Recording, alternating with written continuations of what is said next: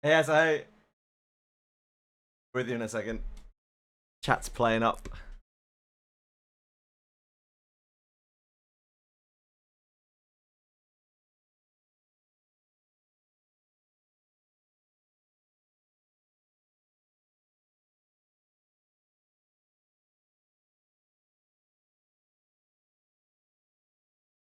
Hey, so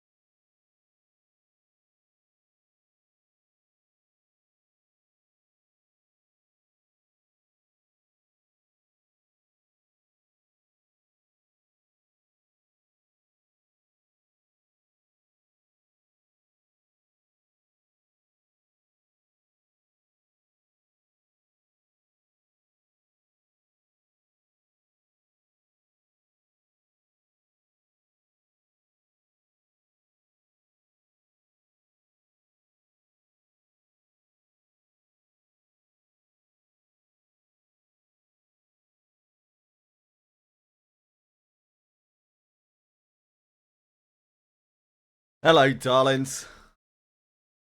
Looks like we're on backup chat today. For a while at least.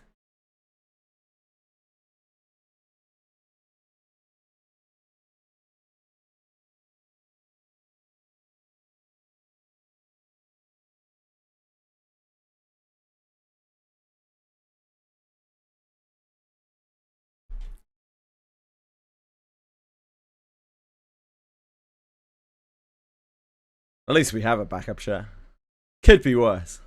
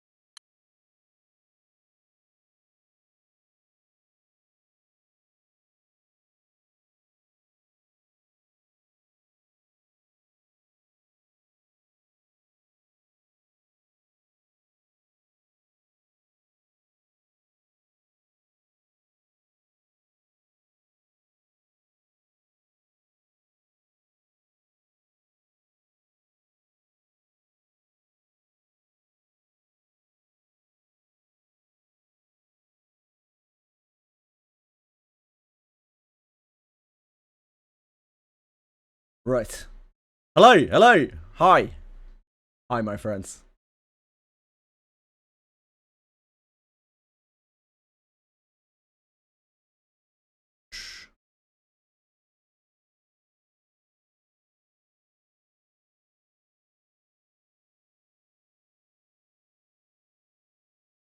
Hello! Hello! I'm just trying to fix my ship. But I don't think there's anything to fix. I think the pro chat service is down. Hello. How are you all today? How's life? We're back with some more mindless grinding. Ooh. We can do with some light. Let there be light.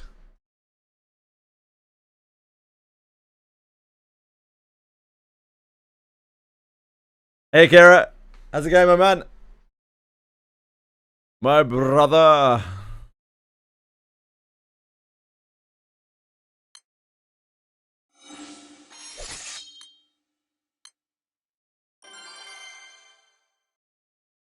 I love to hear that. All good. Magical words. Soothe the soul. What do they add in Granblue Fantasy? When? Over the last 12 years. At which point do you mean? Like this week? It's Full Metal Alchemist collab right now. Obviously, they didn't add anything like today.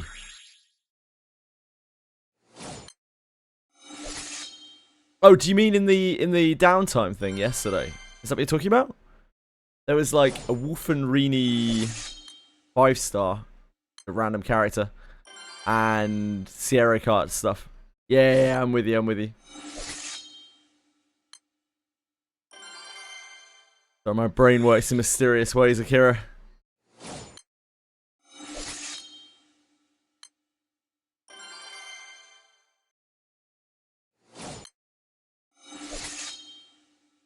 Very mysterious ways.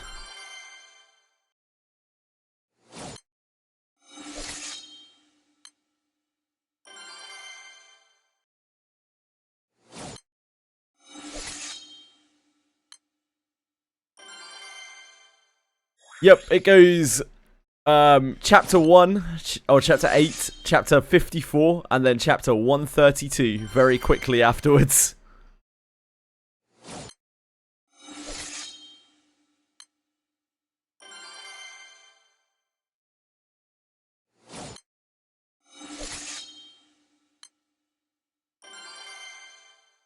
You're in the raid mines yourself. What are you raiding, Akira? Yeah, it's not particularly well gated. Hi, Jamman. I haven't seen the new ID trailer. I don't really have much interest in it, but thank you.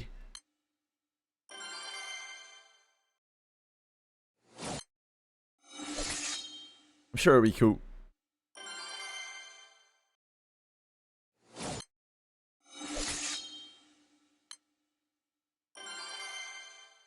Yeah, they've done really good work on the IDs this season. They're so much better than last season. Indeed, Asahi.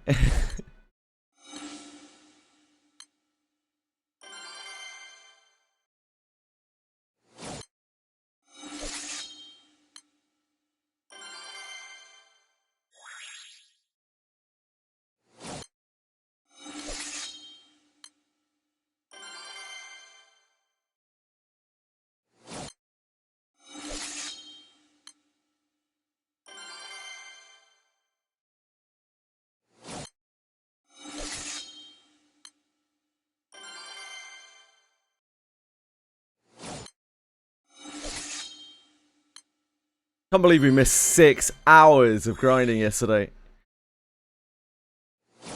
Waking up feeling too warm. I think it's like some kind of apocalyptic phenomenon. It's gotta be. What else could it be? What is this Ouroboros stuff? Ouroboros is a mana Tura that is used by the Mana Diver class. It's very powerful. You equip it as like an extra slot, and it gives you an effect based on what the Mana Tura is. Yeah, Jamman, I'm probably going to be doing this through Records of the 10 for a little while at least.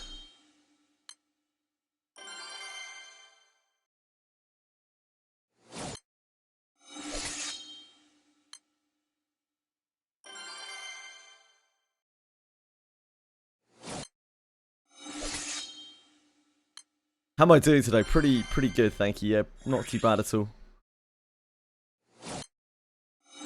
Other than not being able to find my replacement vitamins. If I don't get my magnesium glycinate, Alex, I'll get grumpy.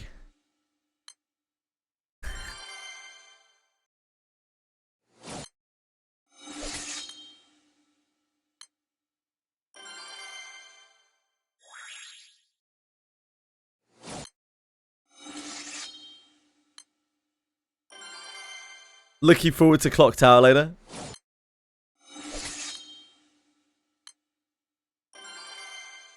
It's not bad, Jamman. Not bad at all.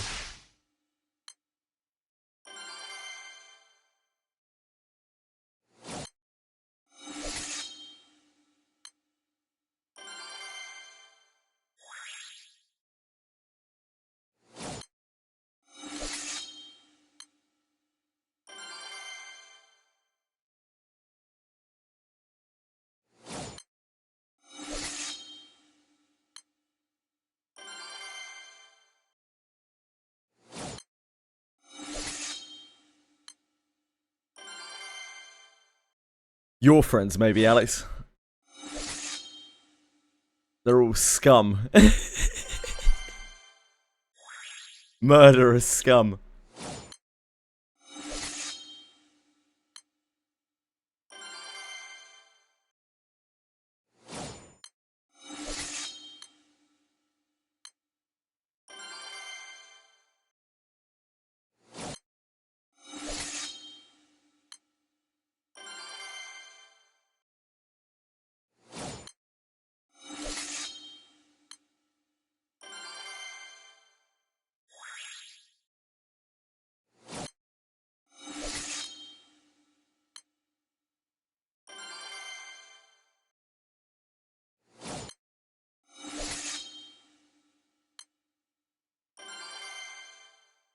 Is Kurt there tonight? I didn't look at who was there.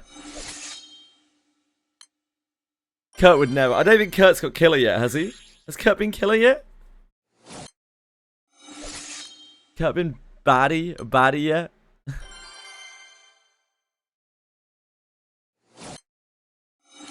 Like, Kurt is a baddie, but different type of baddie.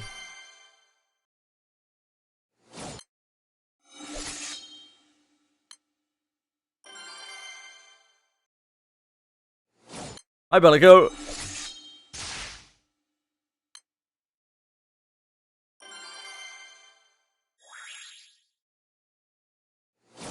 Yeah, it costs a lot for the blue bricks. Ah, he was the imp once. I don't even remember that game.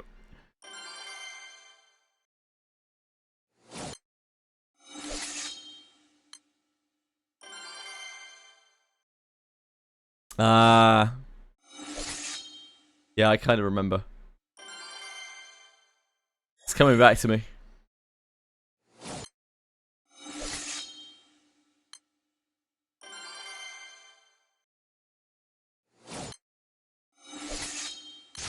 So many things that don't have a close endpoint. Almost everything does, actually, Bellico. What are you thinking of in particular that doesn't?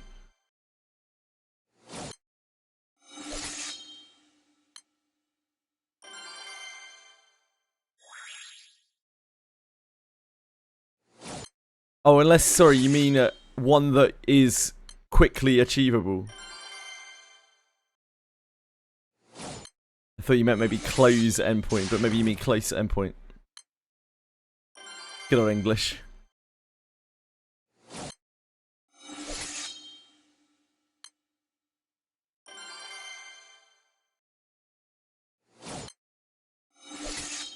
As things should be, Alex.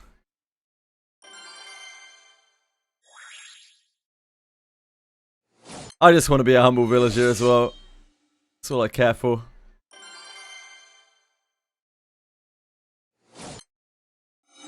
Raids don't. I mean, most raids do. Their endpoint is when you have everything you want. Side story shops do as well. The endpoint is where you have everything you want.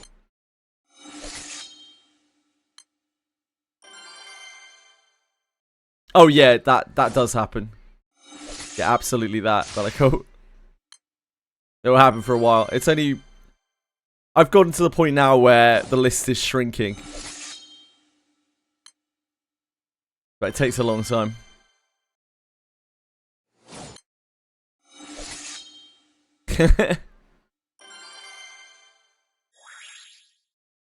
Yeah, you can skip to 54.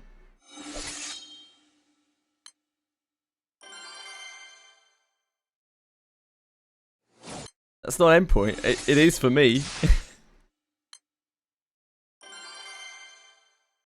Right, okay.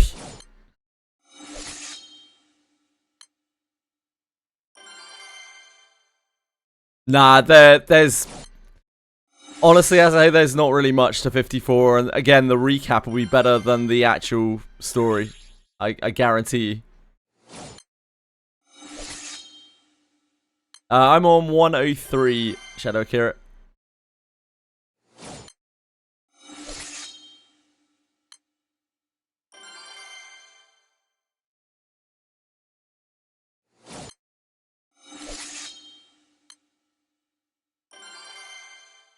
I'm sure they'll survive, Chairman.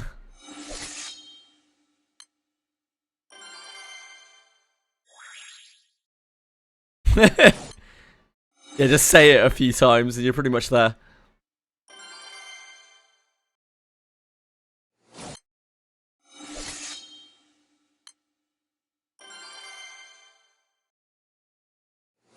You can safely skip up into the kind of 80s, 90s area before they have a swap over. You can see it visibly. The graphical style changes, and I feel like that's when it gets a bit better. I'm not necessarily like literary genius or anything, but it definitely feels like it gets a bit better. You can see like the art of the characters changing and stuff. At least for me, there was a notable artistic difference.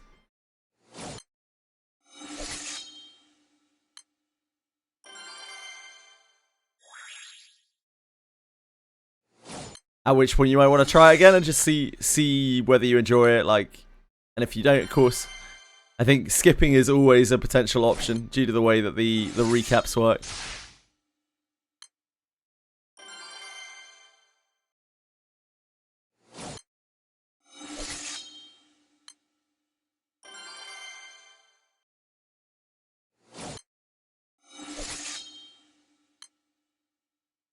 Difference between Lyria and your story chapter when she popped up in the FMA collab. Yeah. The most notable difference was the anniversary, the PS the Astrals, which ran during during the anniversary. That event, the animation and stuff was just so much better. After going back and playing the story afterwards, it's like really night and day.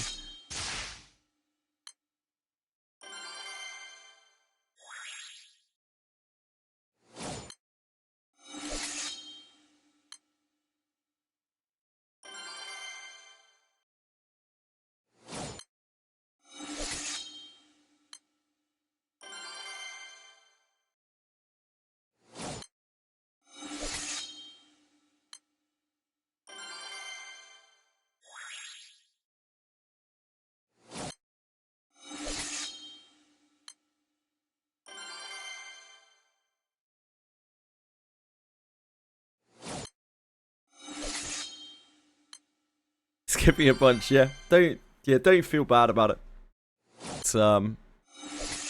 It's like the game is actually designed that way now.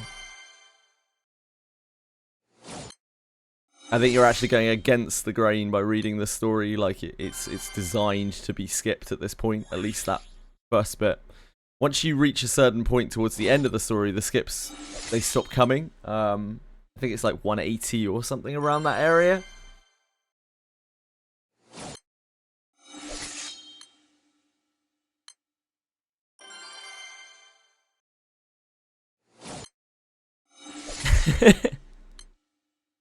It's good self-control training, Bellico.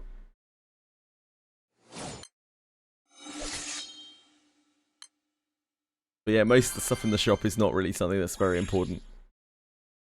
This game has a very old design in which it gives you options to buy all sorts of things, but like you only actually want a few of them.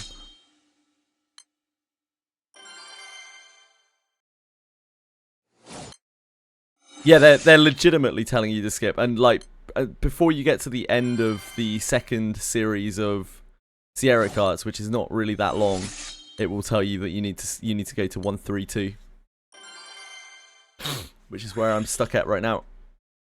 I'll keep playing through this story very slowly, but I would advise anyone else just fucking skips it because the game is clearly designed that way now.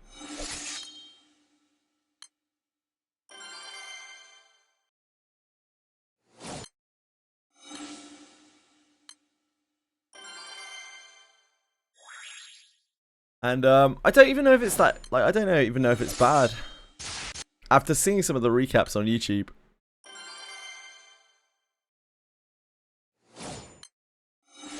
the recap's pretty well done.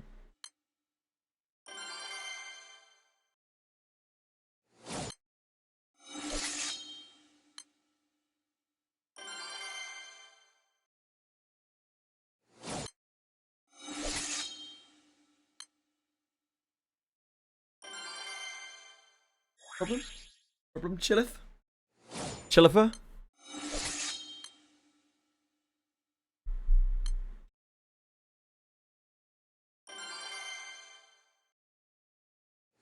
Oh, you're being a lap cat today. Wow.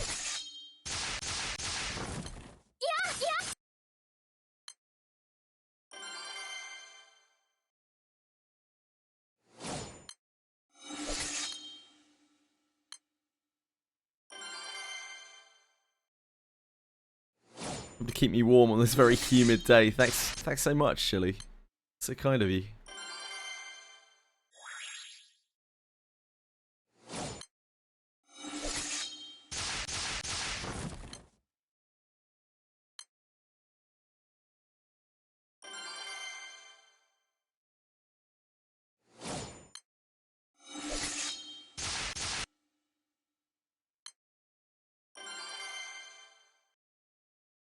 How can it still be my partner anniversary? I guess it's like a 24-hour thing or something. Thanks, Kalitsu. I haven't watched it now, Bellico. I'm not really that interested. It's Railroad 6 anyway, right? It's up for a whole week. Great. It's my first partner anniversary.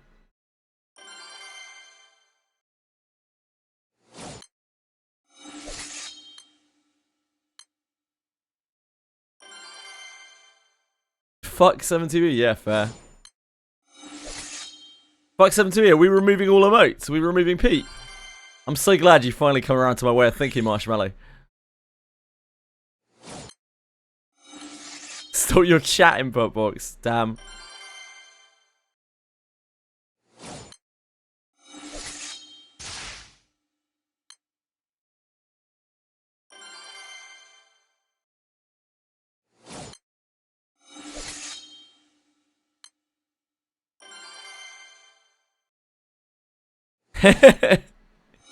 The only emote we have is Peeb.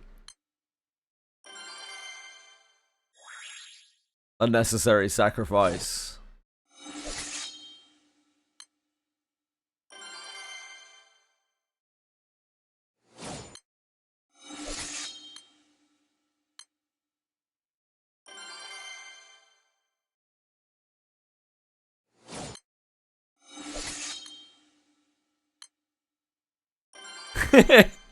I mean, if we only have one, then you have to remember one remote.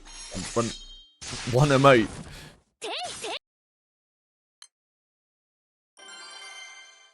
True, Marshmallow. That's all you need.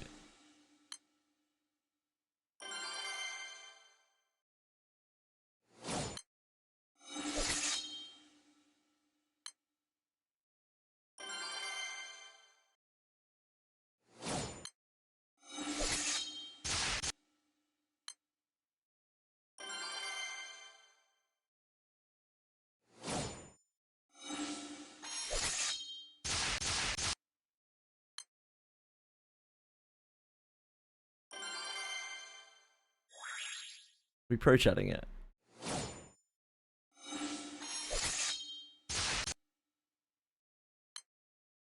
No.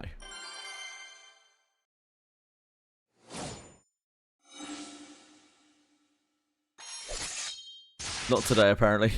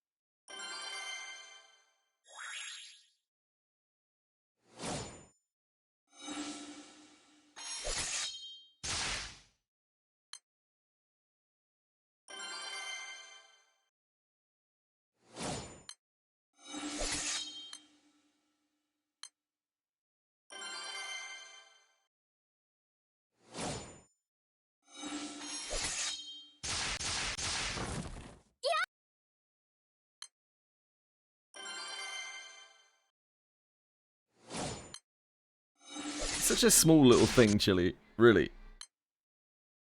Actually, a teeny cat. Despite being a bully.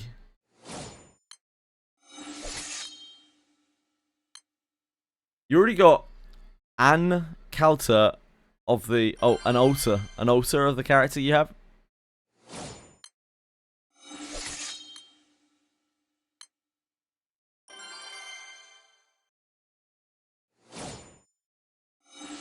Yeah, that'll happen. There are lots of altars in the game. You cannot use both at once, no. Generally, one will be better than the other. Or of a different element.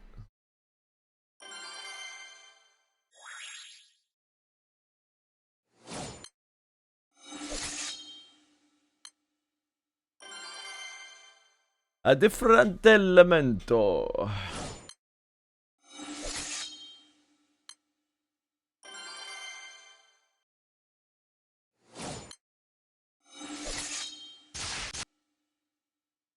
They're both the same. Oh, you... so you didn't get an alter of a character, you got a copy of a character. One you already had. Or you're talking about they're both the same element. In which case, yeah, which character are you talking about? Oh, yeah. Sure. Yeah, there are lots of SR versions of SSR characters.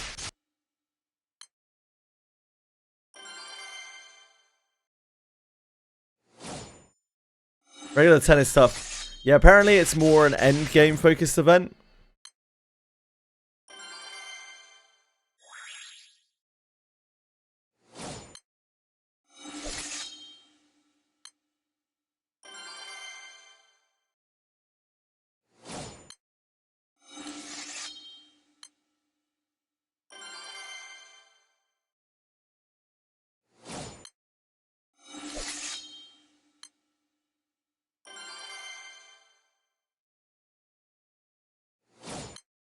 It is, Sensei.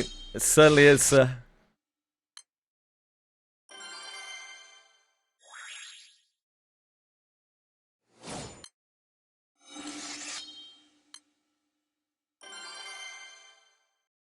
Rackham is older, yeah, sure.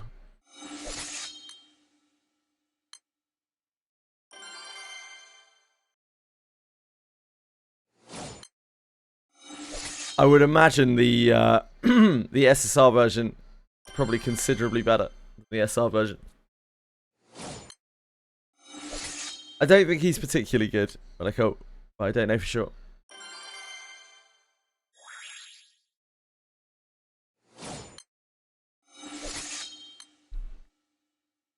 Yeah, very old character.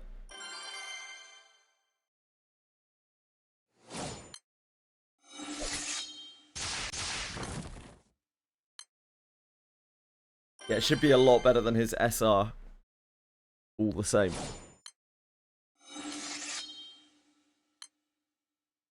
I don't think any of those, the base crew... Oh, you're not going to know what I'm talking about because you haven't seen any of the story. I don't think any of the base crew brands are particularly good.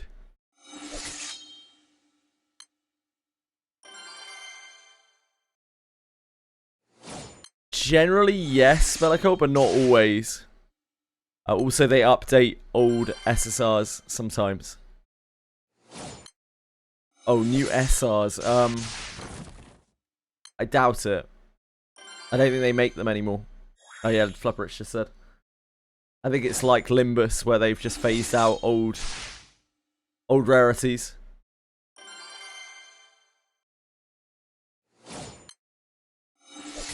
Very, very, very, very, very, very, very, very, very, very, very low, I was told, Tenzin. Like, actually impossibly low. Umikin said, it's not feasible. Like, it's not a feasible thing to grind. If you get one, then super great, but yeah, it's not a feasible thing to grind.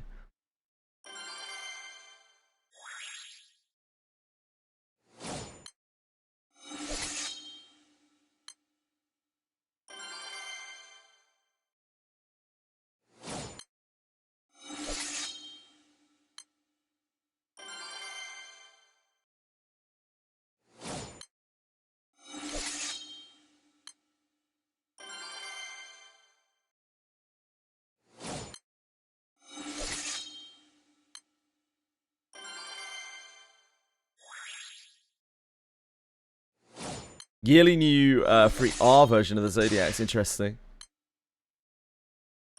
I see. Thank you. Thanks, Flipperich.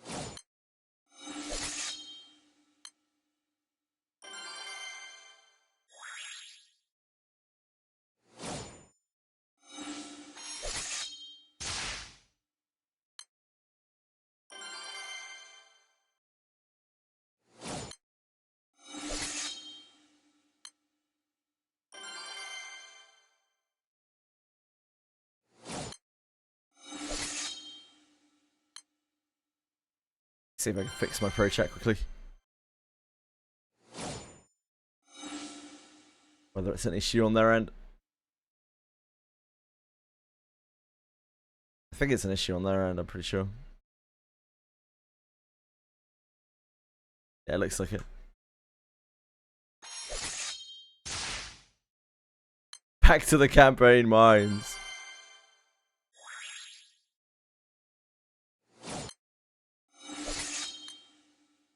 I want to do records of the 10, but I'd rather grind out the Ouroboros.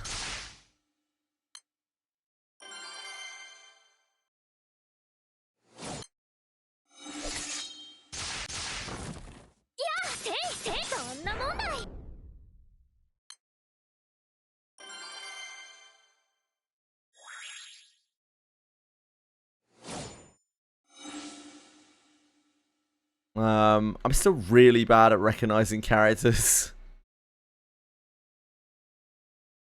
The Fire Yule is pretty good. Alethea in Earth that you will have got from Sierras. It's pretty good too for a beginner. I don't know about the others.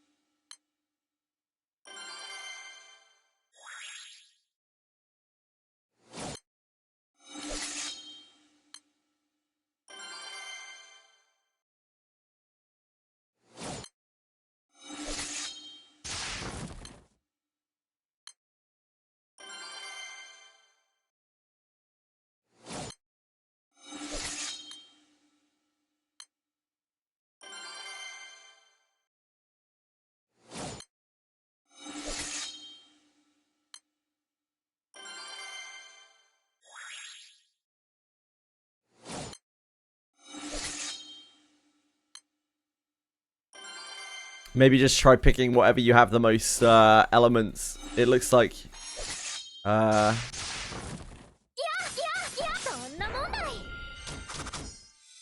have 3 fire SSRs, so maybe just do that.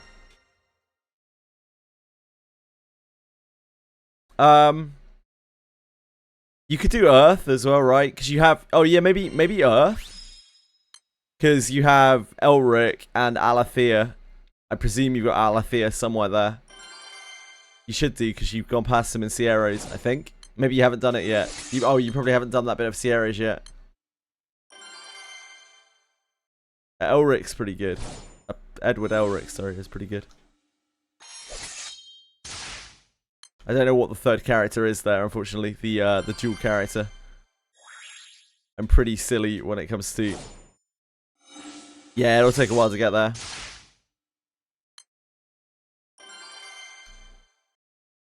Aglavel plus Tor. Somehow the name has not explained it anymore.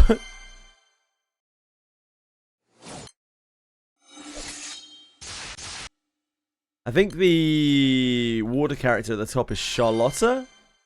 It looks a bit like Charlotta. Maybe not.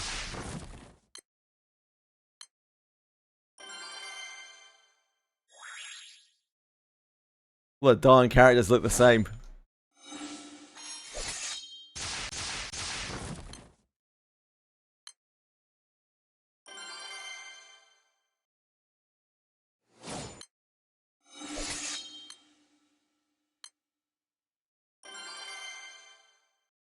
Oh, Charlotte, yes, she is.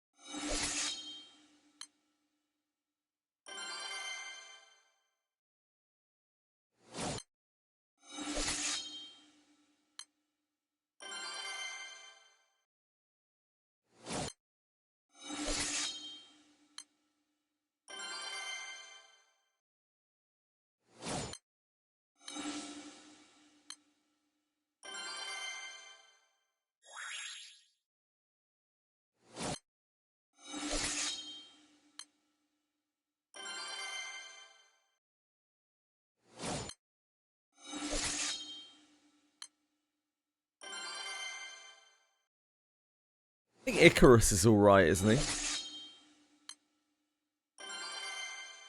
The base UL is actually quite good.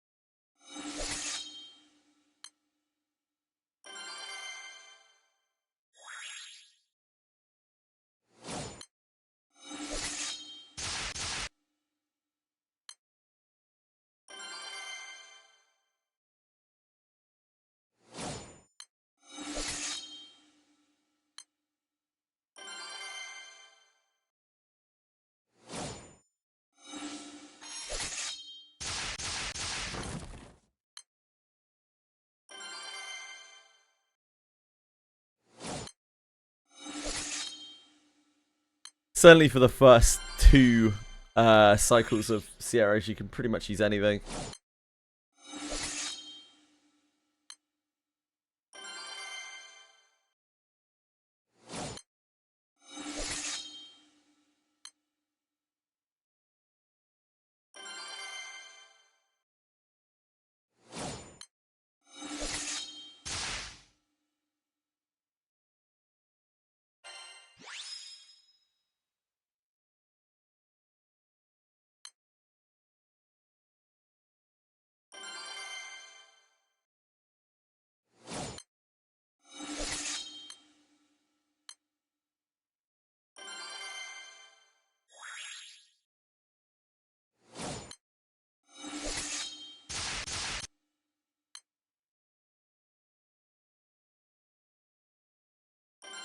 Really trying to figure out whether she wants to tear my hand apart.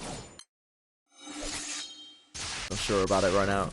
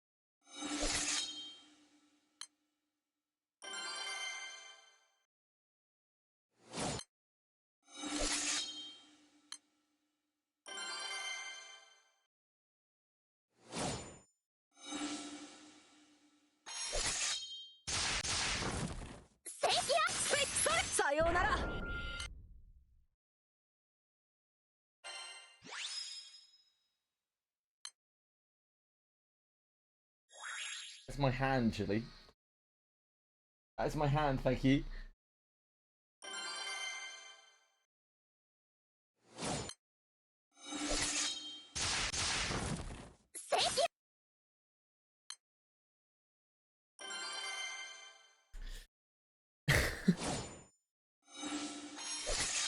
She gets a little worked up.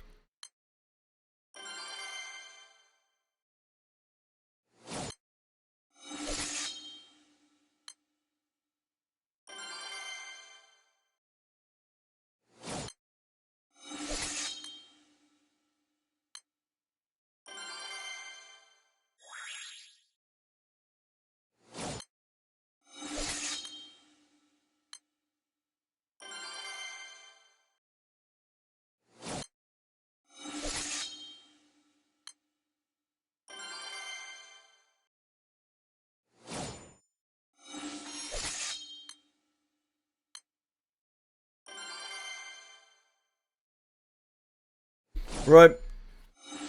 Oh, stop being lazy. Help! I'm sinking! Ah!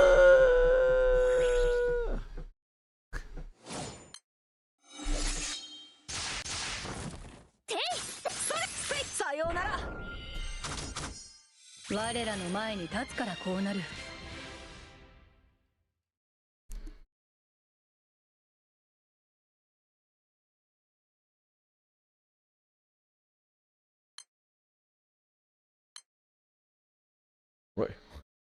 Backed up way too far.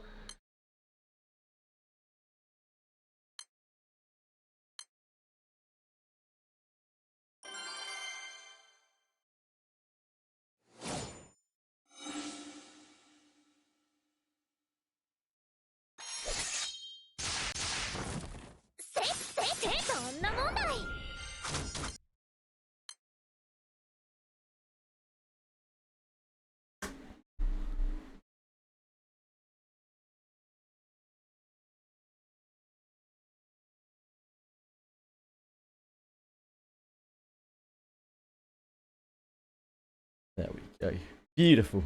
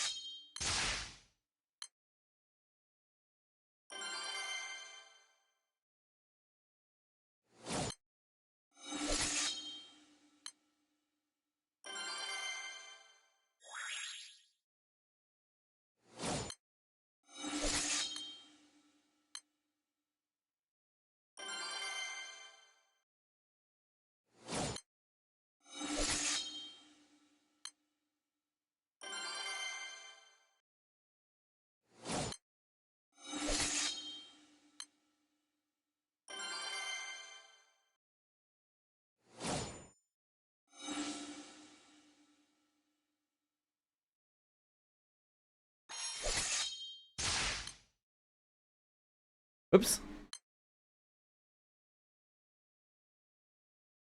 Only gone and fucked it.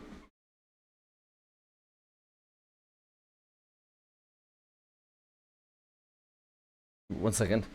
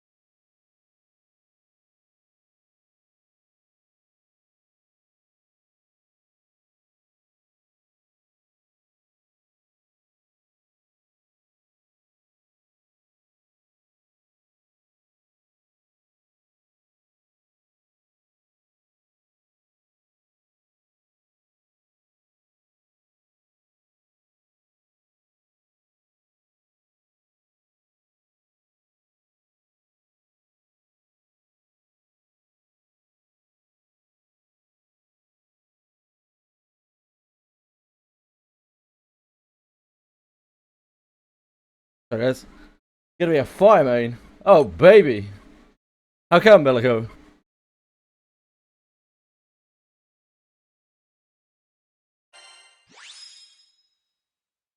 2 potions.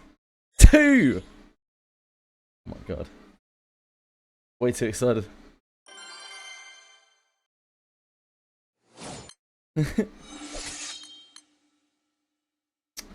Jesus.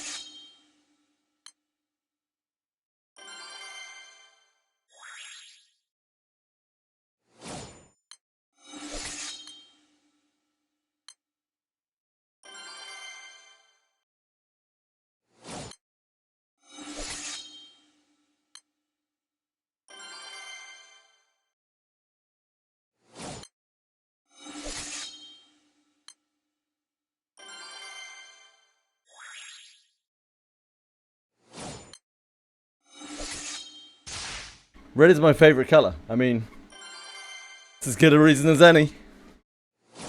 I don't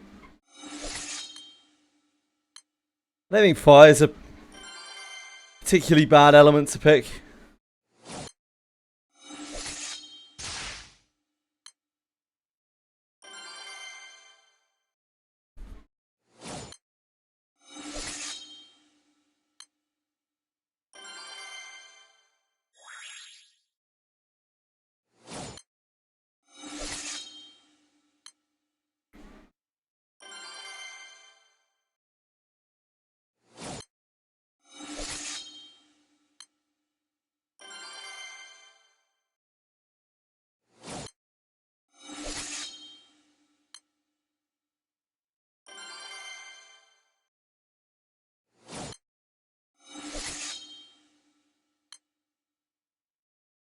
It is Omori.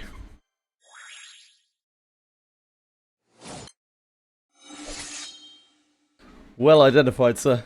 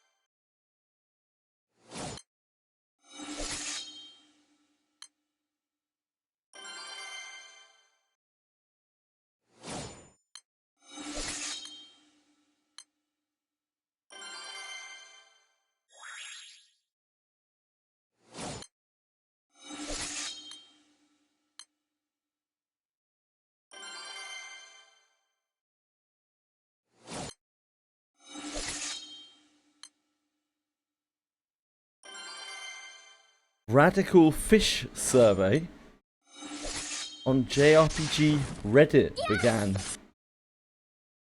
Okay.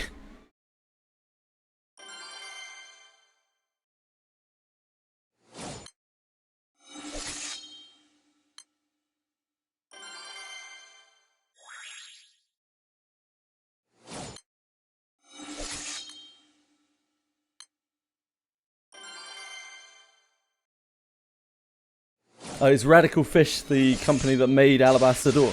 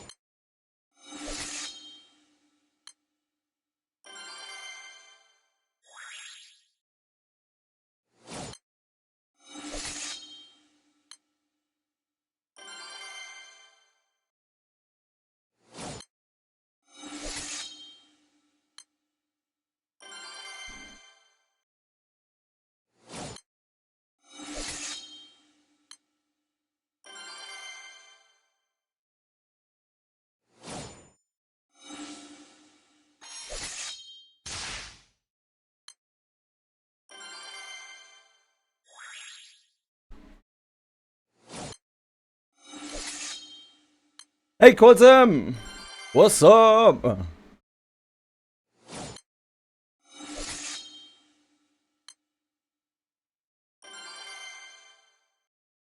I'm doing okay, thank you. We're grinding and stepping. An update 17, yeah, people were complaining about that earlier. Getting something went on with 7TV.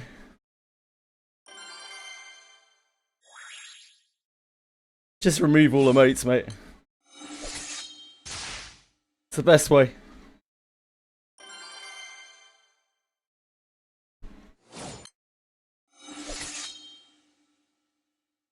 Am I banned? Yeah, apparently it like took away people's text boxes or something.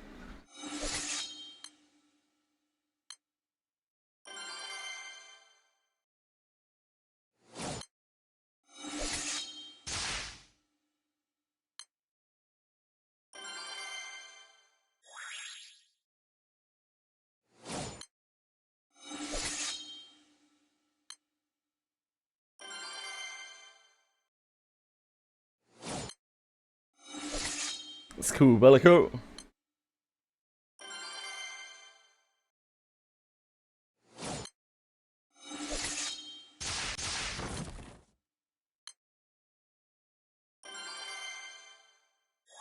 Hey, local duck. How you been? Not too bad, thanks. How's life?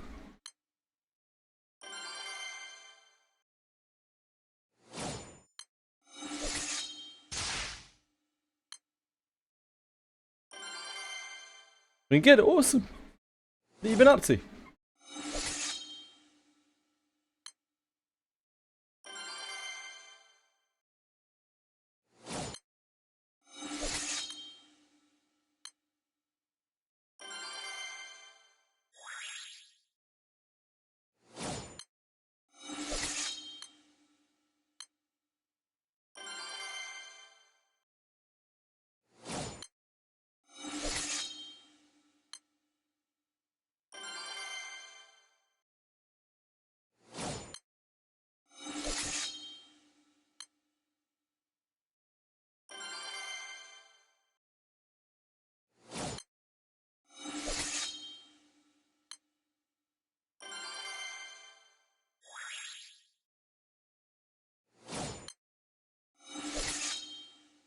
What are you farming for?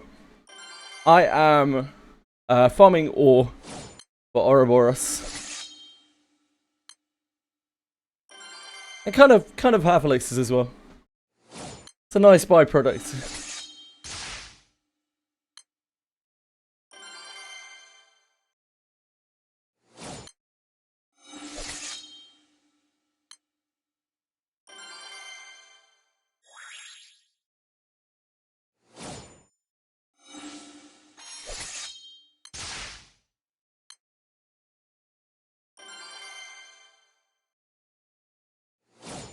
I cannot easily click links right now.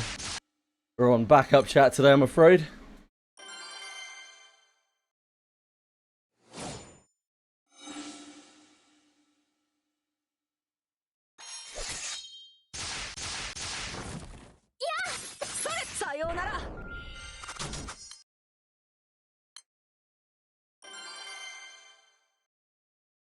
How are you, Wobberboot?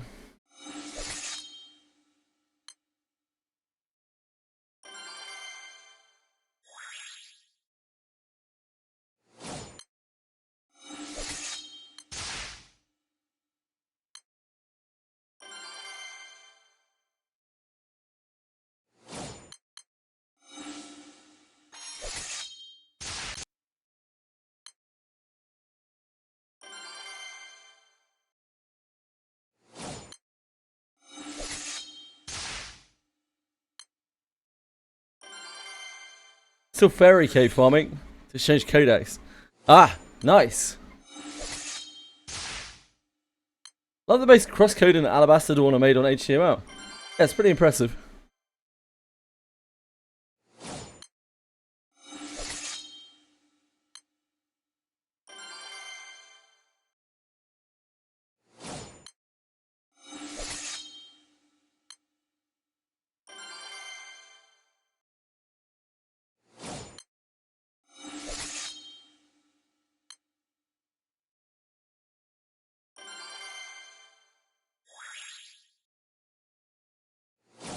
I think you can see it more in crosscode.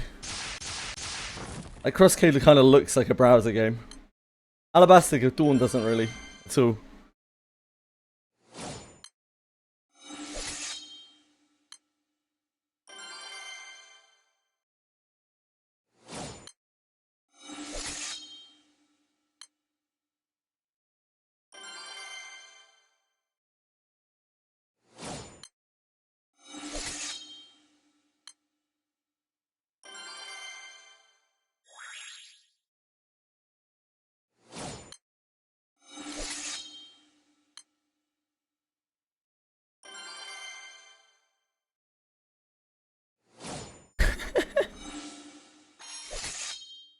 Close, Belly. Close. Close, mate.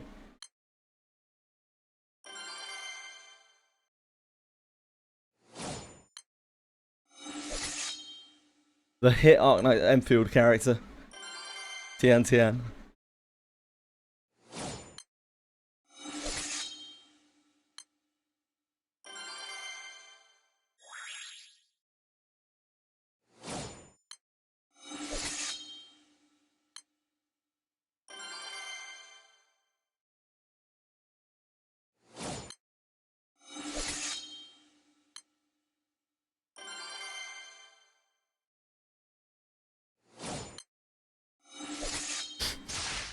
Not your finest, Bellico.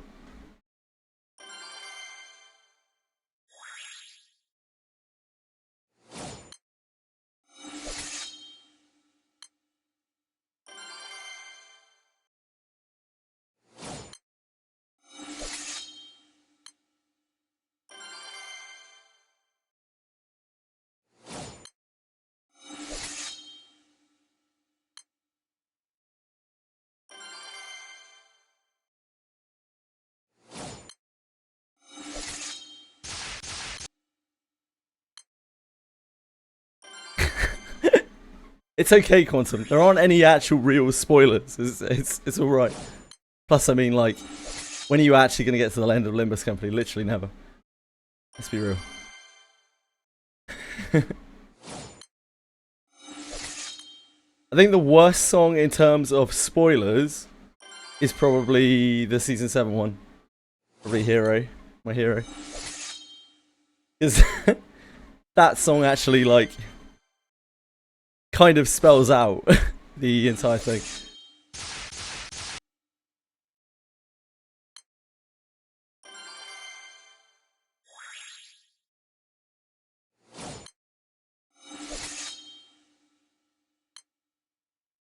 This one's like safe.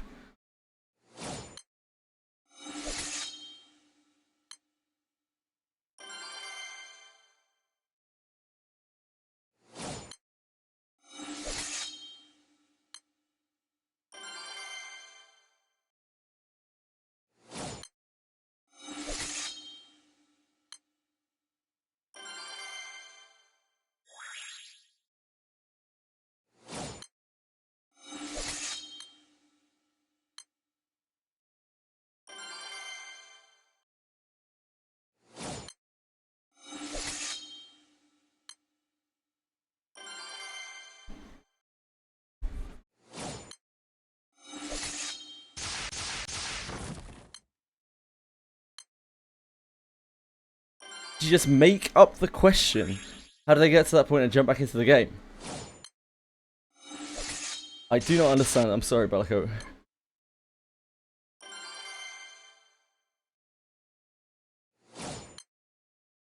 Quantum does though, apparently. So I guess it's on me.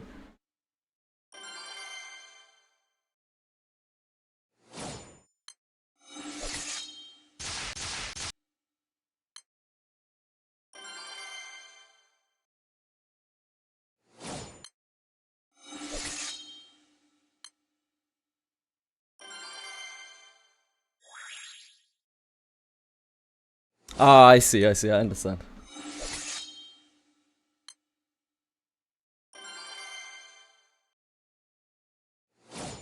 Yeah, the songs hit very differently when you're actually playing through them, in my opinion. And when you actually get to the encounter. So I really didn't like the Canto 9 song because I didn't feel anything when that song was playing at all. I was just like, eh.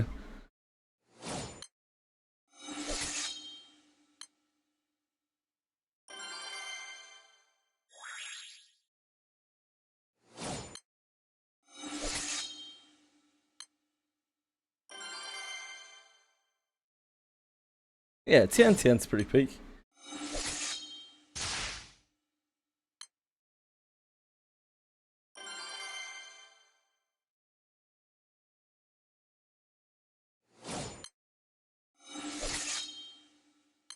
Well, the Arknight Scalab being after Canto 8 is fine. Slight spoilers in it for... Sorry, what? Spoilers?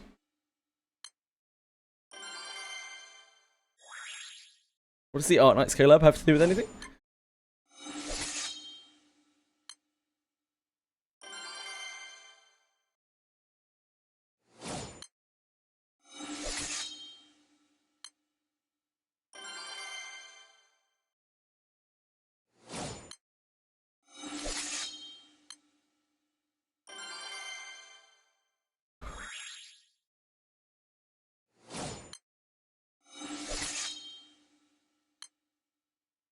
Introductory event for Arknight's new players. But it was in the story. Post Canto 8. Sorry man, I don't understand.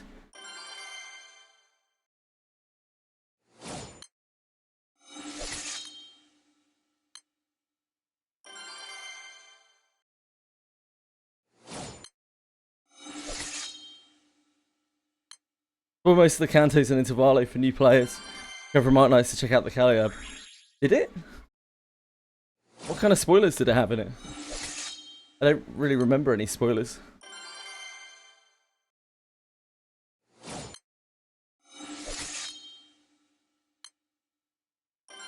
It seemed fairly standalone. I guess there was some like Dante stuff.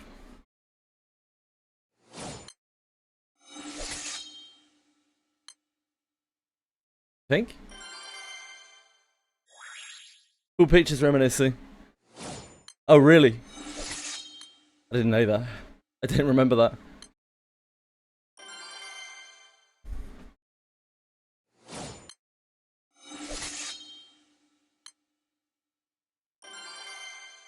Yeah, I can imagine that must be awkward for new players then. Must have been awkward.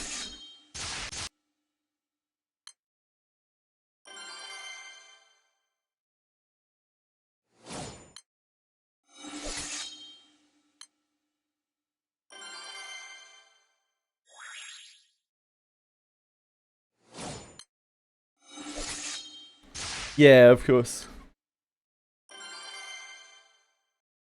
That's kind of unavoidable though. There's not much you can really do about that. I didn't realise they were like direct spoilers.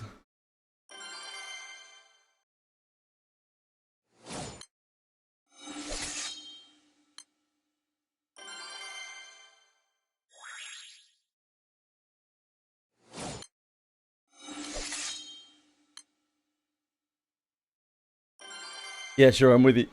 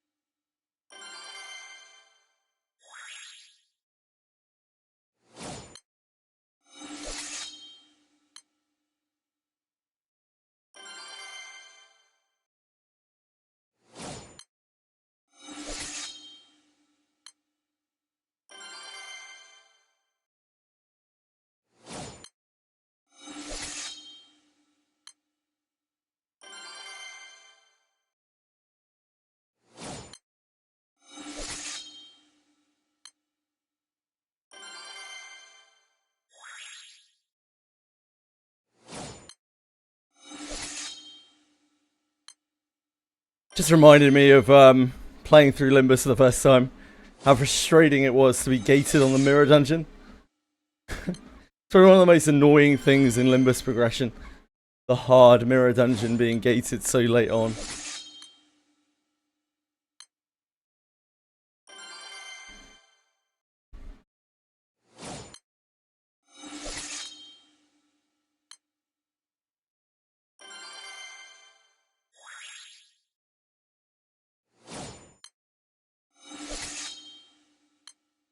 Obviously, hard mirror dungeon is gated to prevent spoilers, but damn does it ever suck here.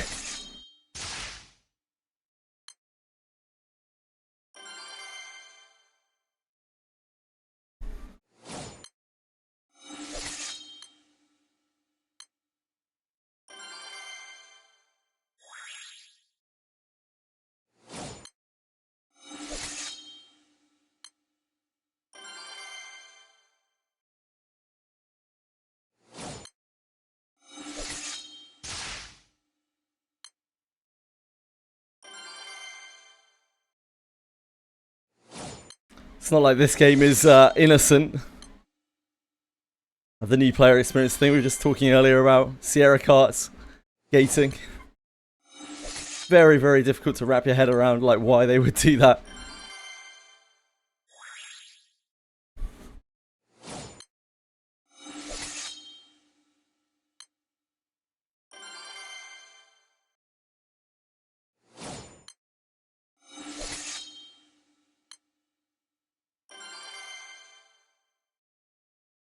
New player experience is hard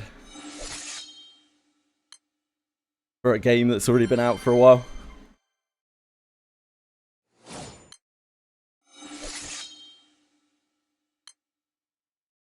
I think it's probably something that a lot of gachas struggle with.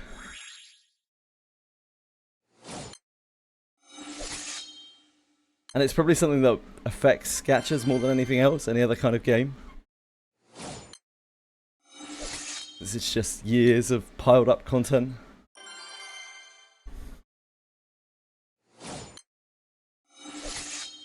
Where direction and stuff have changed during the time that it's been live.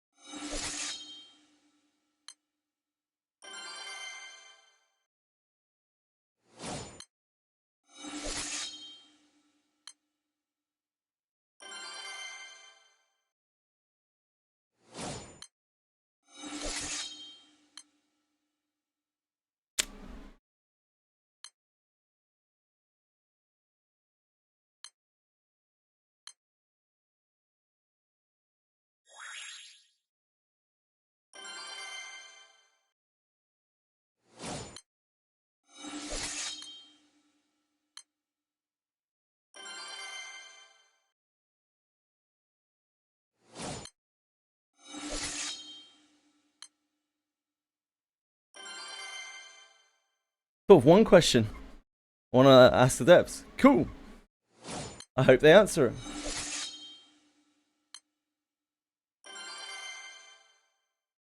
What are you going to ask them?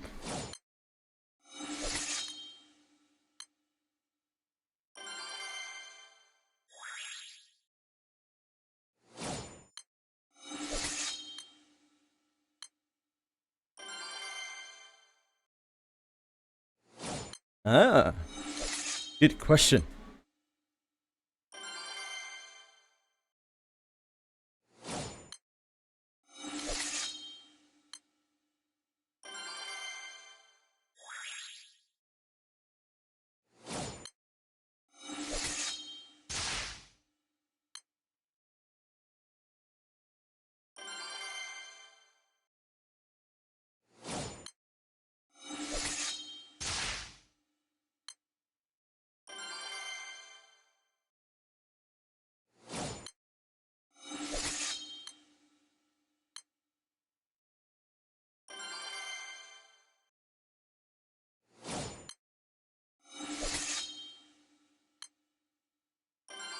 That sounds good, man.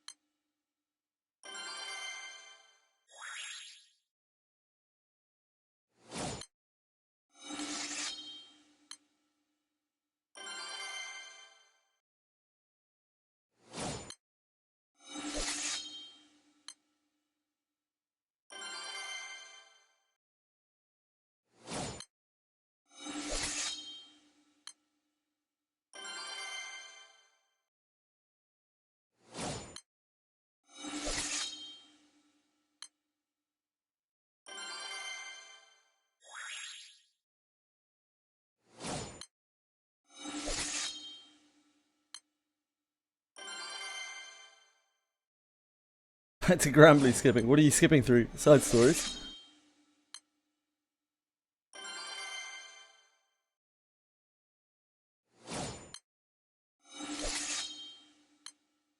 Oh, are you like hard skipping through them?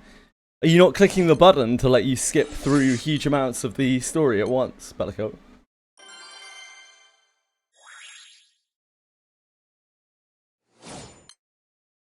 If you scroll down a little bit on the campaign screen, you can see a button which says skip to chapter fucking 54 or something. Nah, don't do that, brother. Unless you want to. Yeah, don't do that unless you unless you really want to. Don't do that.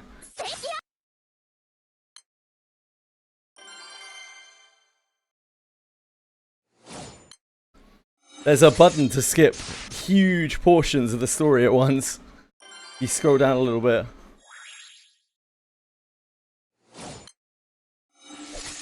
On the world page. Yep, skip everything. You even get like a recap if you want it.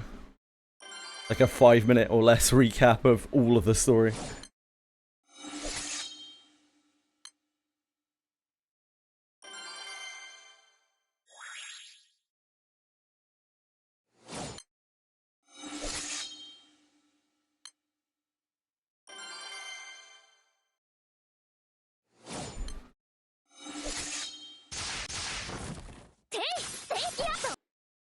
You'll skip through all for the figure. So I'm grinding XP right now. I don't really understand, but you do you.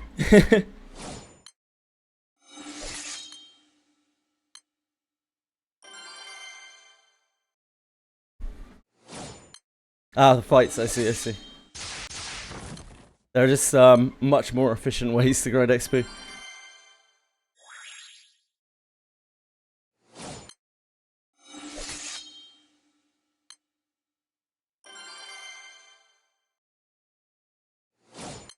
Yep, as Senzun says.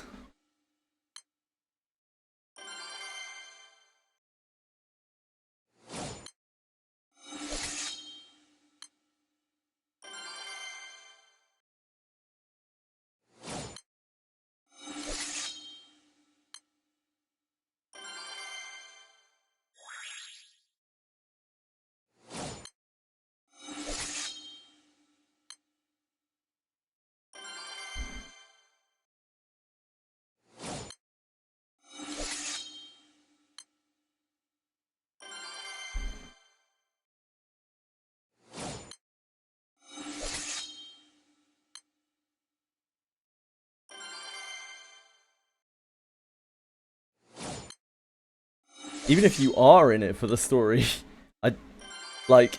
I think I'd rather skip. Having seen both, having played through those chapters myself, and looking on YouTube for the skips.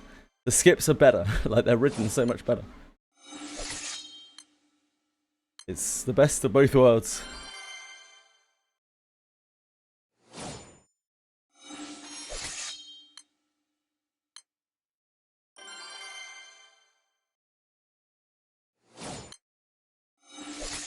Yes, it auto clears everything for you. And you get the rewards as well.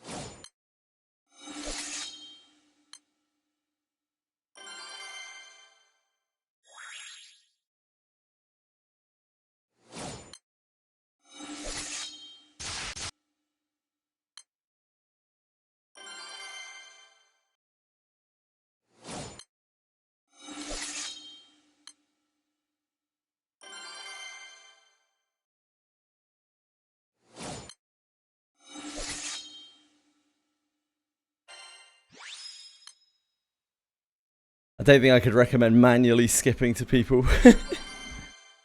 It's still a lot of clicking.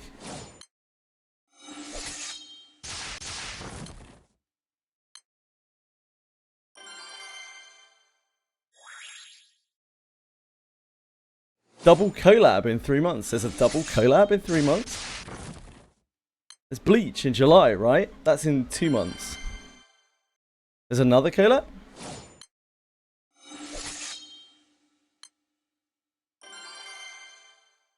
Oh, I see what you mean. Sure. Eh.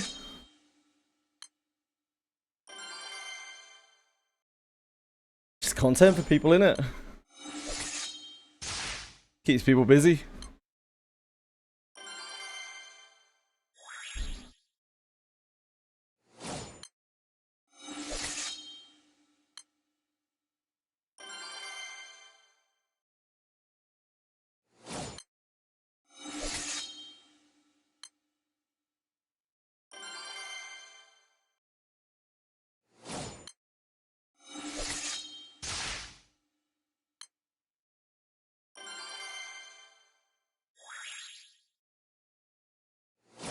Not that I'm particularly excited about Bleach.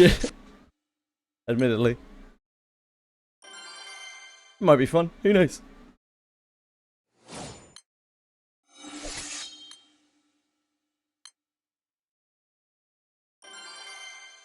How do you think of what is next? How do you think what is next? Chainsaw Man? Maybe. Who knows? Who knows what's up? Cygames' sleeve. Seems they'll collab with just about anything, so maybe. Don't know how many collabs Chainsaw Man does. I don't know if I've ever seen a Chainsaw Man collab. It's generally what you got to consider when you're looking at like potential collabs for games. Does the game fit the setting? Do the developers care if the game fits the setting? And does the IP actually do collabs? Like, is it known for doing collabs? Frieren, yeah, I'm honestly surprised they haven't done Frieren already. Frieren's been literally handing out collabs all over the place. So it's kind of weird that they haven't done Frieren yet. As far as you want to go, Bellicote. All the way if you don't care. If you don't care about the story. Oh, maybe even if you do.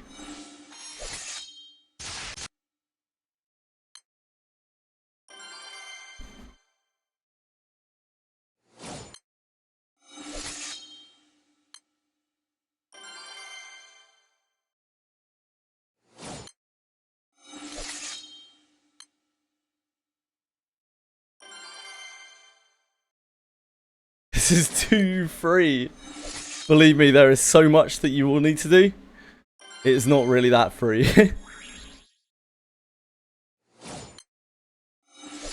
The skipping is the easy bit.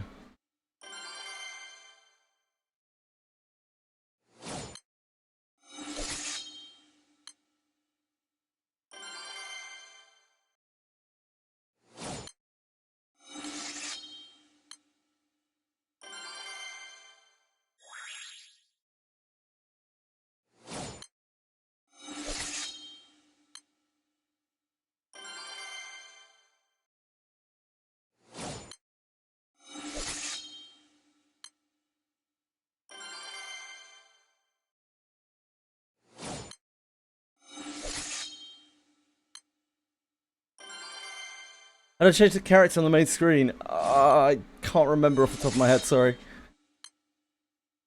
One of the buttons somewhere. I think it's a main screen button.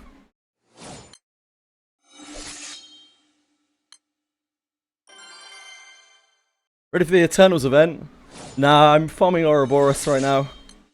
That takes priority for me.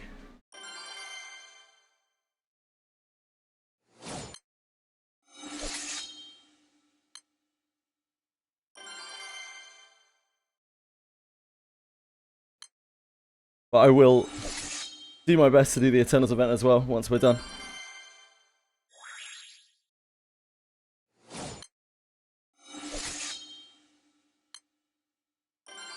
We have a quota to keep up. We want to hit that sweet Ouroboros.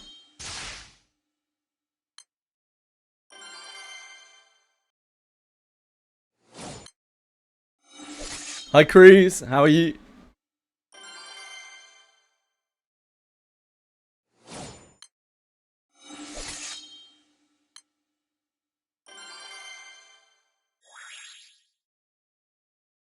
Yeah, Cruz.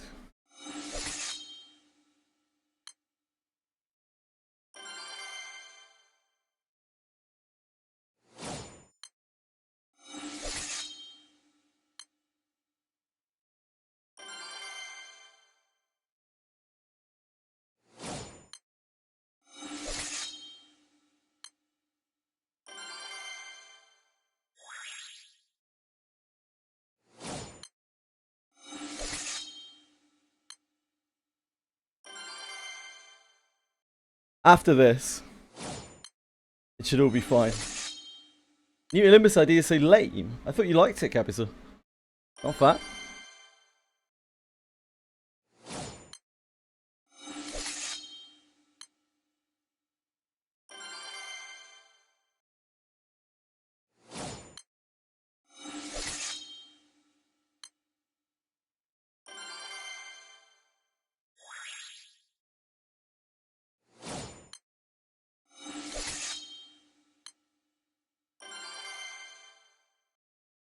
Records drop the alchemy match. Yeah, they do, but they don't drop them as fast as this does. I like to just as you like seeing your friends do stupid shit. I see.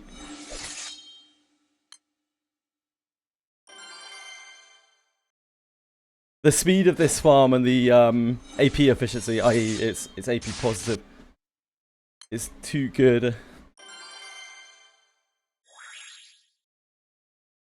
Didn't even flash a boost. Ah, I see. It's unfortunate.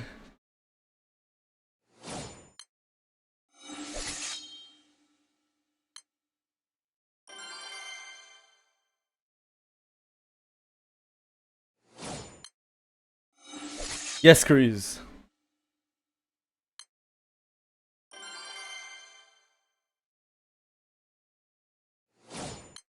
So I used the first part of this event. I used a lot of elixirs on Arcarum, like a lot. I went down to about 500 elixirs.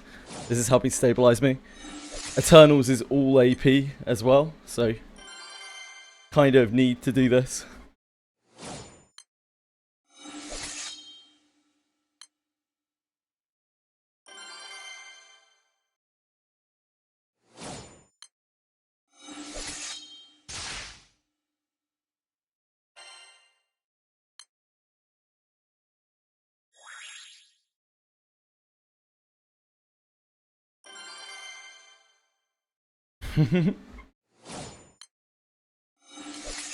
Yeah, like it was pretty good. The little bit that I saw, I just had a little flick through the video. I just find it hard to get excited about characters.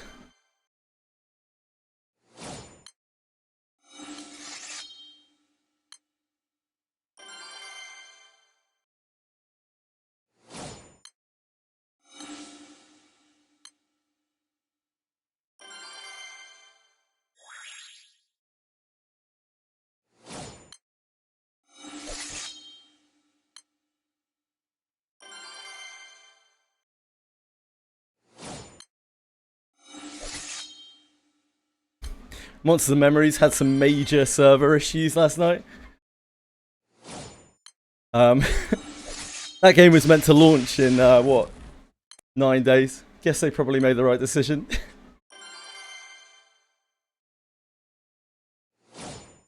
Yeah, quite possibly, Cappy, so I'll have to wait and see on that one.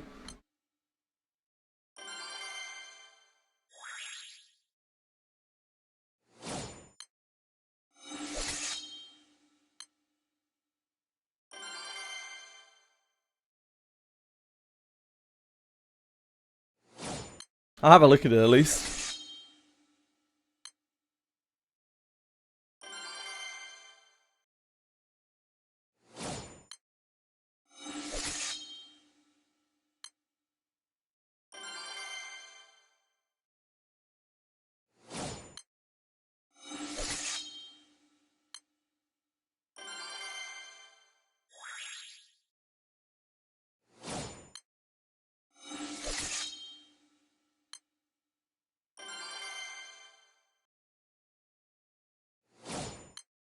Are all the grand pictures animated? I'm afraid I do not know.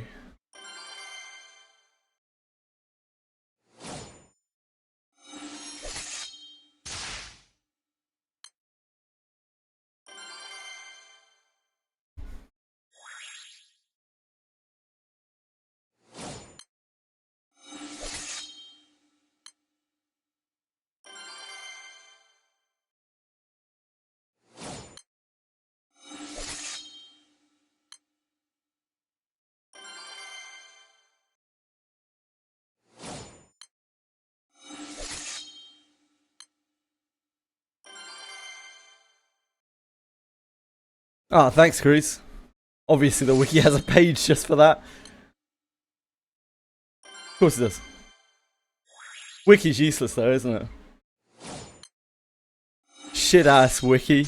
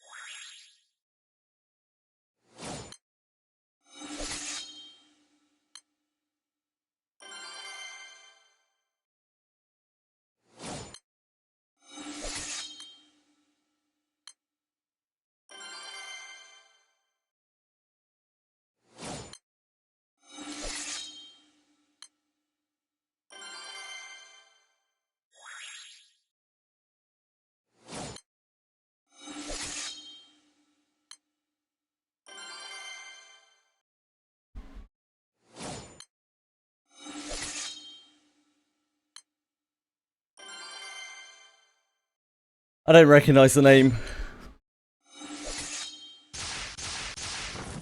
Hi, Tanky Go. How are you? Oh, Rackham. Place.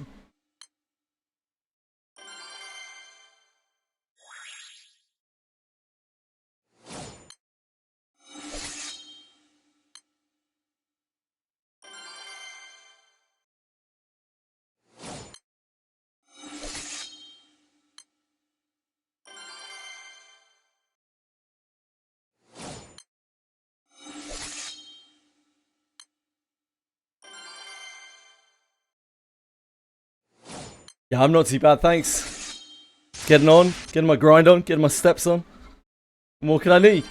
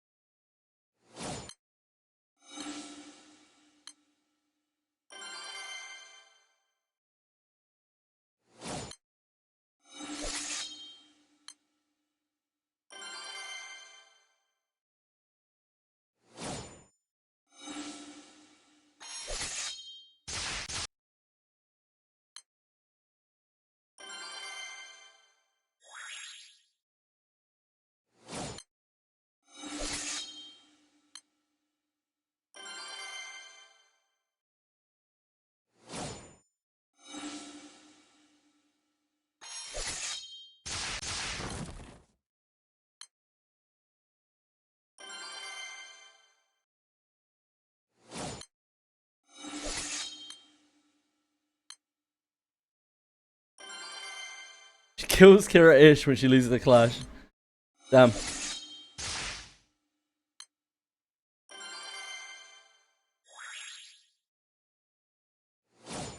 RIP.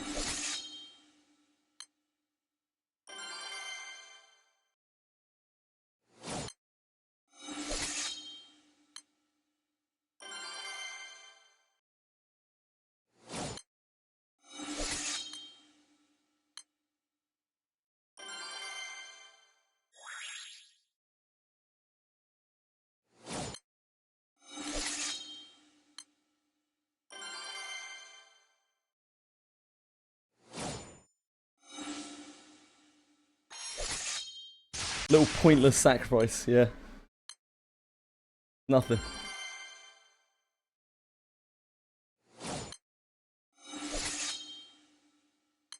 Hi, Wobberboot. Welcome back. Oi.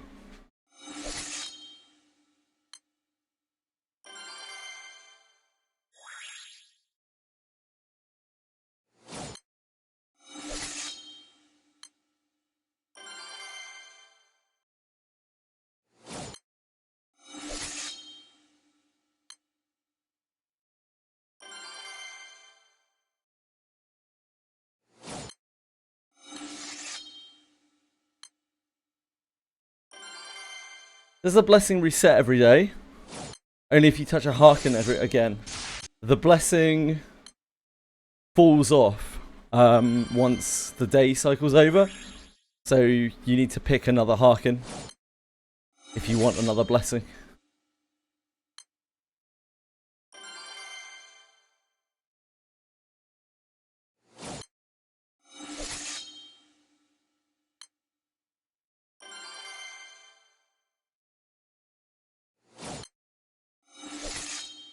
Darn.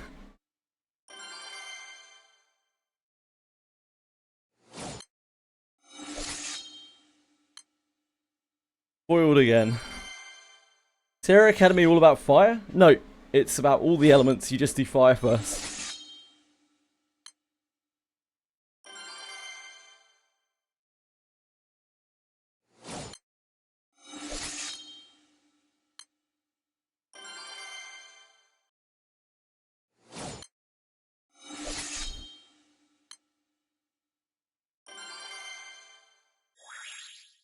Perfect. Perfect indeed. Like yourself, Bellico.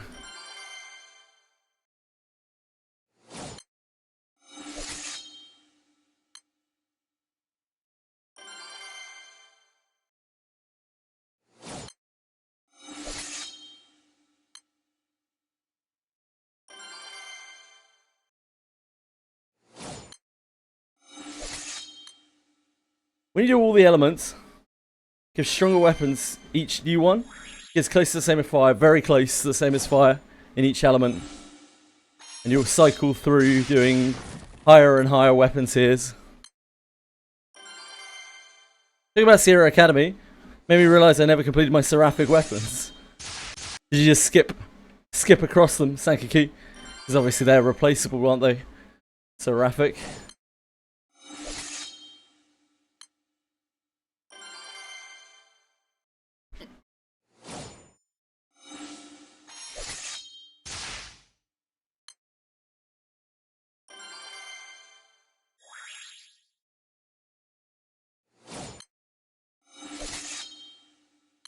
Yeah, you went straight to ultimate weapons, of course.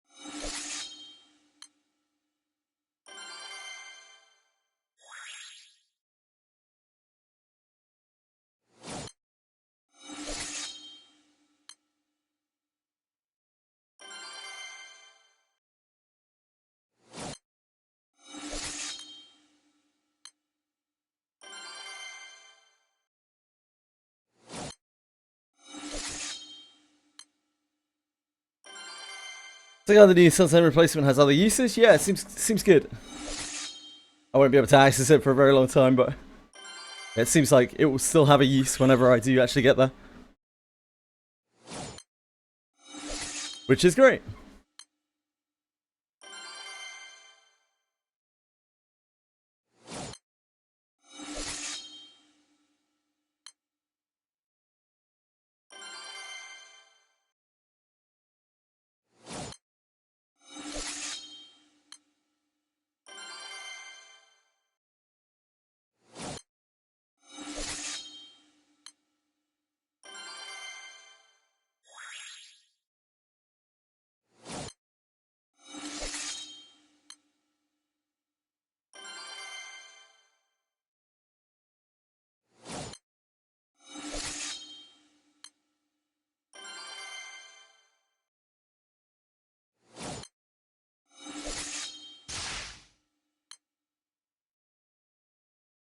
Umikin has told me repeatedly that it's fine to leech anything in this game that isn't a raid, like isn't a Hexa raid.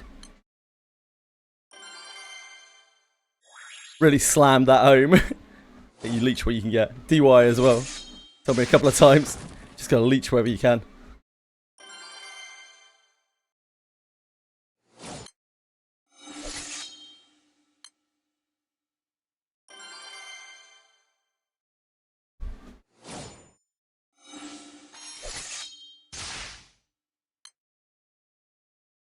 Gotta do what you gotta do.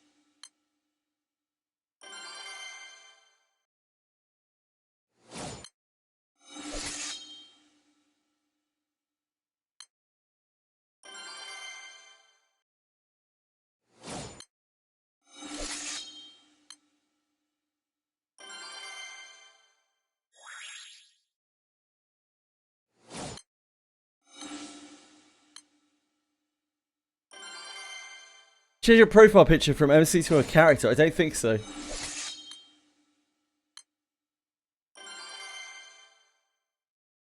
You can use like skins for MC and stuff. I don't think you can replace the MC with another character.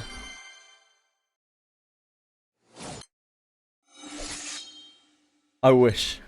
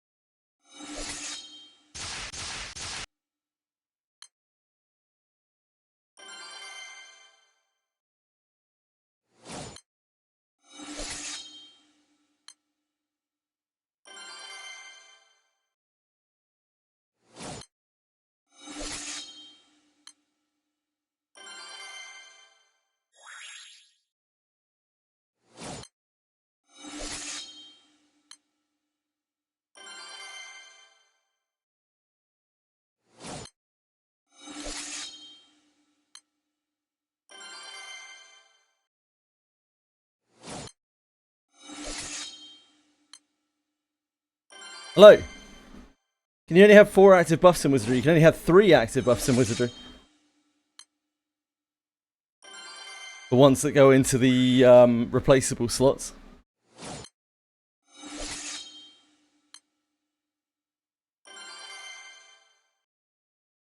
There are all sorts of buffs that are unique and don't go into those slots, but anything that's like generic, attack up, action speed up, defense up, whatever, they all go into the pool of 3 buffs. 3 buffs, 3 debuffs.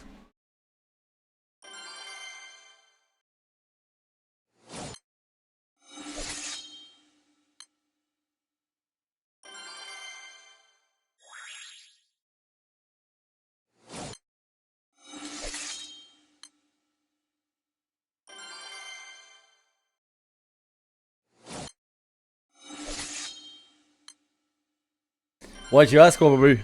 What are you trying to do? Trying to be cheeky.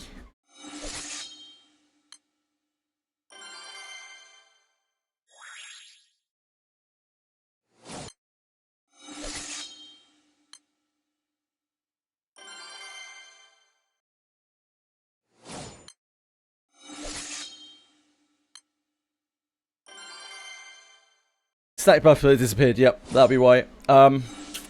Fuck, I can't remember which way it pushes off. I think it's right. I might be wrong. I can't remember which, whether it goes left or right and the buffs fall off. Do you know, Capisaur? Is it left or right the buffs fall off first? Can't remember.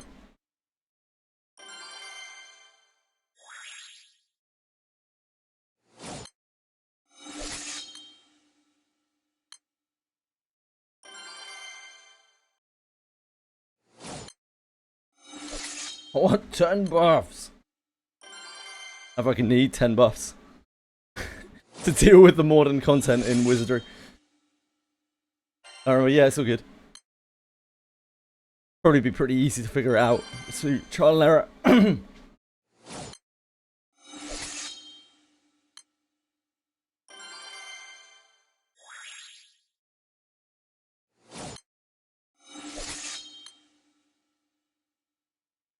Left, is it, Breadstick? Okay.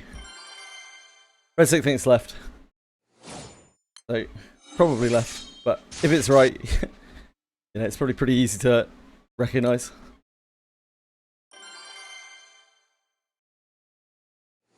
Left when it's pushed away first, yeah.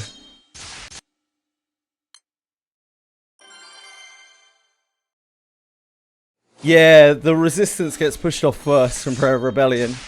But I don't remember which side the Prayer of Rebellion buff is on.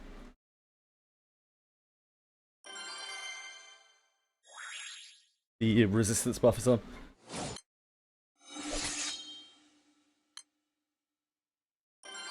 Forcing you to do side stories. Yeah, but you can skip them. I like how... Yeah, it will make you do some of the side stories. Some of the key ones. Most of the side stories they make you do have like important rewards locked behind them. It's actually really good because it guides you towards... There are so many side stories. There are like 90 plus side stories that are accessible. That shows you the ones which are important to complete. That have like important rewards locked behind them.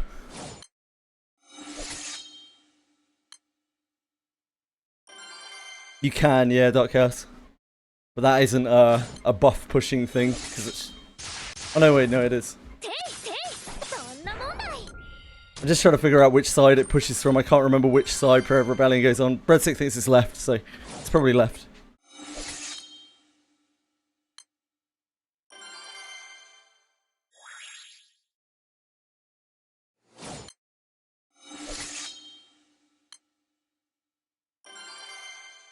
You have to be a bit careful with it. With like Astral Break and stuff. There are some situations where you can't really Astral Break because you'll push off very important buffs. Like Core 2 or something.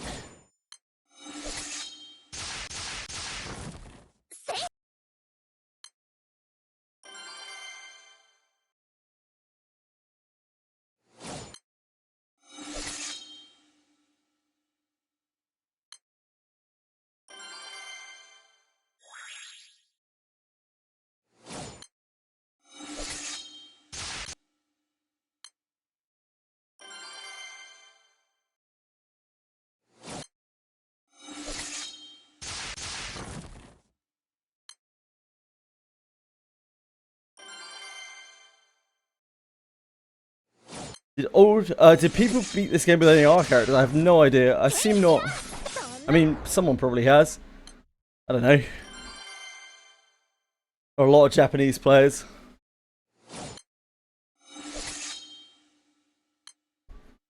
Sure, there's some people who've cleared some content with R characters. I doubt it would be possible to like solo the high-end raid stuff with R characters.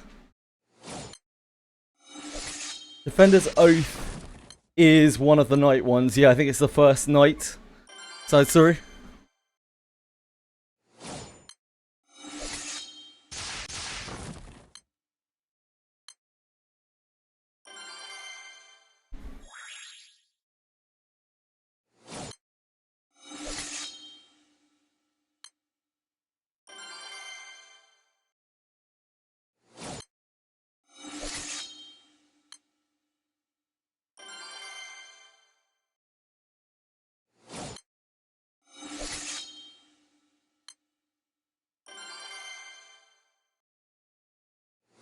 It's a bit weird, like grid is the most important thing in this game, but once your grid reaches a certain point, like your character's kits are suddenly extremely important.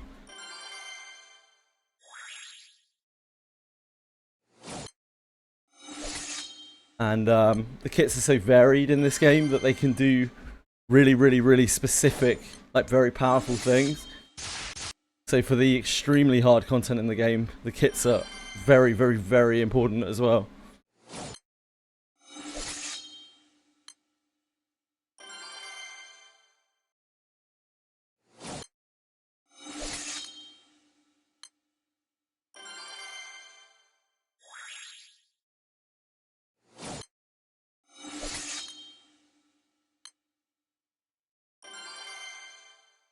But you won't have to worry about that for probably quite a long time.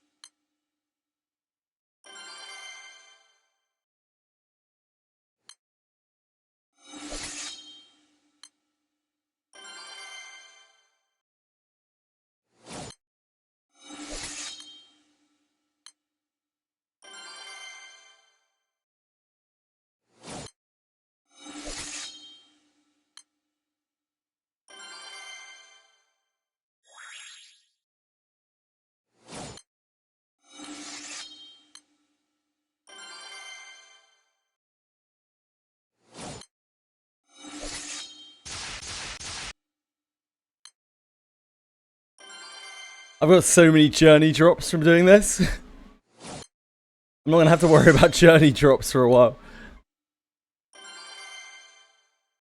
I didn't even really think about that until last night when I'd gained like 5k journey drops.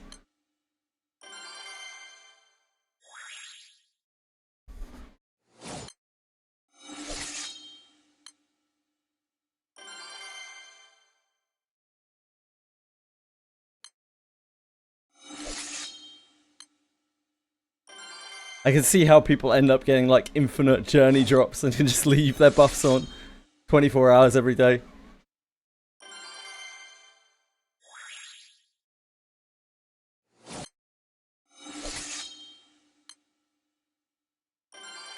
8, 9, something like that.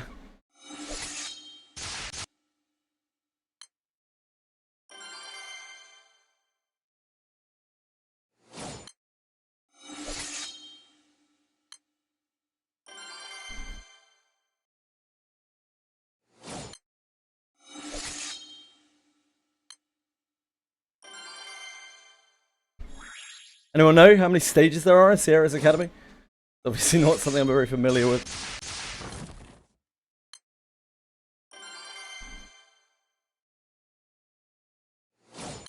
Ten. Thanks.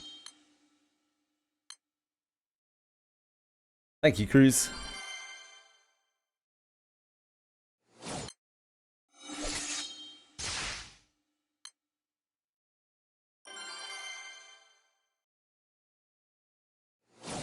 Holy long. Yeah. It's a 12-year-old game, Bellico. Sierra's only even came in, what, about like 5 years ago or something? Only. I don't remember what people said exactly.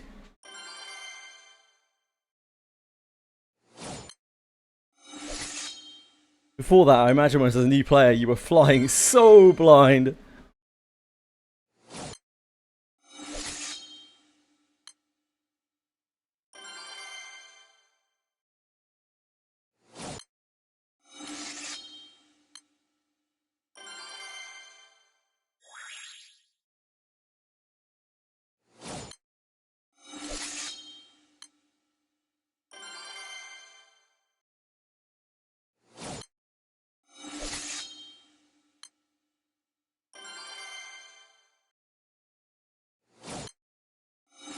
Yeah, only.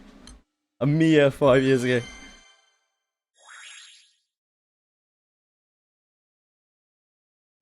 Just a longer lifespan than most catchers, it's fine.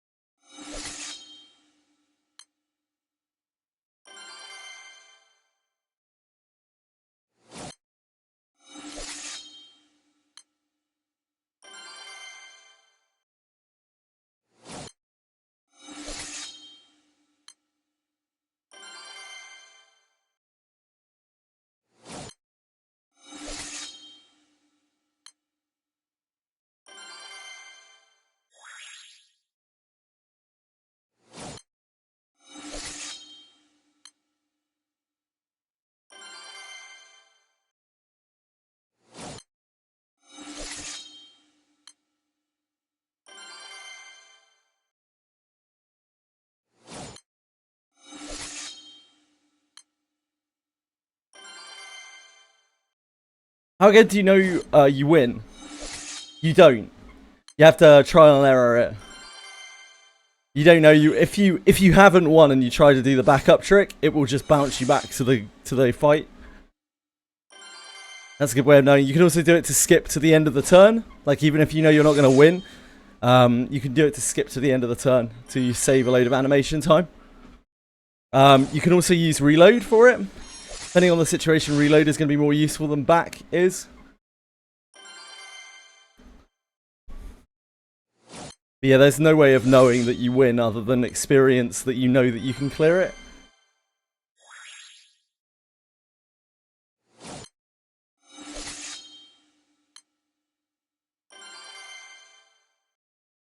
Yep. It's no good if you have a huge damage range where you overkill something 50% of the time and underkill it 50% of the time, or even like 90 and 10. It's too frustrating. Completely breaks your rhythm when you're trying to grind something hard.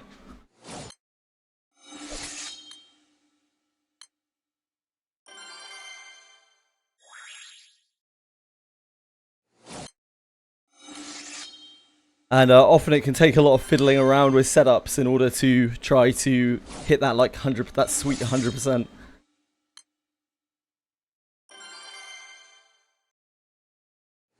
There are a lot of different things you can modify in setups in this game.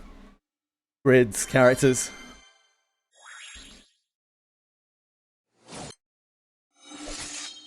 Classes as well, big one. Like which class you bring, which abilities you bring attached to the class. Which summons you use. Customization is quite large in this game.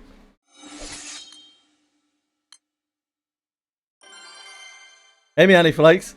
Desktop Twitch is hiding my chat text box. Yeah, it's 7TV. 7TV Miani Flakes. Go and update your 7TV and it will fix it. Or it should do. Yes, I am grinding Ouroboros. I've heard loads of people complaining about it today. Yeah. Last time you were here, I was walking. Hey Audacity. It's been so long, sir. Yeah, I've been treadmill walking for about 5 months since Christmas time. I had quite an extended break though because I had COVID and it was awful. How does Overdrive have it on anyway? So you know what? I have absolutely no fucking idea. There's a bar, right? It charges up. I don't even know what Overdrive does. I have no idea. I think it just makes him do more damage or something.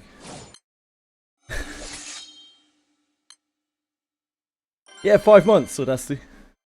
Not too bad. It's good to get my steps in. How have you been? Yeah. Changes their move set. Interesting.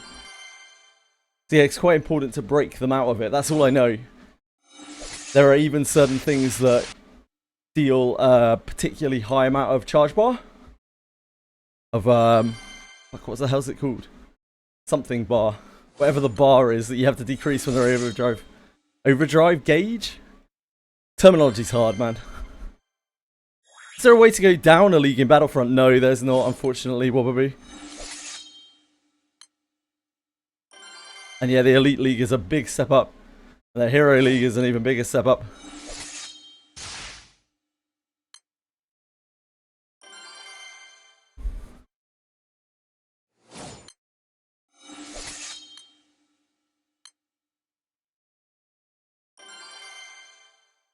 Some monsters go into overdrive, they trigger a certain attack.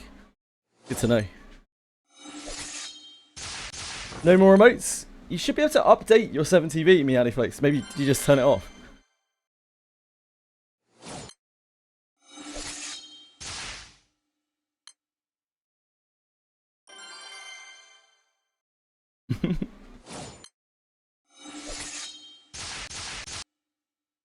Uninstalled and reinstalled, it was still like, no. I'm sure that's sorted out in a few days. Loads of people have been complaining about it anyway. Feeling a difference health-wise with the walking. Oh god, yeah. So, I've been streaming for almost 2 years, like full-time now. And around like the later part of last year, I started feeling really bad. Like when I did go outside, which is rare, when I actually had time to go outside. Like I was getting out of breath, going up hills and things. Just not good at all. So I knew I had to do, if I wanted to sustain this for any longer, I had to do something about it. And this is just it. Looks pretty goofy. I look like a moron, but like, health's important. Health's more important than looking fly, you know?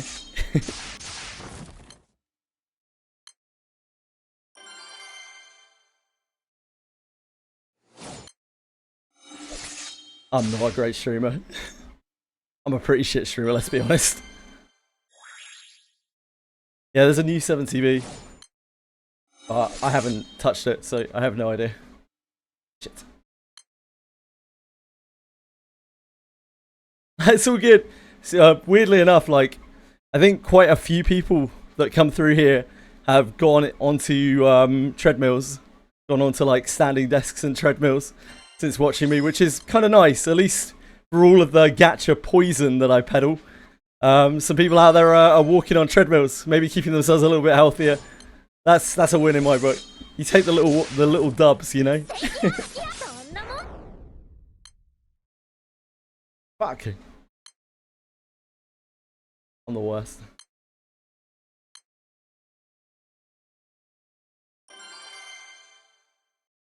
I'm actually a treadmill show. Yep. I'm a. If you are on your computer 12 hours a day, you should get a treadmill show.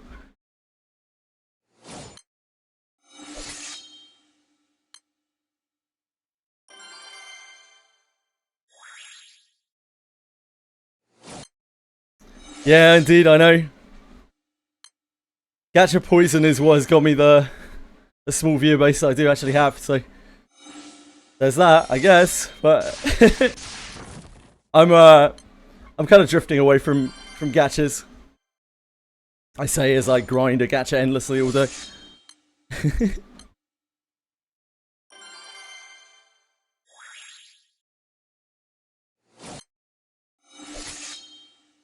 What are you up to these days? Or Dusty?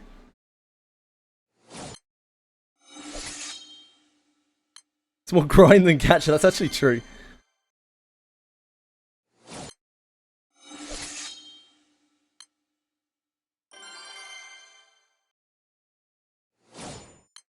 It's probably more grind and more visual novel than it is gacha.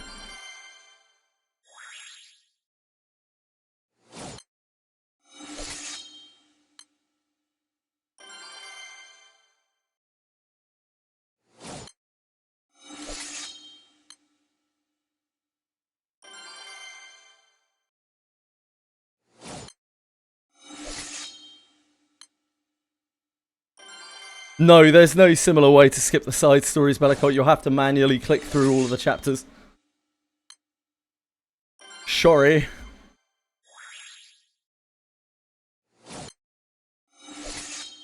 Before, Bellicott was adamant on single skipping all the way through the story. Now the man wants the same treatment for side stories. After being spoiled by a big old skip.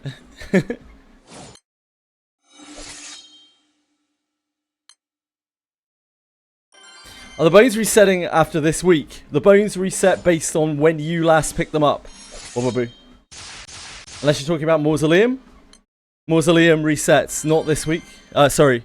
Yeah, not this week, next week. But the respawning bones in Wizardry, the 6th floor bone respawns roughly every week. The rest of them respawn every month. So like 28 days from when you last picked them up. Studying you join March. I like it, but it's tons of driving, 3 hours a day. Stopping by 3 to 5 places to talk to folks. By the time I get home, I collapse. Yeah, I can imagine that's extremely exhausting. Keeps you on your feet all day, I imagine. Mausoleum, yep, not this week, next week. Next week. On our Discord, Wobaboo, if you look under events in the top left, there is a timer on each of the resets, on each of the Mausoleum resets. Forever. In case you ever wonder. We had pig bones last night while eating dinner. Will those respawn? I don't think that is the way things work. What are you doing with...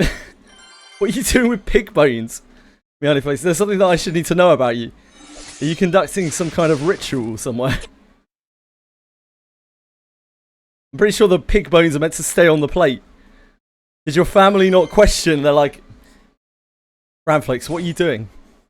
What are you doing with those pig bones? 6.3k damage, that's quite a lot, Jammer.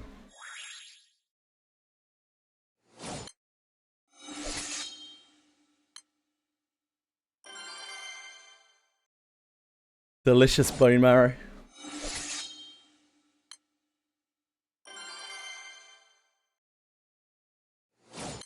I've tried bone marrow, not a fan.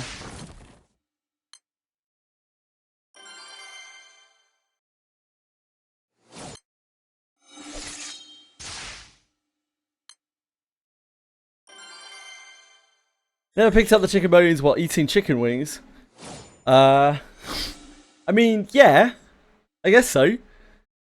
Judge my need for bones for my incoming gacha ritual for the trash-ass game known as Honkai Star. Wait, shit, Miyani folks, do you still play Honkai Star Rail? Do we need to have some kind of intervention, mate?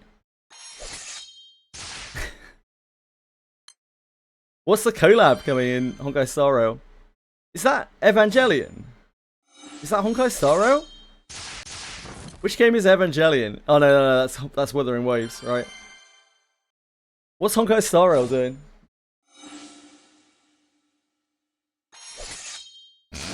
Second part of Fate. Oh, because the first one was so successful and people loved it.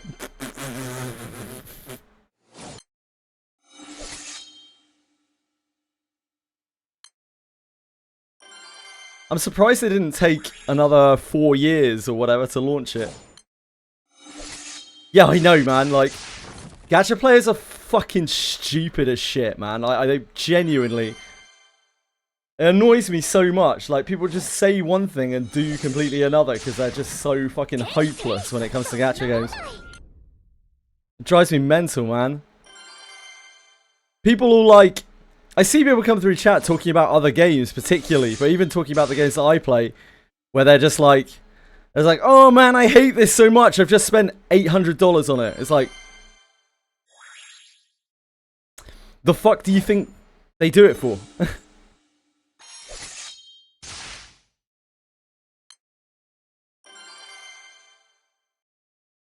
You got mush brain.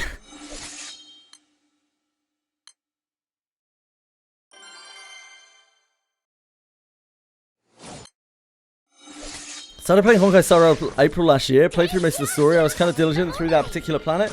More or less become very inactive since that arc finished. Was that the collab that you started playing?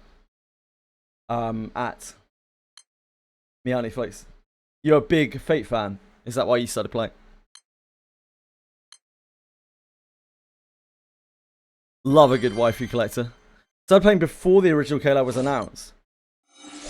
Are you sure? Because the original collab was announced 2 years before it launched. The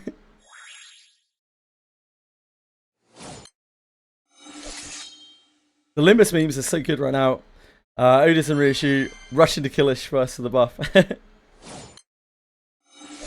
Like, that was the funniest thing about the Honkai Star Rail Fate collab for me. It's like, it was literally 2 years that they hyped it up for. 2 fucking years. No wonder it was a complete fucking disappointment. Imagine hyping some, like, mediocre collab gacha slop for 2 years.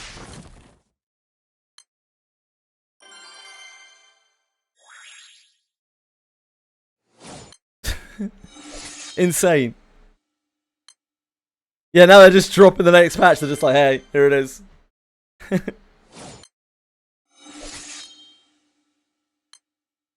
The anniversary had a big dragon. I mean, that's pretty cool. Dragons are pretty sweet.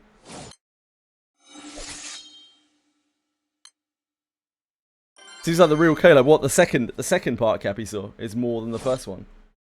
Shit, sorry, I gotta be right back a second. Need to go get water. Check cats. Apologies. Back in 1 sec.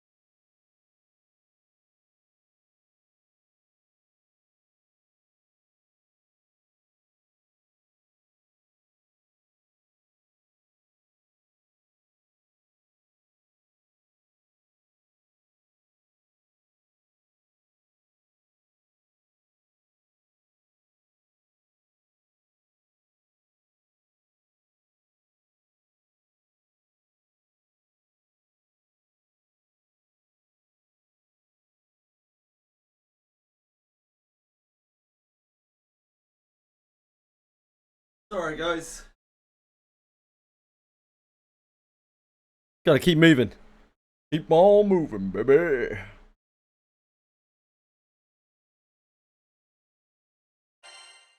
武器を手にするなら覚悟を決めなきゃ。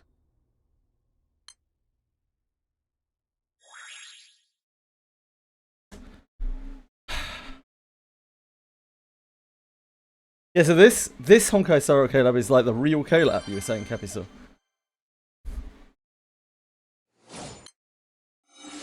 Which song? The last one? This one? If it's this song, this is from Risk of Rain. One of them. Two, I think.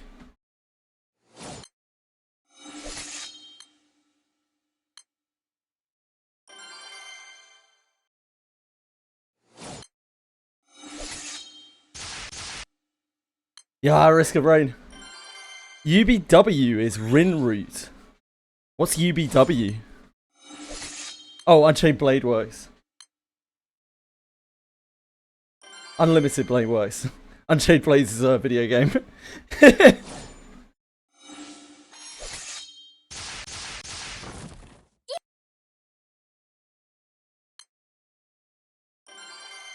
Unlimited Blade Works, yeah, thanks, Capital.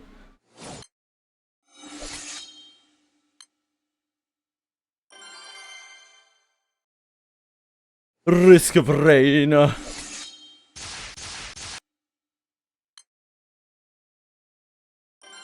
am the bone of my sword.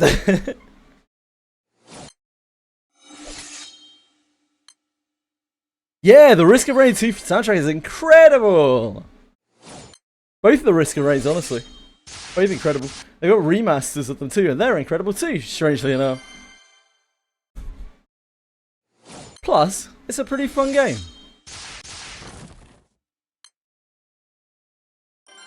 I mean, not as fun as clicking back and then OK 30,000 times. But you know, not everything can be that peak.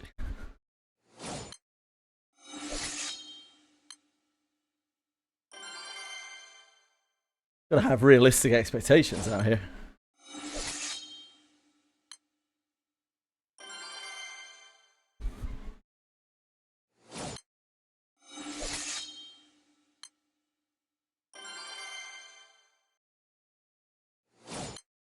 If I had to pick between them, Capital, I would actually pick Risk of Rain 2 soundtrack. Like, by quite a bit as well. I think it's actually fucking sick. E33 is more like orchestral, right? I can see why people love E33 soundtrack, and I also love E33 soundtrack. But in terms of actually like getting down and dirty, I would listen to Risk of Rain 2 soundtrack any day. Great soundtrack, yeah. They should make more.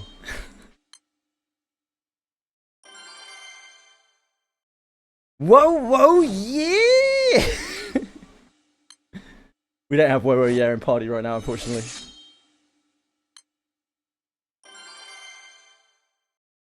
We don't even have voice lines right now because we're not making it far enough into the battle. You hear a voice line, I've fucked up.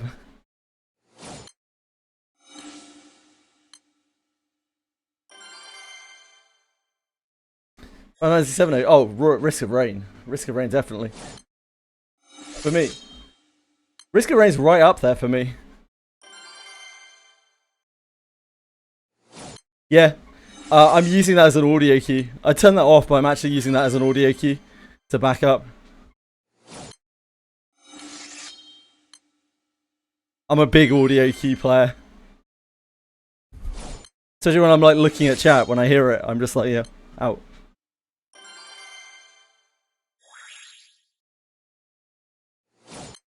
Well, I can't use my fucking eyes, can I? They're old as shit, mate. My hearing's all I got left. Abusing your humanity for optimization. Yeah, that's right. That's me. I'm a humanity abuse.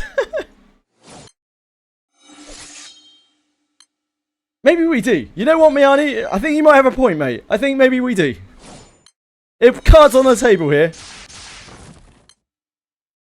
I'm not racist against humans, but if I had to pick all of them or none of them, I'd pick none of them.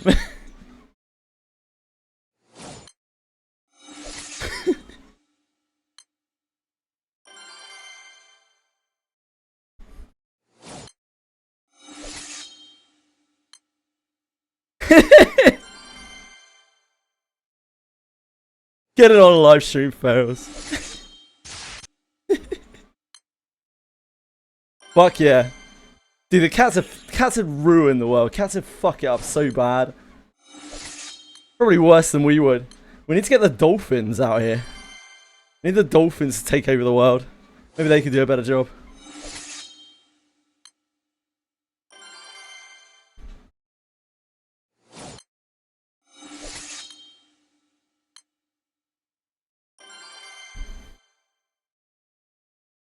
I trust a cat less than I trust a human, to be honest. I love cats, but they're not exactly dependable creatures.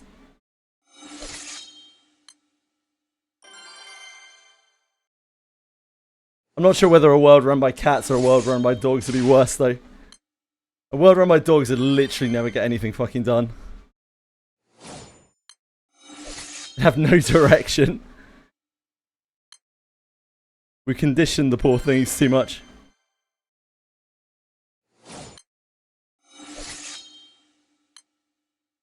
A feline monarch will hear about this. Look, I like Queen Pussy as much as the next person, but like, everyone knows she's lazy.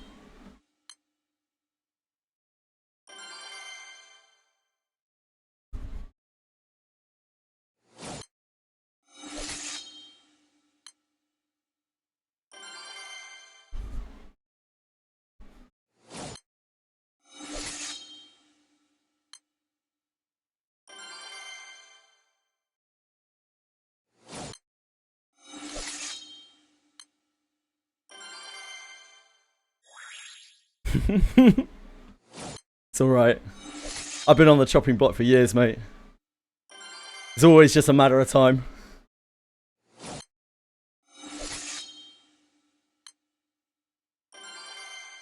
I'm always a mere stone throw away from getting cancelled or something or other. The only thing that protects me is the fact that I'm tiny.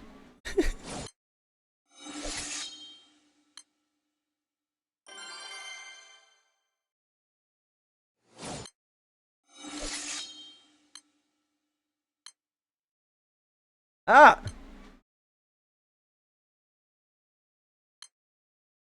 Oh yeah. Livestream fails will probably be good for me. Free publicity, innit?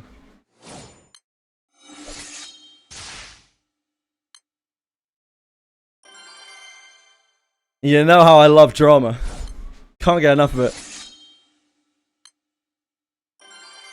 Always got time for streamer drama. One of my favourite things.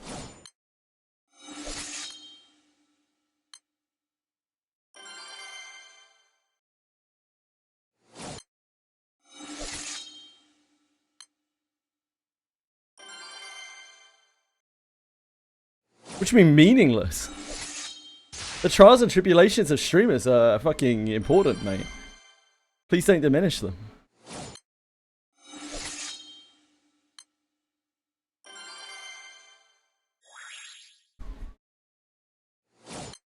Everyone cares if X dated Y 4 years ago, and now they don't like them anymore.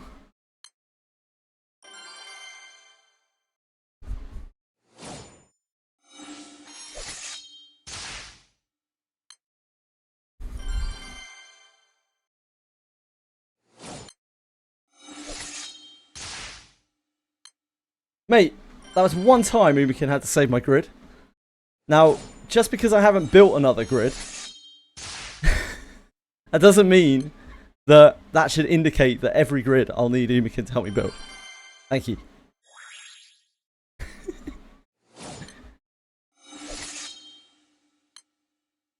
Yeah, you're right, that is doubtful.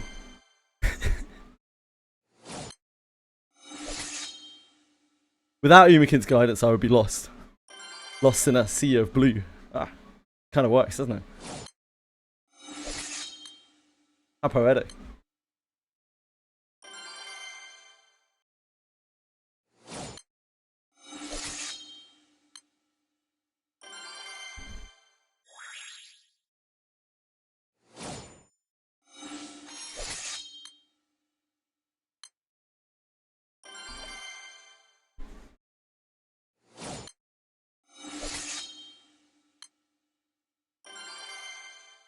There are lots of guides and resources and things out there, and the wiki and everything else.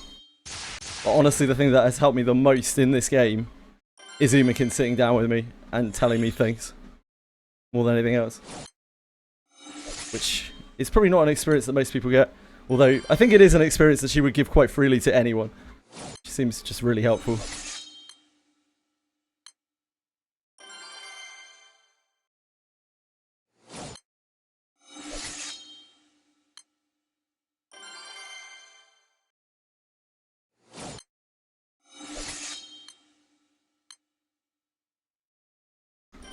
We were talking about the wiki the other day. About how, like, absolutely indispensable it is and how we would have quit the game if not for the wiki. And Umakin was telling us about how a guy who had just said, like, the wiki was useless. Everything was really hard to find, and it, like, wasn't helpful to new players. It was all focused on older players or something like that. It's just such bullshit, man. Just someone fucking rage baiting. Or clueless. Or both.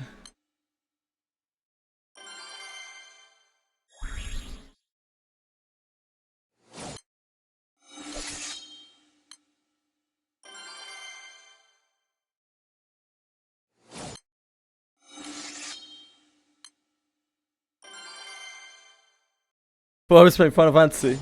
Yeah. That's what the Final Fantasy soundtrack will do. I probably never opened a wiki in his life. Yeah, I don't know, man. I really genuinely don't know. Apparently he was saying, like, the stuff on the wiki was hard to find and all of the pages were tailored towards high-end players or something along those lines. It's like, dude, I opened up the wiki and put it on stream. It's like, look, there's all of these. Not only is the landing page a fucking wealth of useful information, like pertinent information about the current goings on in the game, but, like, it has immediate links to all of the useful beginner shit. It's dumb, man. Like, I don't know if this guy had been permanently, like, Googling high-end grids. Also, oh yeah, he was saying, like, it's all full of high-end grids and shit that are not useful for a new player. And we were even saying, like, a bunch of us, even in the first week of us playing, were looking at those advanced grids and finding them useful. It's just so stupid, man.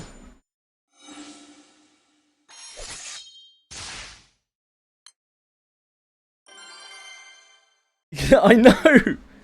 I know. It's so stupid, man. PC gamer arrogance. Not everyone plays 12 hours a day. That's true. Also, not everyone spends their time managing a wiki for no personal gain. And clearly less than any kind of thanks for the good of the community. Maybe they would like to do a better job. Dunno. Just some guy, probably. Some guy shitting on the Granblue Fantasy wiki. Disgusting behaviour.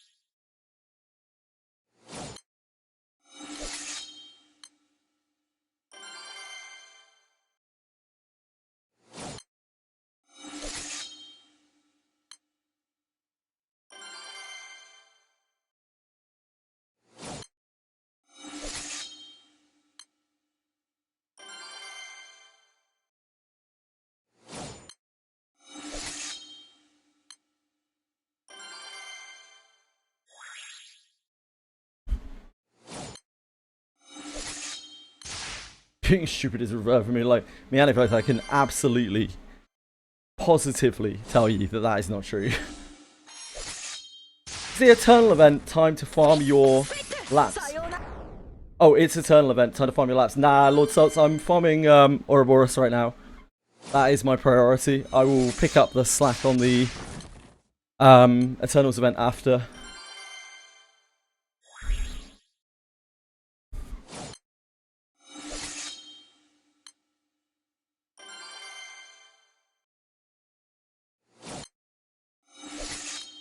You should get at least a few of the blue bars. Yeah, again, I will pick up the slack on the Eternal event once I'm done with the Ouroboros.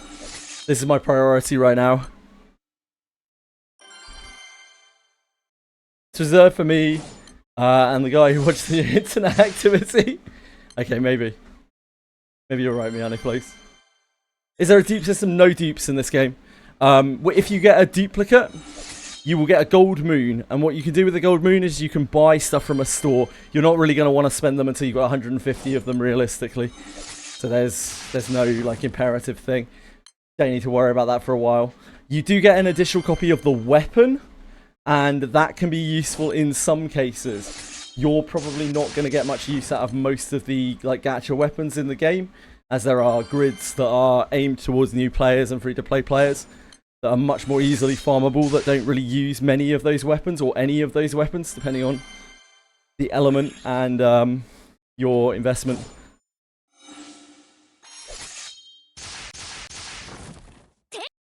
But for the most part, no. Like dupes are non-existent. Like you won't get an extra copy of the character. They don't get any new abilities or any new stats or anything like that.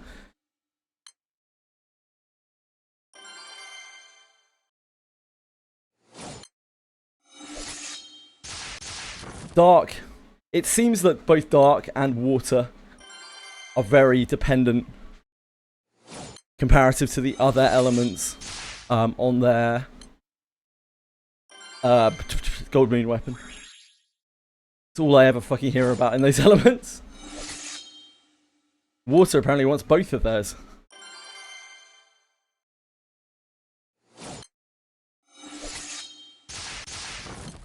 Yeah, it'll be 200 gold moons, won't it, when they transcend?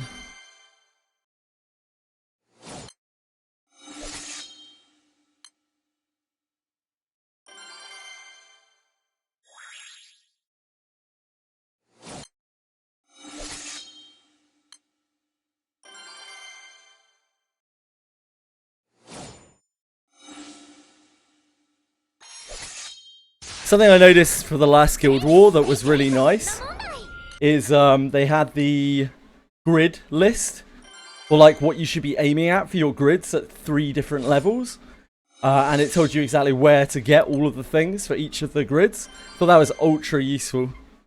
I didn't really get to take advantage of it because I was so weak and so far behind in the game, but you can see how useful that would be.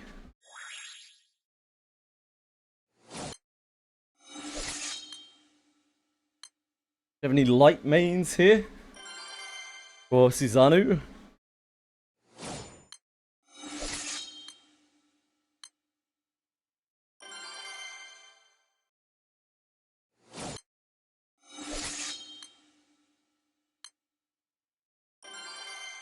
Uniquely AP things, yeah.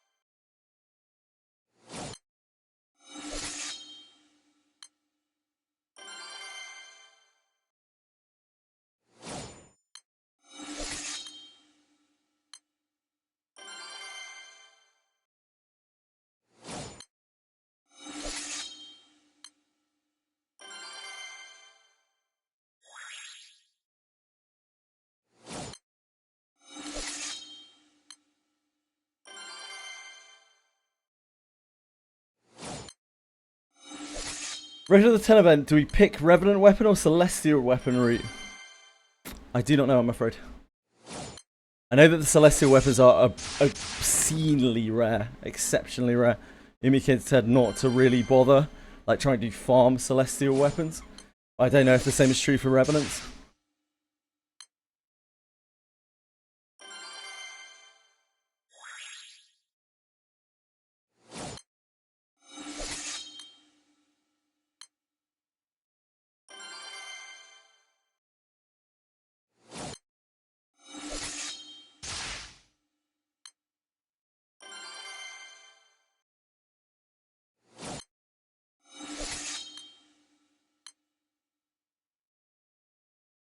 Should I always try to equip only weapons that my main class uses?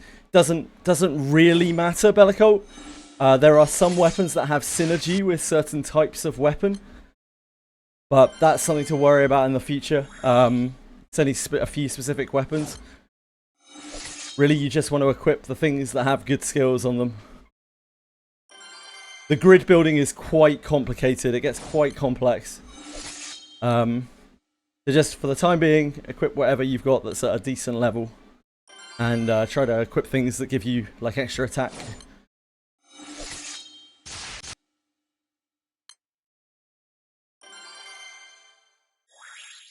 Yeah, it's just your main hand that's really important. There are some classes that also use their top left hand weapon in the grid as an offhand, but it will be very obvious when that is the case. Don't think you need to worry about that until row 3. Gladiator, I think.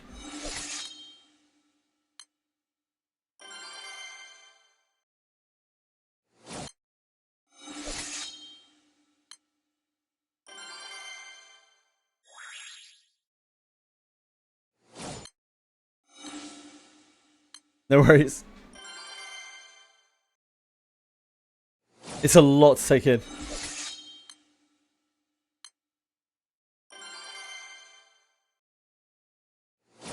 Try not to overload you.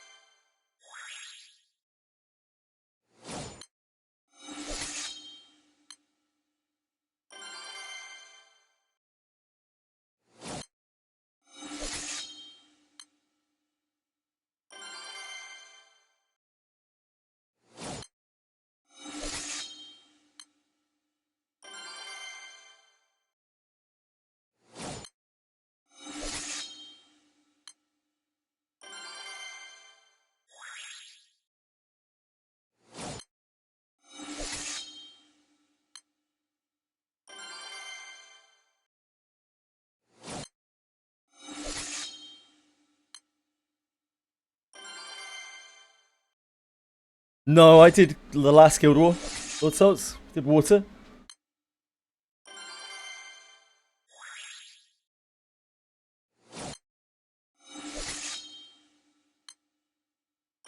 Got about 1 point something billion points. 1 point something bill.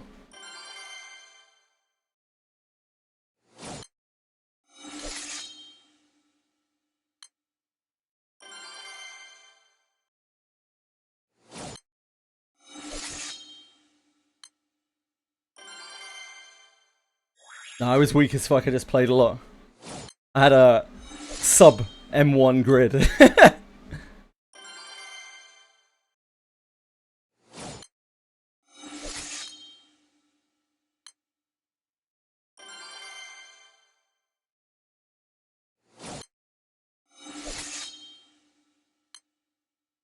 like 7 or 8 turn clears or something on the Nightmare 90.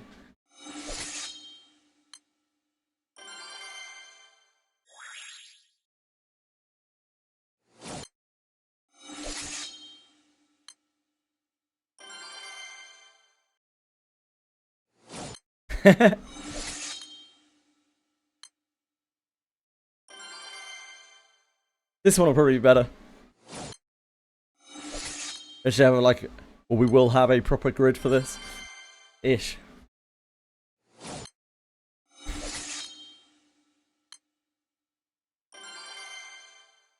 Still have a lot of work to do.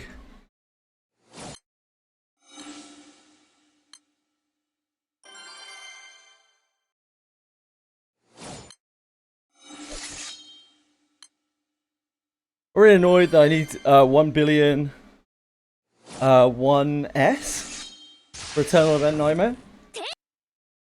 Don't know what the 1S is standing for. Oh, 1 button, 1 summon. Okay, I'm with you.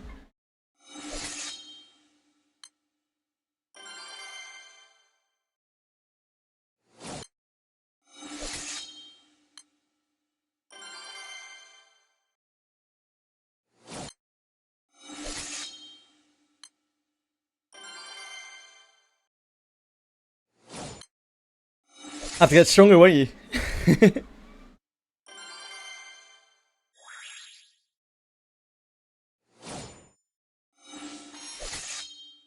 always room for improvement in this game.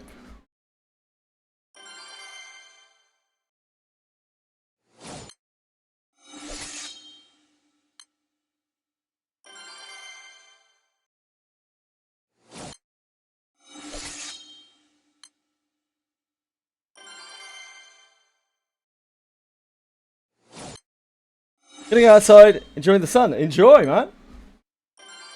Have a nice stream, thank you. Don't forget to collect your gold bar from the event. Yeah, I already got that. Thank you very much, though.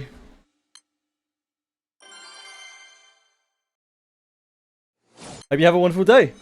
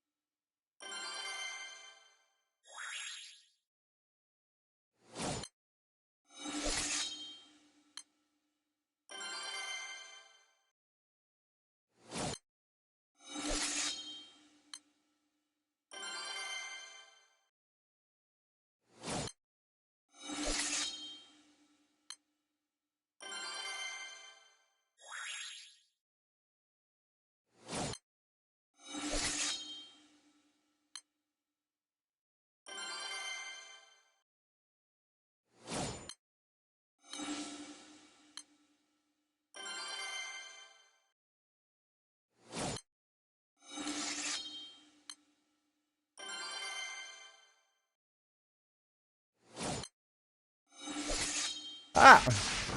Take my taskbar.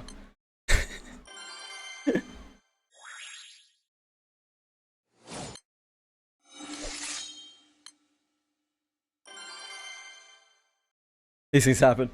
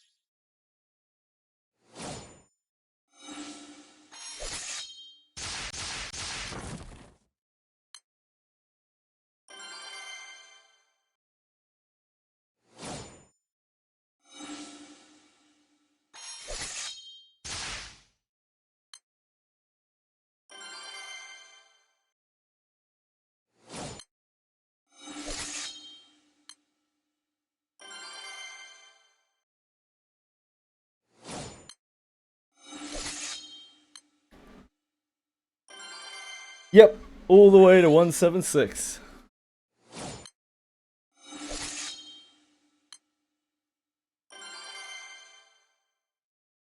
So I think 191 is the end of the first arc or something like that.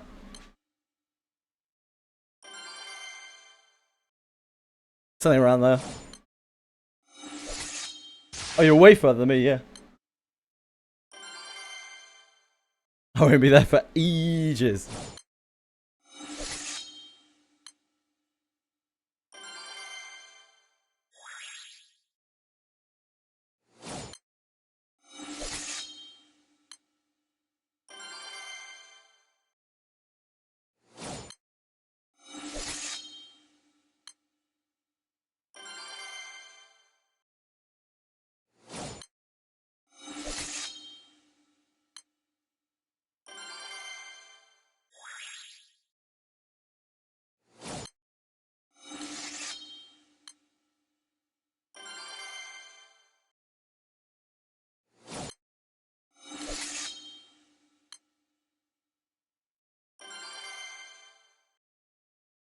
You need Ouroboros for fire.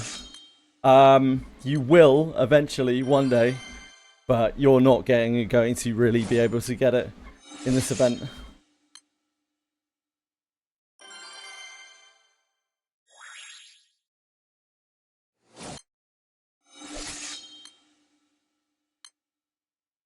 Realistically.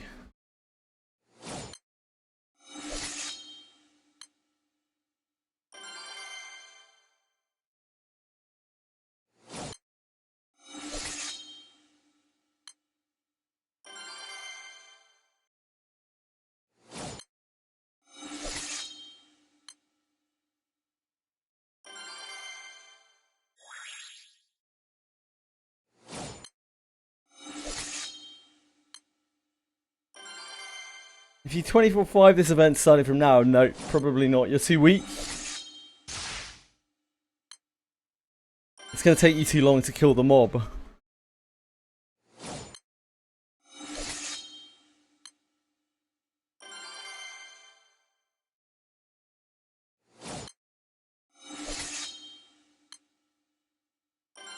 Sorry, Bellico. You can try, by all means, but I don't know if I'd recommend it.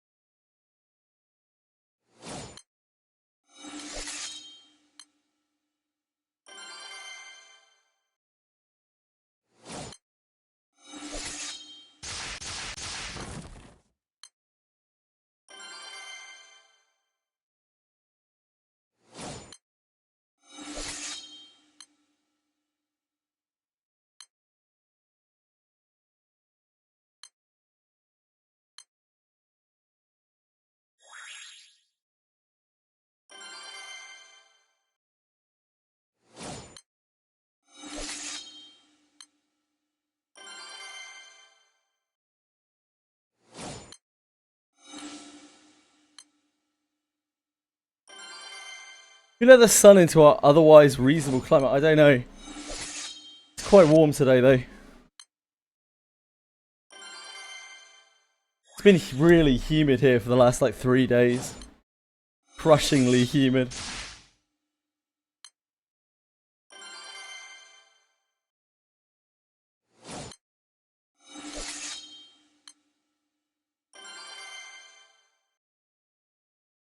Hope you're surviving alright over there.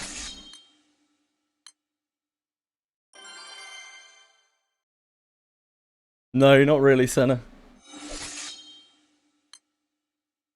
Is it that similar in the Netherlands?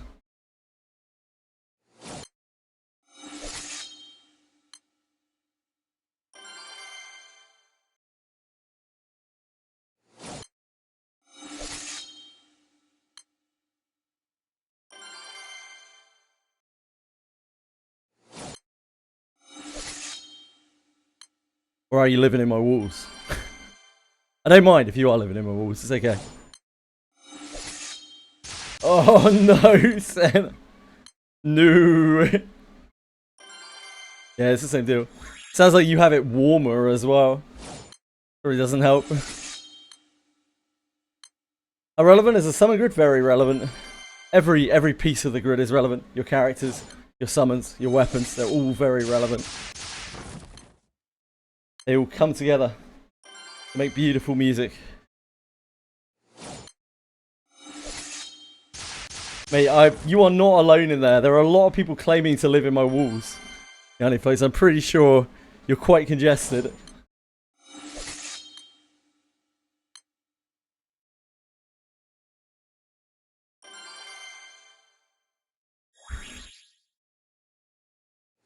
I don't know how there's enough asbestos in there to go around.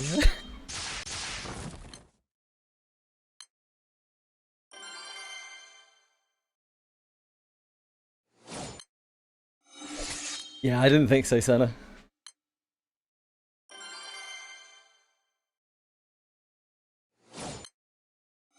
Yeah, just so everyone knows, Bugger 11 keeps Senna in his shed.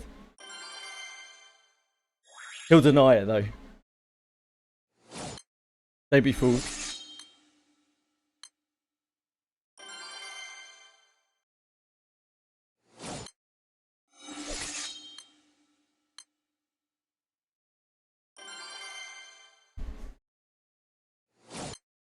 Don't fall for his devilish charm.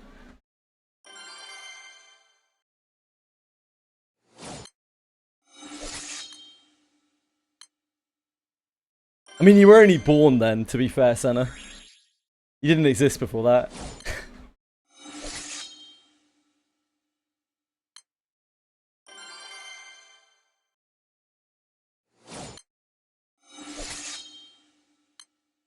Classic Bellico. Fucking fugger shill.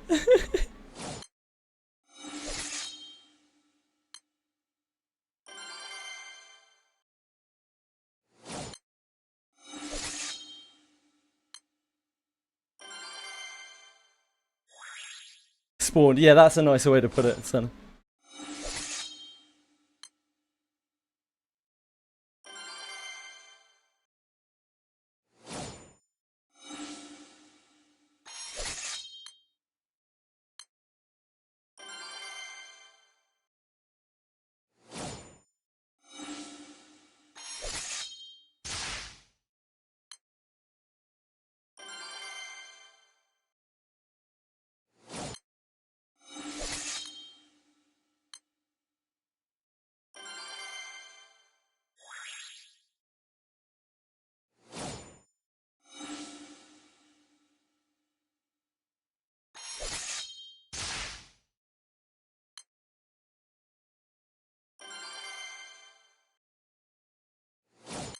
That's true, yeah. Senna's probably played as much Paradox as Alex, or maybe more.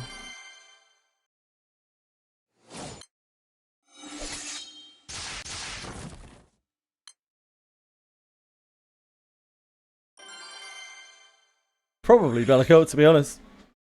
Wouldn't be surprised.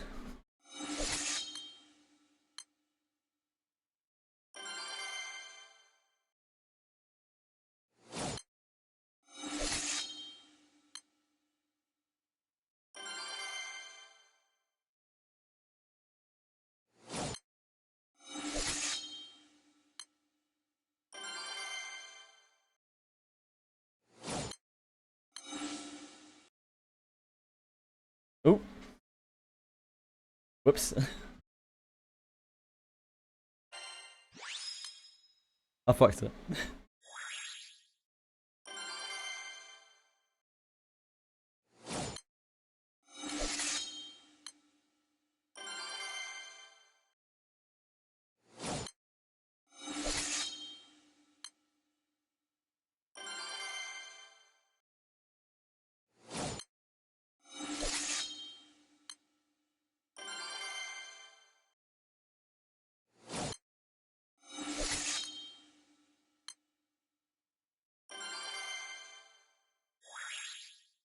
Yeah, me too, Senna. I mean, they are sirens, so it makes sense.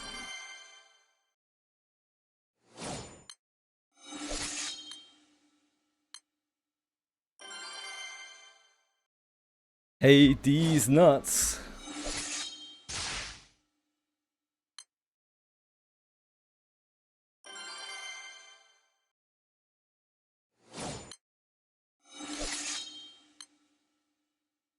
Fuck.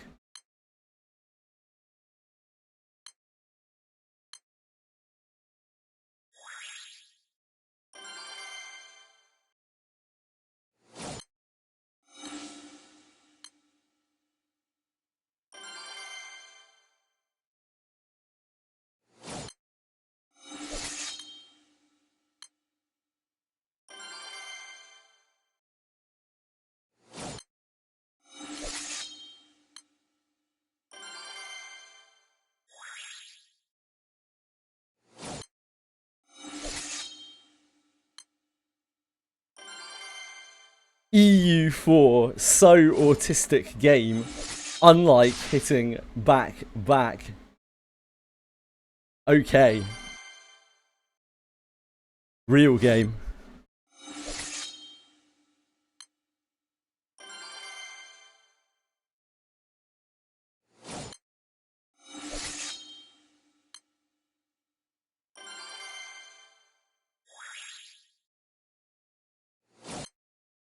Back, okay.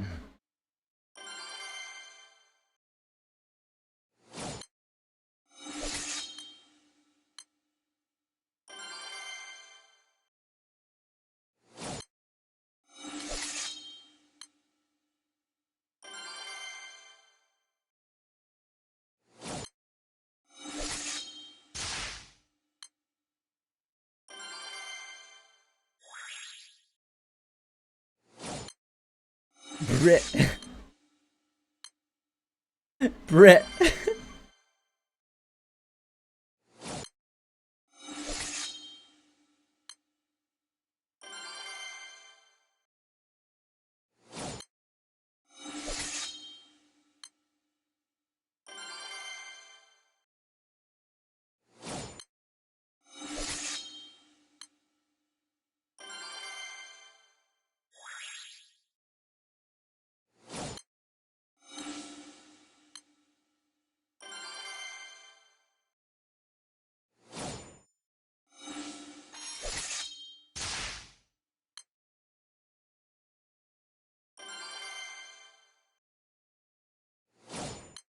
I think Stellaris is a cool game in concept. I just don't really like those sorts of games, but I like the idea of it being kind of procedurally generated and whatnot.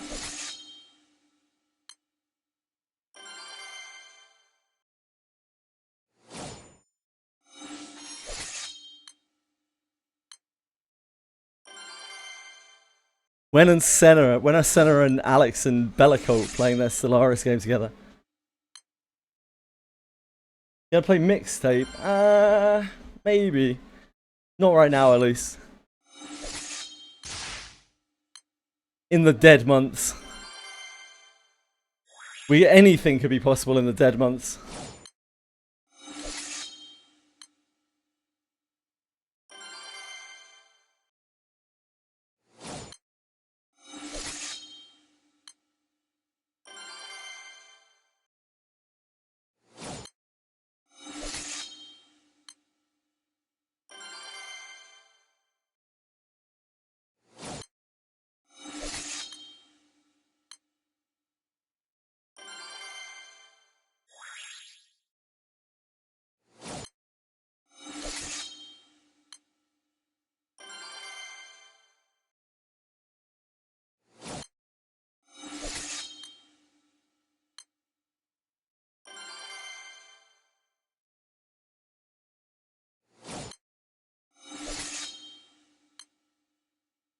There's gonna be a couple of weeks at some point.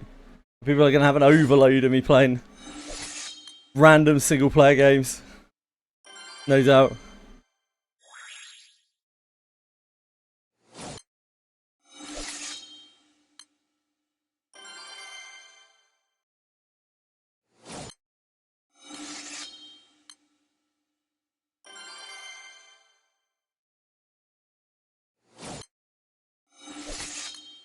Does a subscription like unlock all the DLC for you temporarily? Don't know, is that how it works?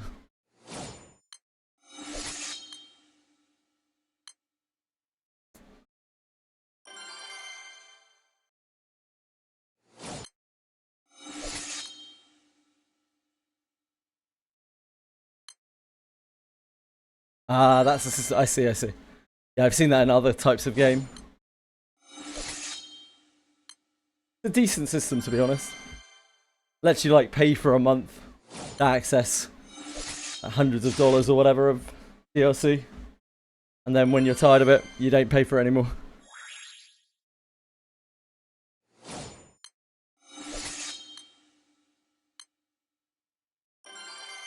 Yeah, it'd be great. The amount of DLC in that game is insane.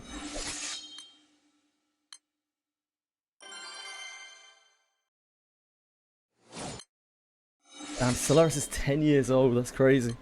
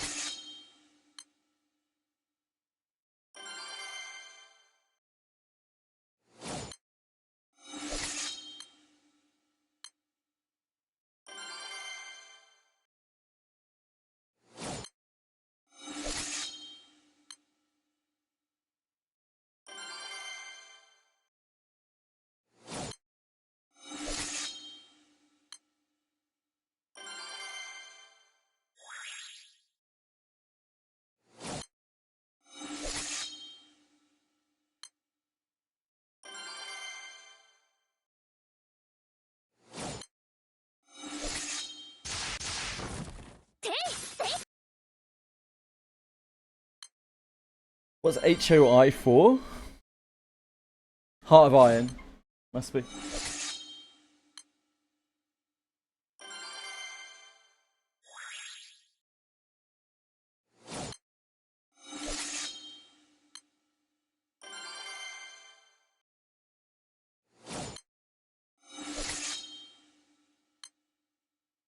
I do not know anything about that game at all.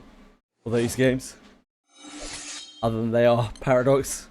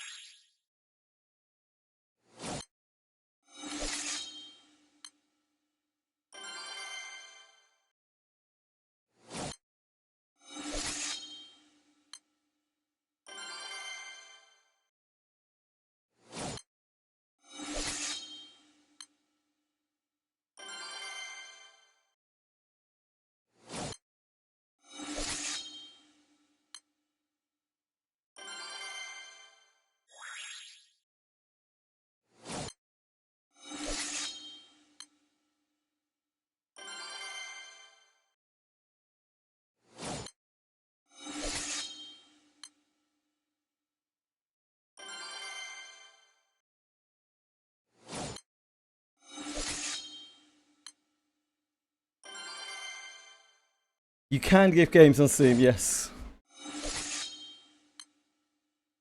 You can if you want, but I'm probably not going to play it.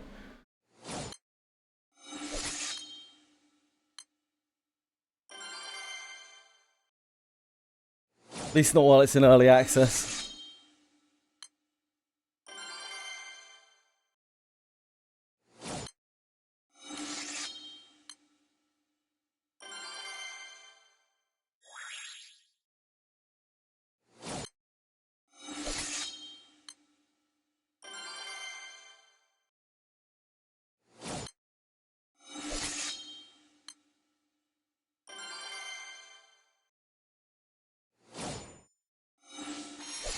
I hope Rubenites have full release in July, by the way. Maybe it's not some early access shit. I've seen Solden's game, yeah. I know Marshmallow played a lot of that. It's kind of fun. But I don't know if I'd really want to spend time playing it. Again, anything could happen in the dead months. Yeah.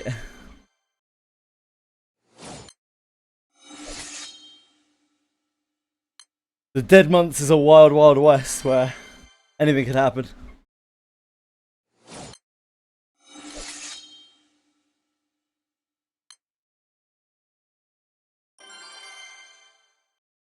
Yeah, it looks fun. I hope you enjoy it.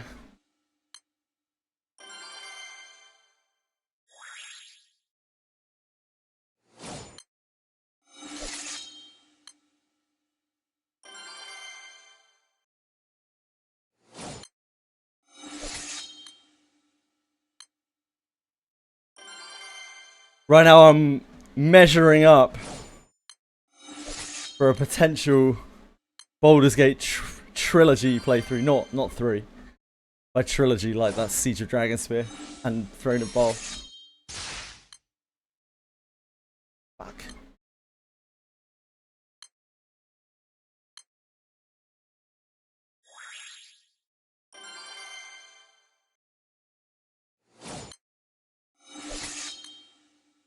I haven't played that game in like 20 years.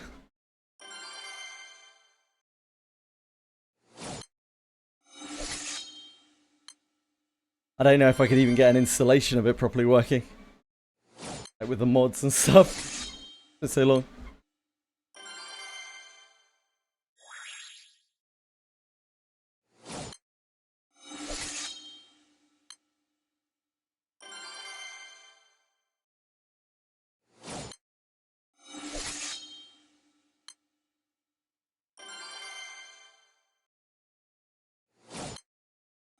But before anything else, we have an obnoxious amount of Granblue story to work through.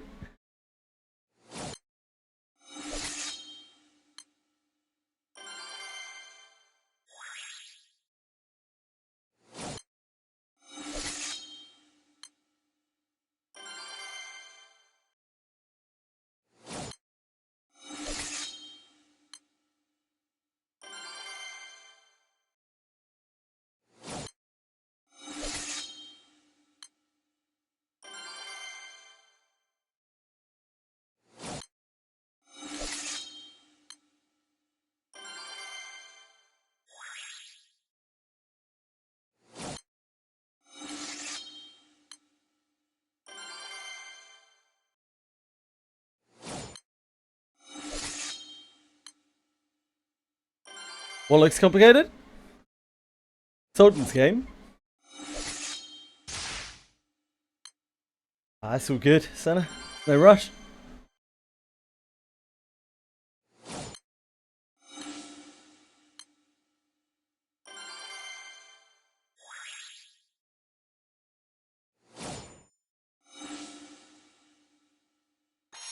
Last night, Monster Memories had some like serious server outages. So probably just as well they're not launching in a week and a half. Something went wrong with pets or something and it started crashing everything. Yeah. I was trying to read about it on the Discord just before I came on stream. Not quite there yet. Yeah, Sultan's game, it is complicated. Yeah, look, it does look fun.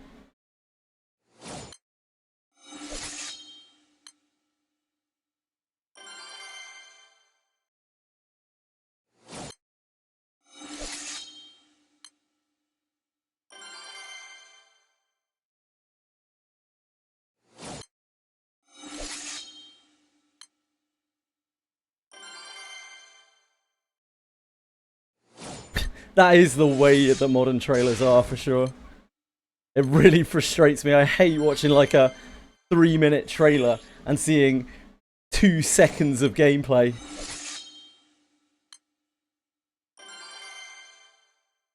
Really annoys me.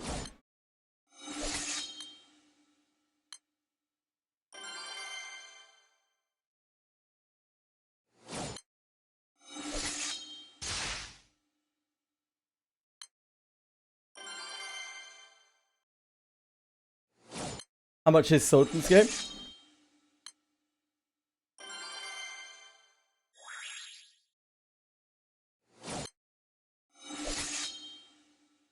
figured it'd be quite a cheap game, but I might be completely wrong. Maybe it's like a AAA beast.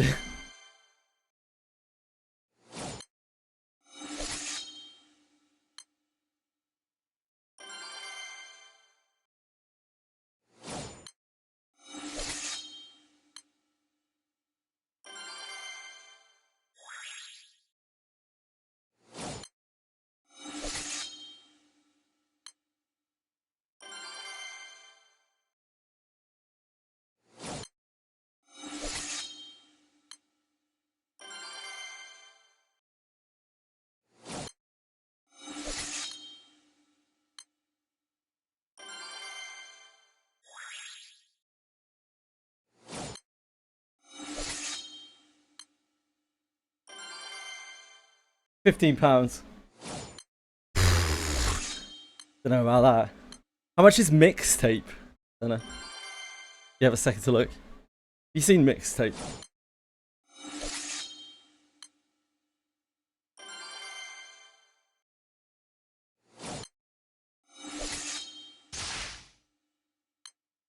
One rub. Same price on mixtape. Oh, that's not actually that bad on mixtape. I thought mixtape was more expensive than that. Maybe I will try mixtape at one point.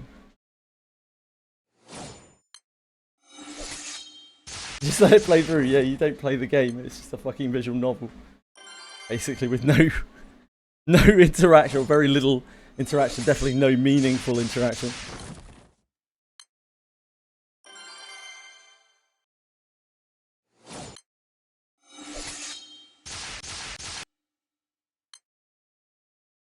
Yeah, that's understandable.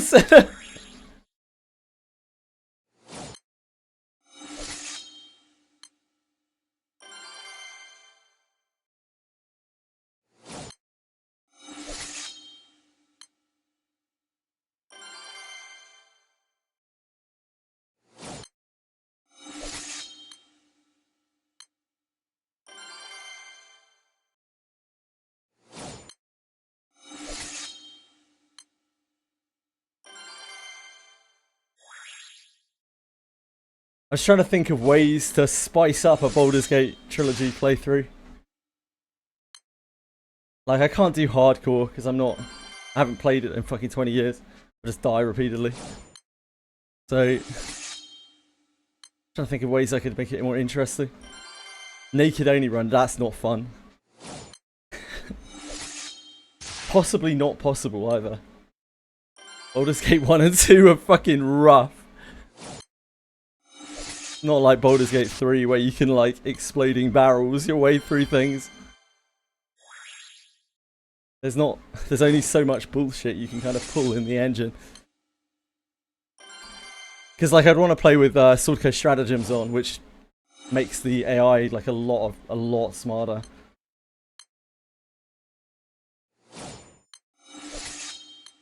And patches out like all of the exploits. And Ascension. Just like difficulty mods or bug fixing mods, I don't know. Something.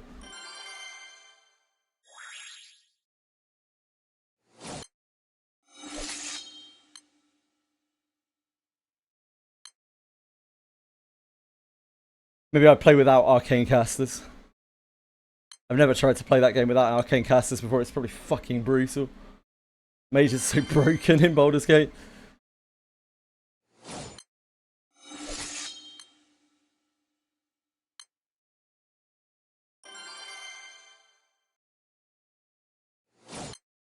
Yeah, just like in real life. I mean, mages would be pretty OP in real life, to be fair.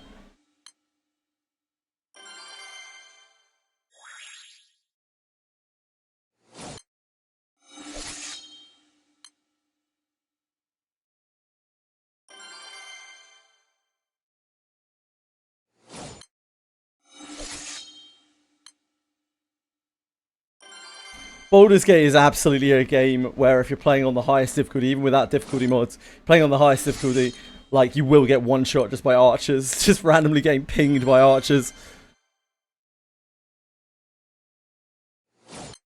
Gift free Paper Lily. I have no idea. You try. I didn't even know that Paper Lily was free.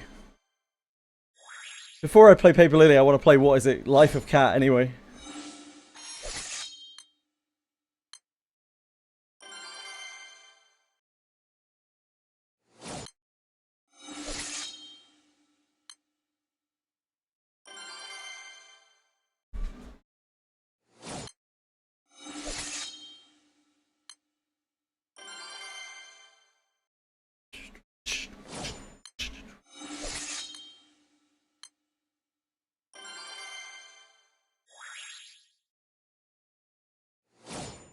Yeah, I think Baldur's Gate could be fun. If I have enough time to do it. I'd need to set probably like a month aside for it. That's a long game. See how much more of my viewer base I can alienate by playing a 30-year-old CRPG.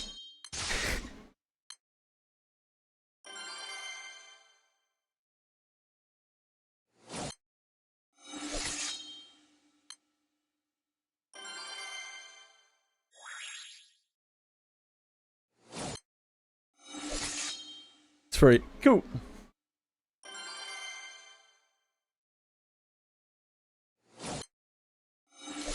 That's a bargain.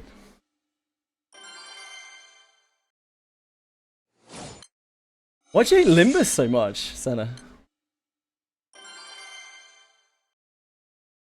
What is it about Limbus? Sets you off.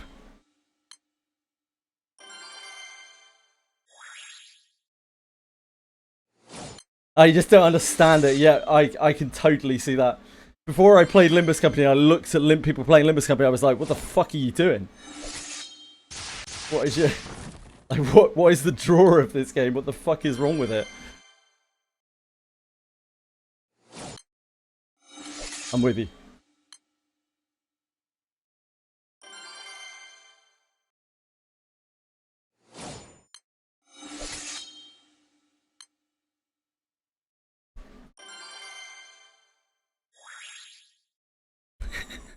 The combat isn't even, like, dated.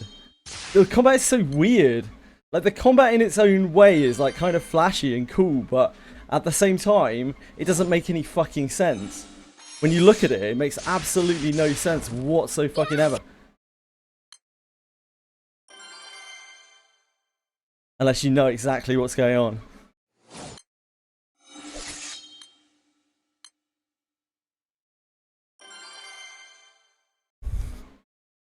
I'm surprised. Yesterday we were having some quiet time in the evening, and while you guys were like AFK, chilling out or whatever, Never to Ever came through and was like, "Hey, I just finished Kanto 7. Skipped all the story. Story is ass." And I was just looking around like, "Oh my god, somebody's actually gonna murder him in a second."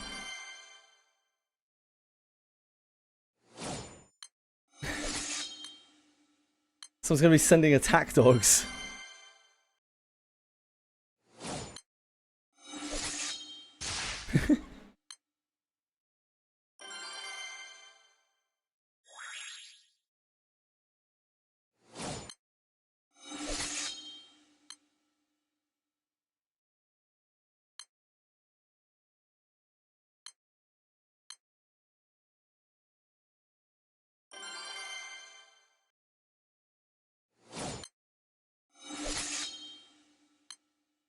Yeah, I think Never to Ever has a history of playing gachas. He doesn't like Neverness to Everness, though.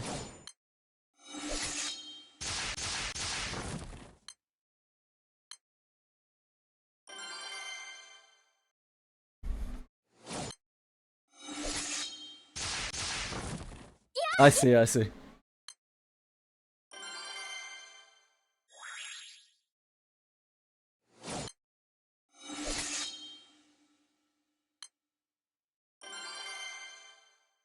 I think the Limbus' story is like pretty good even from a non-gacha perspective. Lots of media that fails to do characters anywhere near as well as Limbus does. That is not even slightly tied to gacha. I don't think I would say that about any other gacha.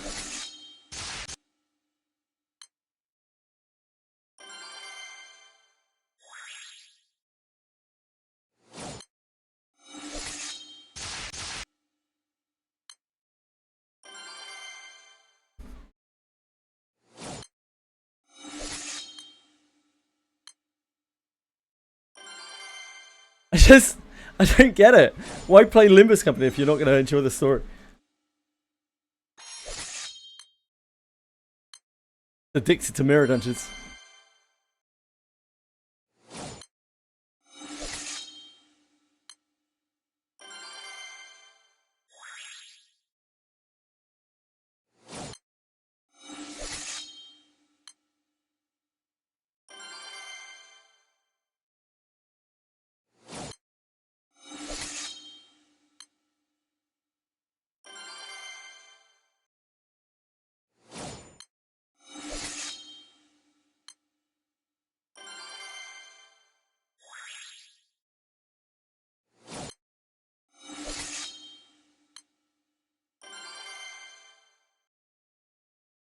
I see, Britzy.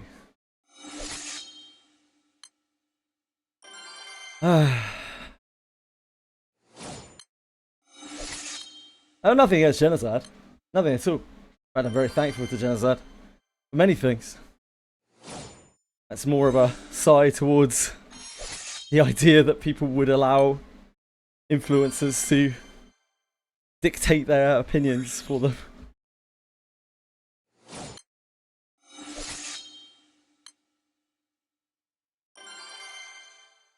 Yep.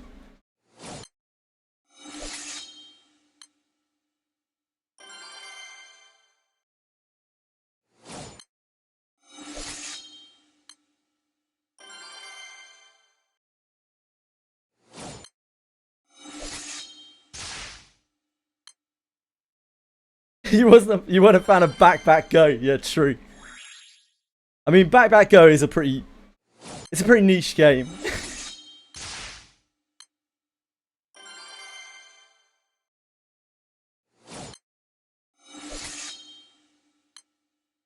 I only like Back Go because other people are playing it. I wouldn't be playing Back Go if the people who come through here weren't playing it with me.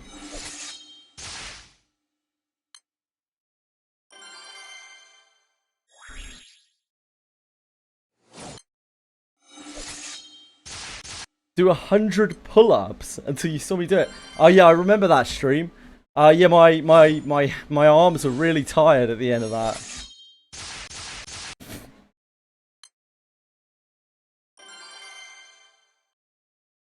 Back Go, Granblue Fantasy. Look, back. Okay. Oh, it's back. Okay, sorry. Back Go does sound better though.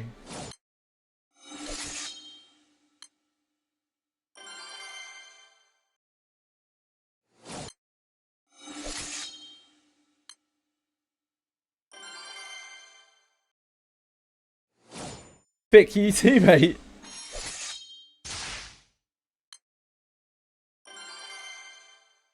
I don't blame a streamer when the fan base is what facilitates the behaviour. It works both ways, doesn't it? I don't want to blame a fan base for a streamer's behaviour or whatever. But I don't think Genocide's behaviour is bad or anything. Don't get me wrong. Genocide stays very neutral. He's like a good Switzerland in the old gacha space, you know?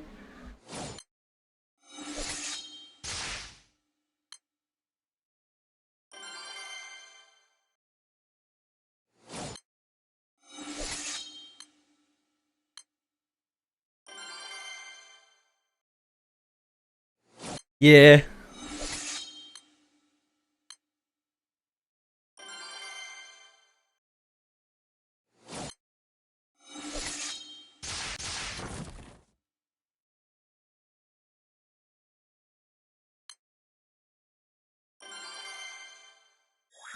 He has opinions, but yeah, I think he keeps them relatively muted, you know? Which is reasonable. That's what you should be doing.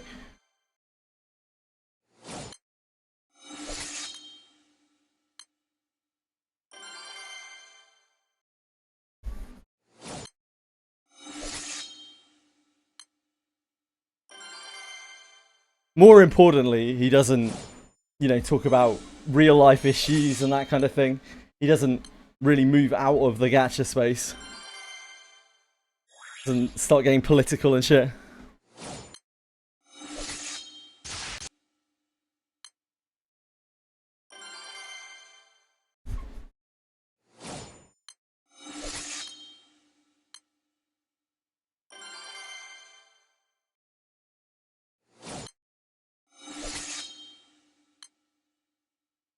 It works both ways, you know? Like, if a streamer allows for a certain behaviour from their chat, and that is, you know, that's kind of on them.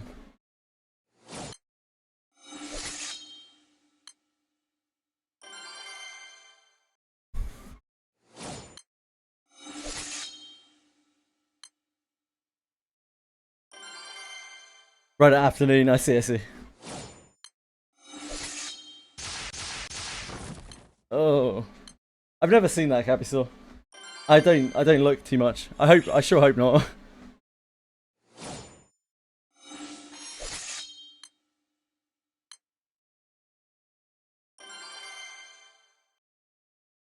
Yeah, talking about US politics probably wouldn't help.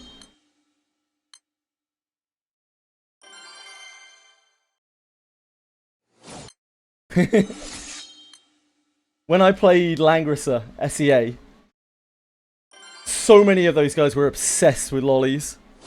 That's all they fucking talked about on the Discord sometimes. There's literally a guy called Lolly Buster who was one who was one of their like best PvPers, fucking Lolly Buster. Oh Jesus. Yeah.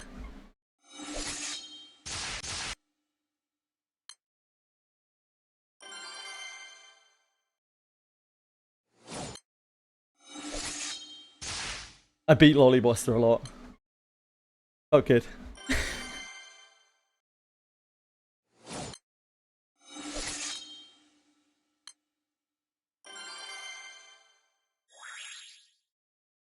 I was actually pretty good at Langrisser, like back then, back in SEO.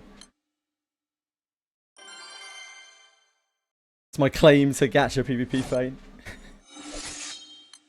Came second once. It's all downhill from there.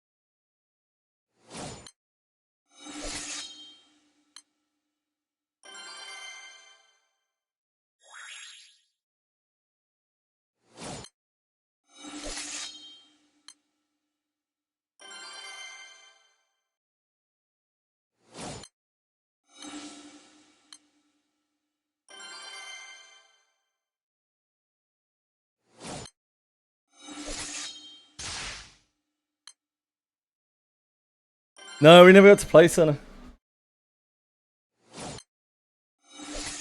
I wish. No, that's not. I had to reinstall it. I can't be bothered. Some things just have to be let go.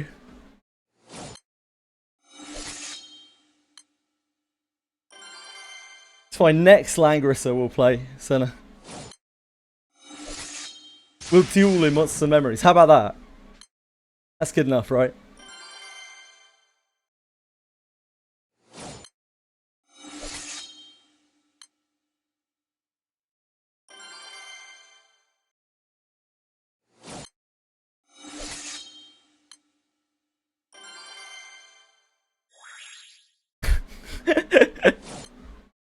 Good.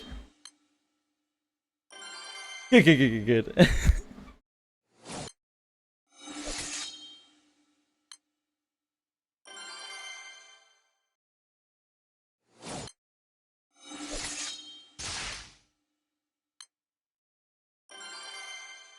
I wish you could have played Langrisser back when it was good. The game was actually so much fun. Still probably the most fun I've had playing gacha games. I just kind of stumbled on Langrisser as well.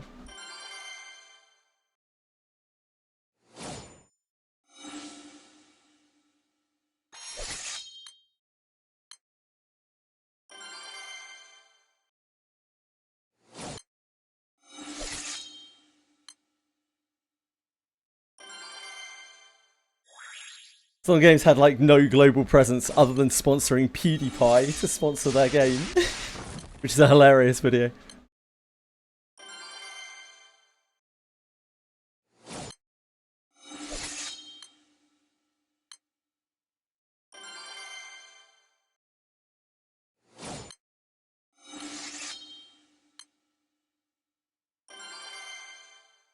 Yeah, it's so good. I think it's still out there on YouTube.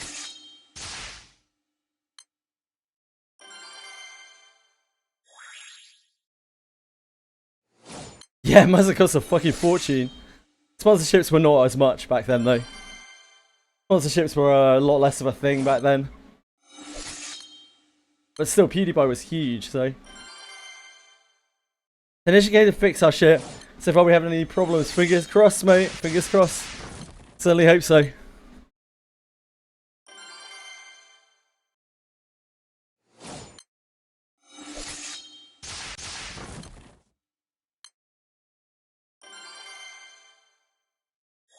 Streams crossed.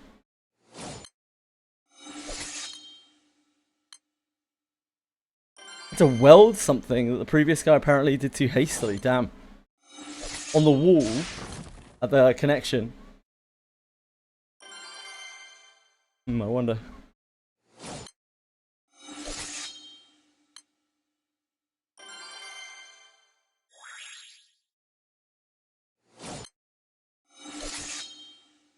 Can't be living with shoddy internet in big 2026. Yeah, the box. Probably a shitty connection or something.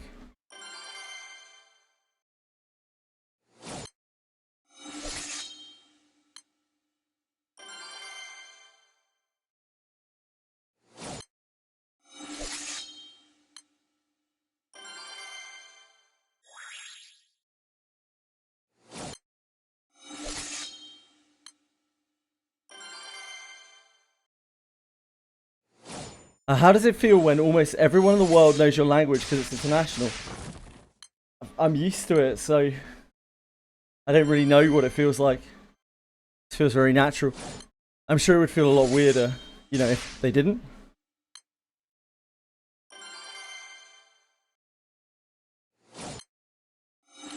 But I do feel very ignorant because obviously, like, I don't really have a language that I can speak other than English. Whereas a huge amount of people in the world are bilingual or even more. Yeah, it makes me feel quite ignorant.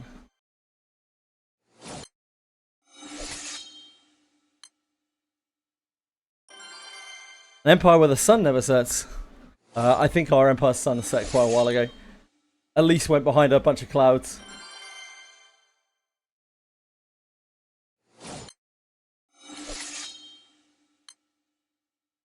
Yeah. Which I just think is a wonderful thing.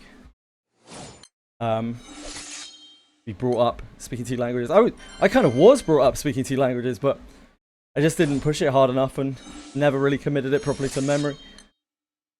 Like, it's nice to be able to read French, but I wish I could speak it still.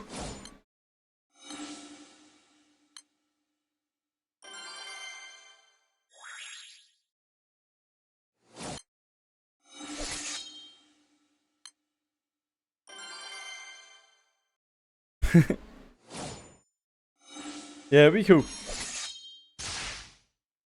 I could speak it fluently when I was like 8 years old, but just never used it. Never, ever used it. And my brain was like, nah.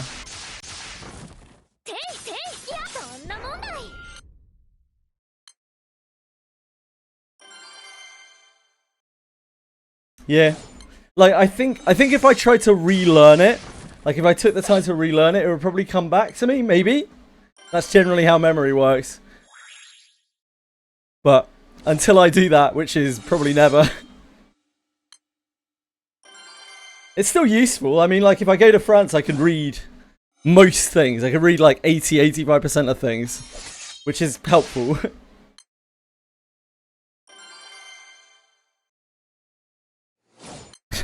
Oui, oui, vol le vent. Very good, penguin.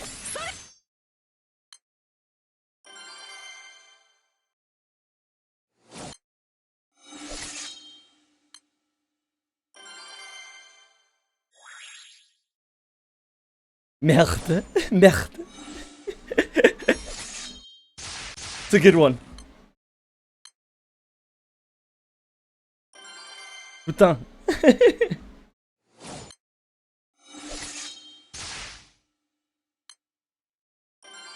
Putain. Putain de merde.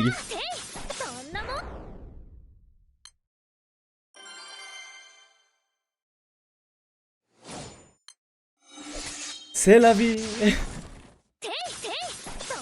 De pelle du vide.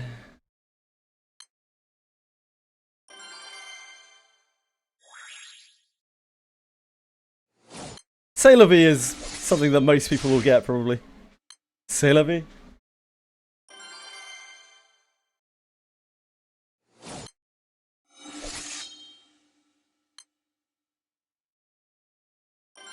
C'est la vie.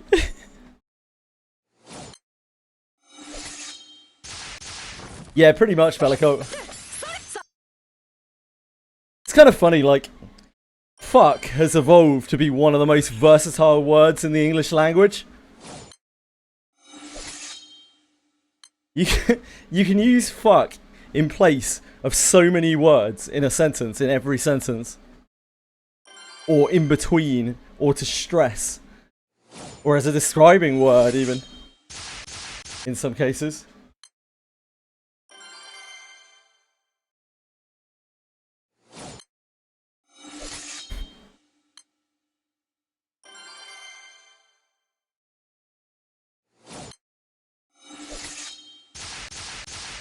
There's a rule to it. What do you mean there's a rule to it, Ase?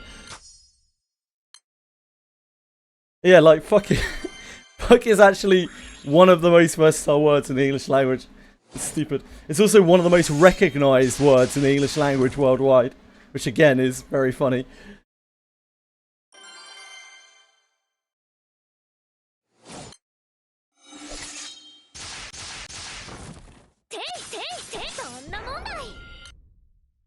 Probably because it's a racial, cultural thing. Oh, fan-fucking-tastic.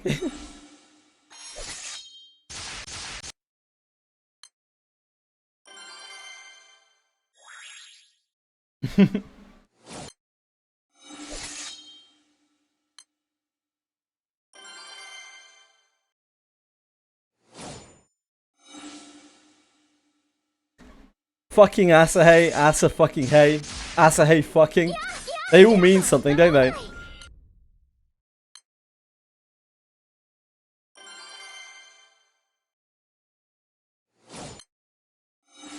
And then fuck Asahe, Asa fuck hey. And Asahe fuck, they all kind of mean something different as well.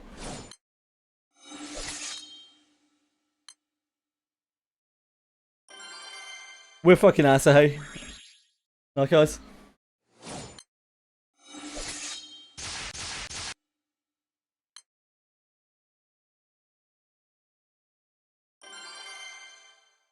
Yeah, I could see that, Asahe. Anyone, Asahe, you're asking for it, mate.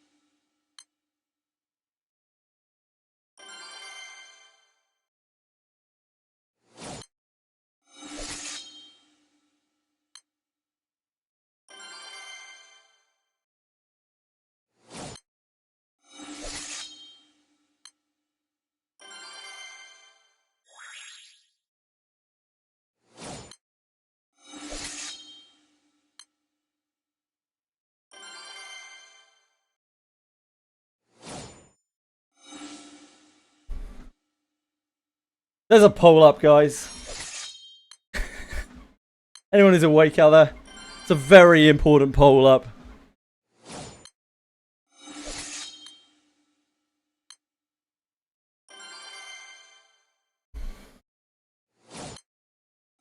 Don't miss out. Vote today.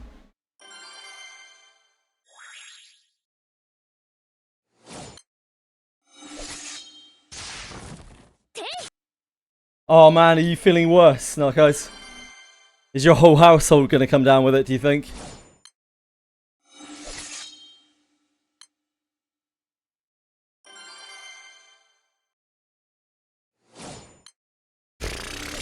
Sucks.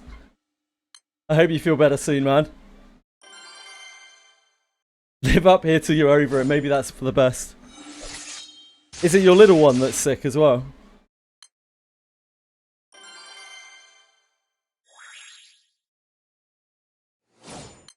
Just you now. Oh, excellent.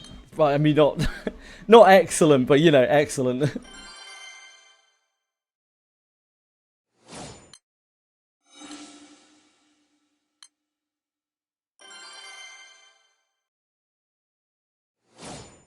Back to the Narcos Clubhouse.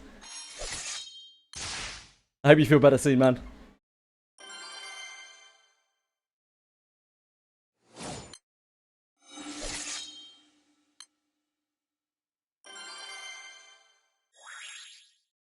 Lucky ass, hey.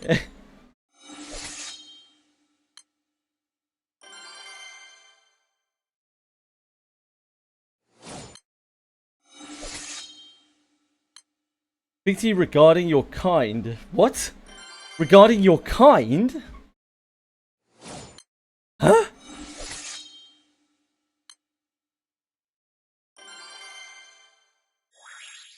Is that a typo? From them?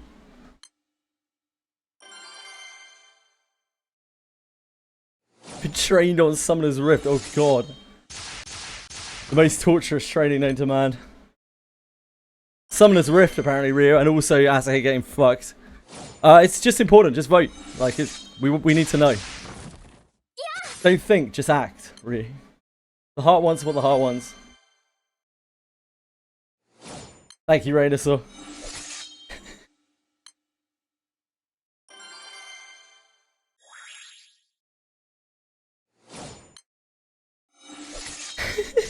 So they can ring a 50% pound voucher out of, yeah.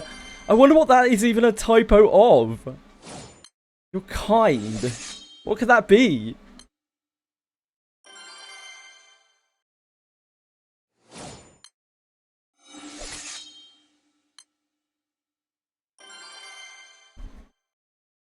Somebody know, damn. I didn't know people were filled with such hatred.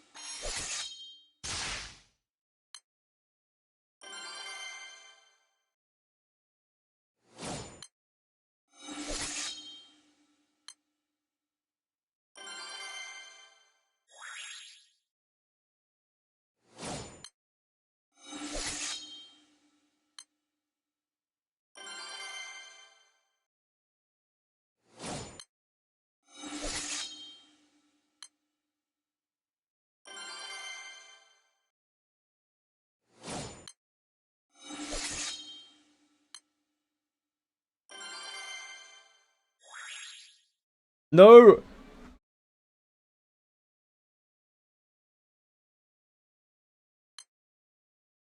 Safe.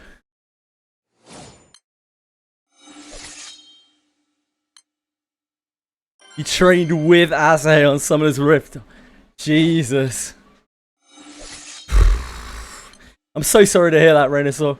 I hope you get better, mate. Yeah, the capture.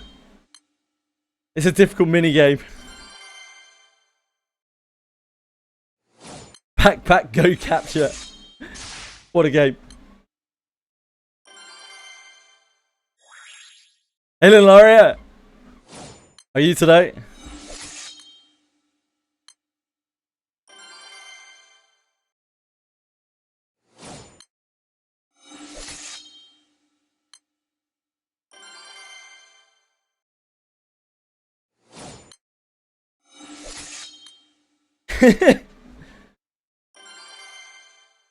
Asahi's on a one-way trip to Pound Town, it would seem.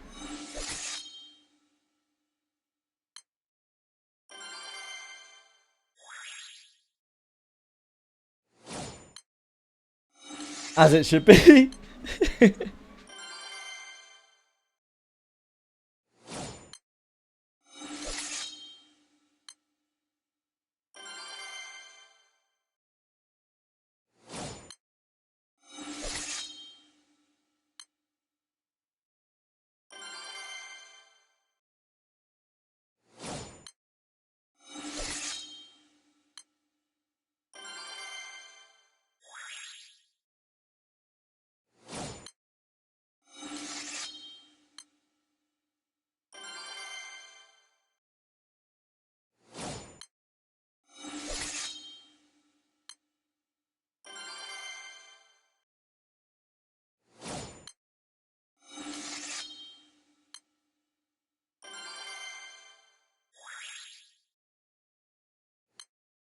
Long stream today, no, half stream today, sorry guys. I have blood on clock tower tonight.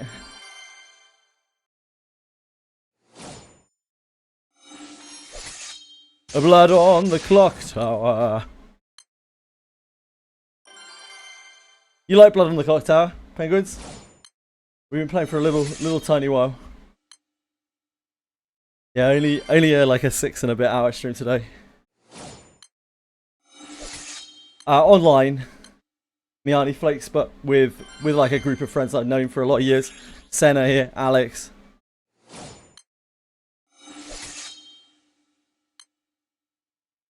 Few virtual sessions for you. Yeah. I know there are like real life conventions and stuff for it as well.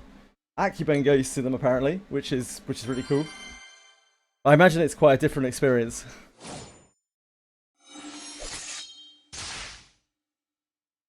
We're still very new to the game. Yeah, I imagine it would be fun. It would just be quite different, I think, right? Yeah, Nick has played in real life too, yeah.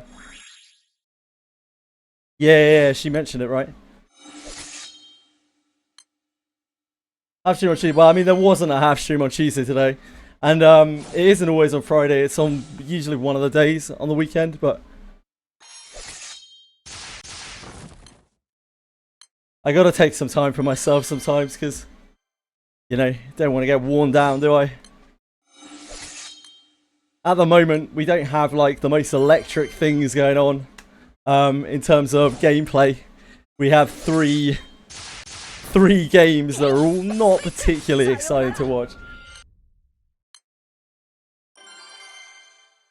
Don't love you anymore, I absolutely do. It's kind of the other way around, like I very much neglected a lot of people because of how much time that I spend streaming. So I'm just trying to rebalance that a little bit, a tiny bit. Daphne's excited to watch when there's a new Abyss. Yeah, sure, but you know, how often is there a new Abyss? Once a year, maybe?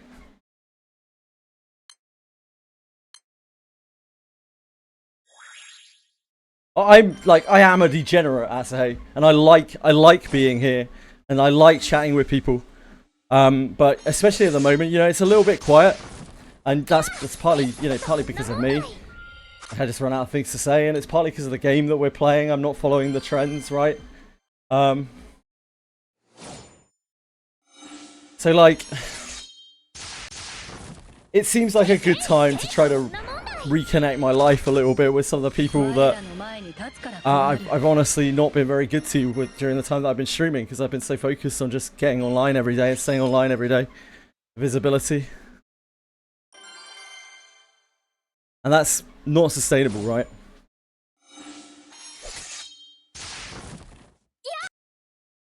Gotta be good to your friends in life. promote my stream to them.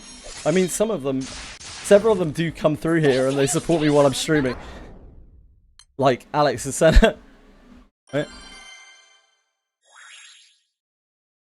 It's Edie as well.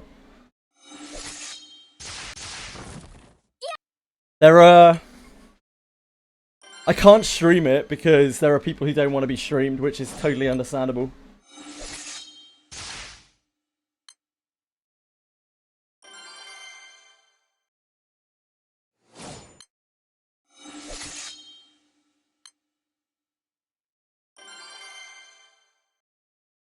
Definitely not funnel information to the other players, indeed. Granblue Relink stream in July when the expansion comes out.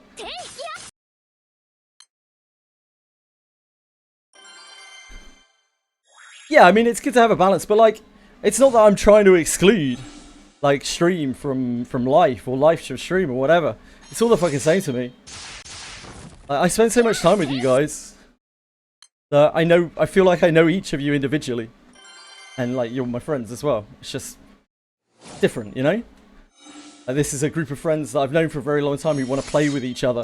Who don't want to have a stream, like, listening to them play. And they want to play with me, but they don't want to play, you know, with a bunch of people that they don't know, or they don't know very well. Which is, like, totally understandable, right?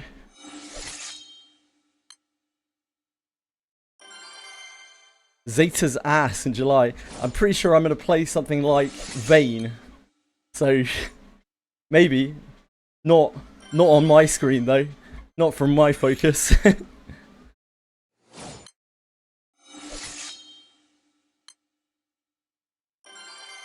There's a good support.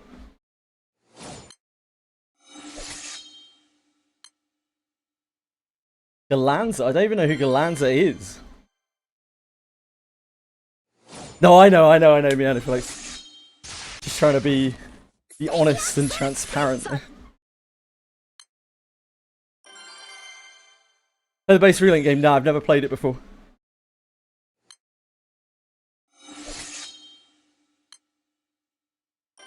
Maybe Redsick, yeah.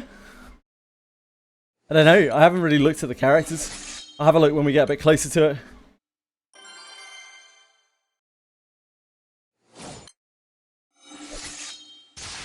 Take your phone to the cat and gave us an IRL version of Stray. I don't like attaching things to my cat. Jokes aside, I don't actually really like... I hate the whole like dressing animals thing. It's fucked up. I don't care for it at all.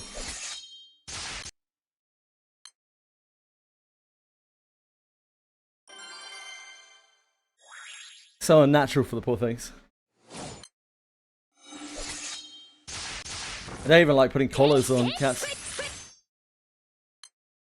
Being the cat's brainwaves into Twitch, yeah, maybe.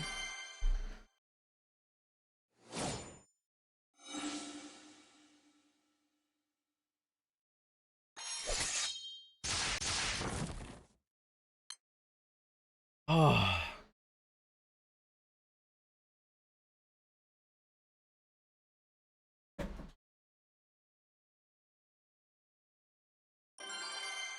Don't collar your dogs. Sometimes you got to with dogs, and I understand. But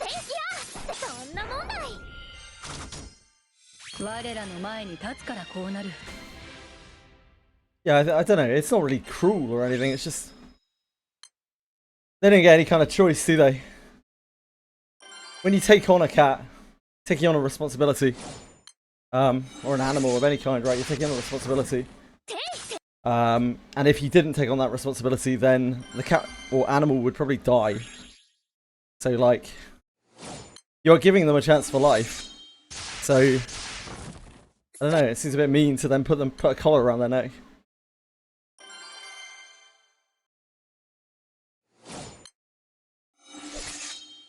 Not collaring my dog says I have my neighbours will be dead. Your dog's a beast.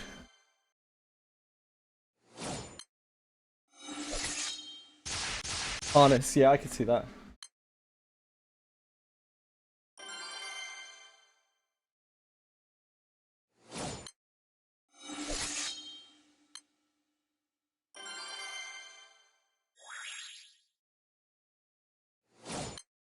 Oh, I'm sorry, Cabysaur. Rottweilers are very, very loyal. I've known some lovely Rottweilers in my life, as much as they can be like incredibly vicious dogs. Also be super loving.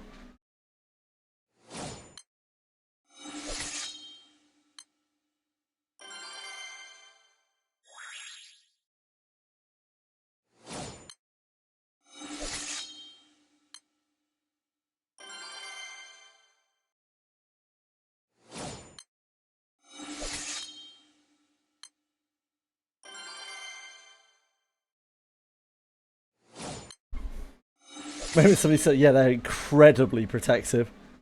Incredibly protective.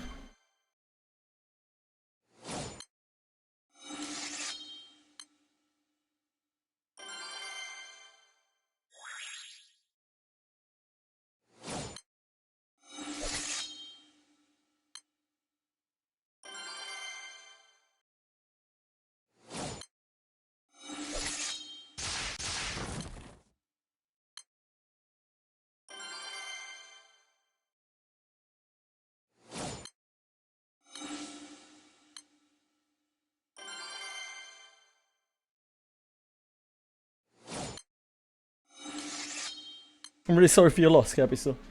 Awful.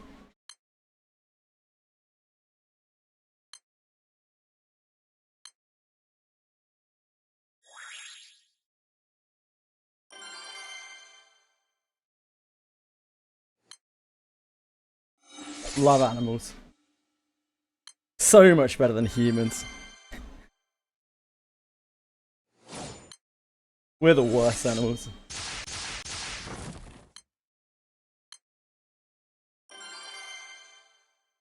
You have your 16-year-old Schnauzer. Wow.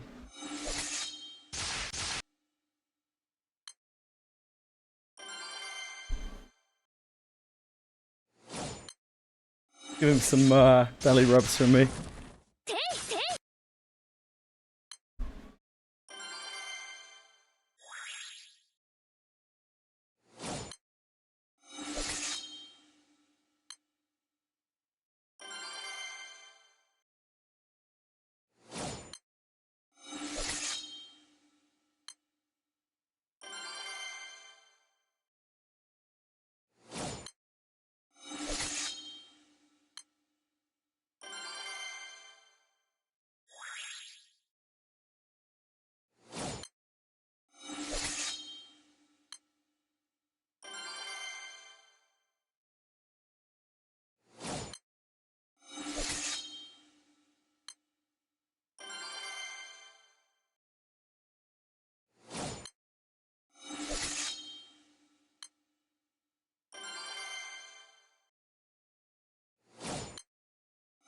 Yeah, I mean, I didn't want to say anything, but 16 years old is, I mean, that's pretty old for most dogs. I'm sure you give them a good life. Seem like you care about your animals a lot.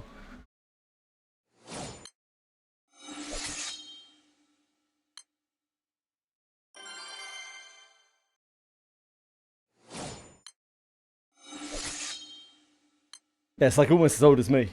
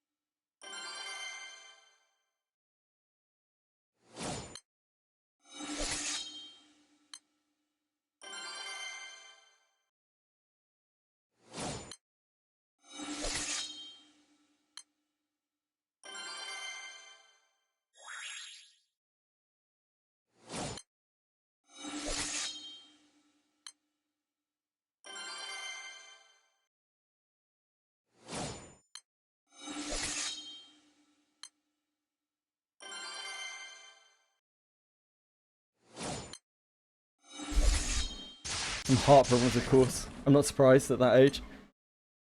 That's all you can do. all you can do, really, isn't it? Like, when animals get old, got to give them as comfortable of a life as you can, and then when the time comes, probably, you know, put them out of their pain when there isn't really anything you can do to stop their pain. Which, I mean, it's sad, but that's part of what it is to be a responsible pet owner.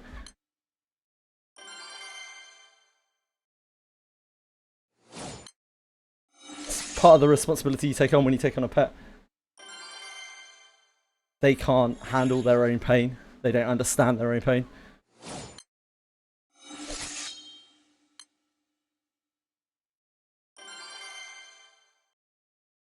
I certainly hope so too, Senna.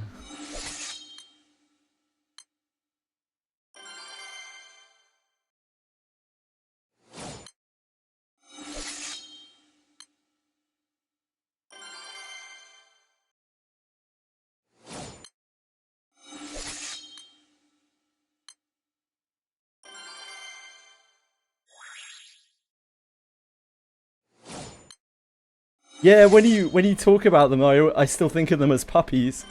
It's kind of crazy to think that they're that old already.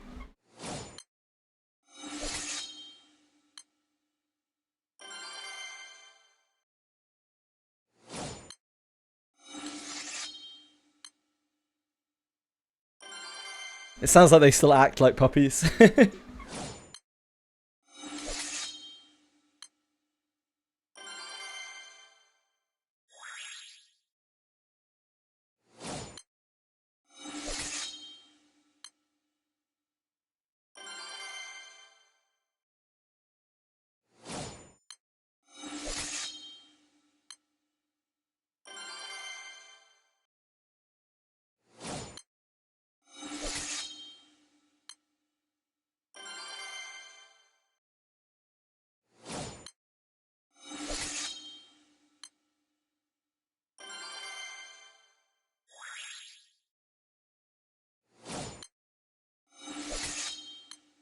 I remember he used to drag you off down rabbit holes and things. Don't know. I don't know if that's still the case. Oh yeah, no worries. Good luck outside. Don't melt.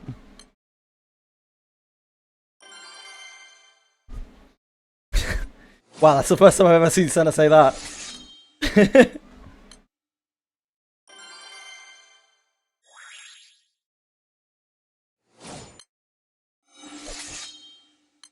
She certainly doesn't say that to me.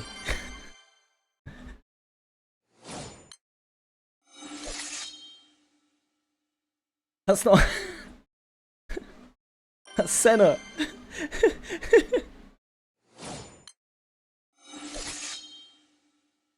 Maybe Red Six is shaking around. Red Six is shaking around.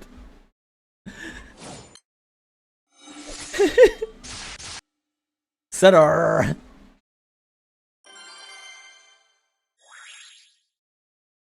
Senna, like that.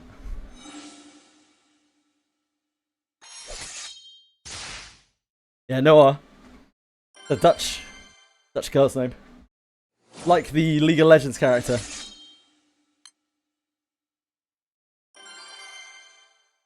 It might be unisex, don't know.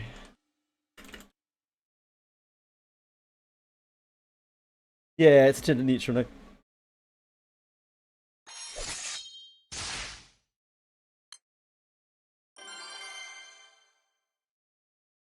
You never touched League. Oh, good for you.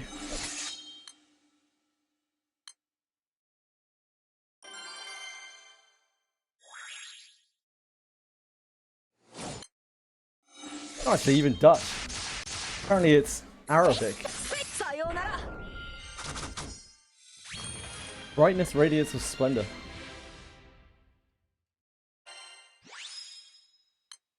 The more you know.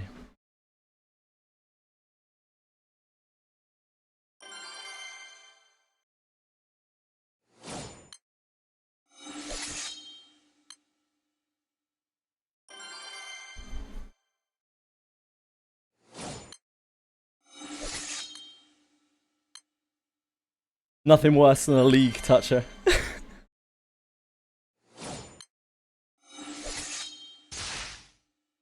Like leprosy. Can't really wash it off you.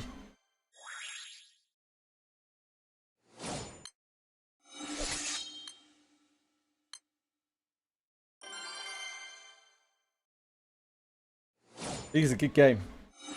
League is a good game. I would absolutely not recommend it to anyone.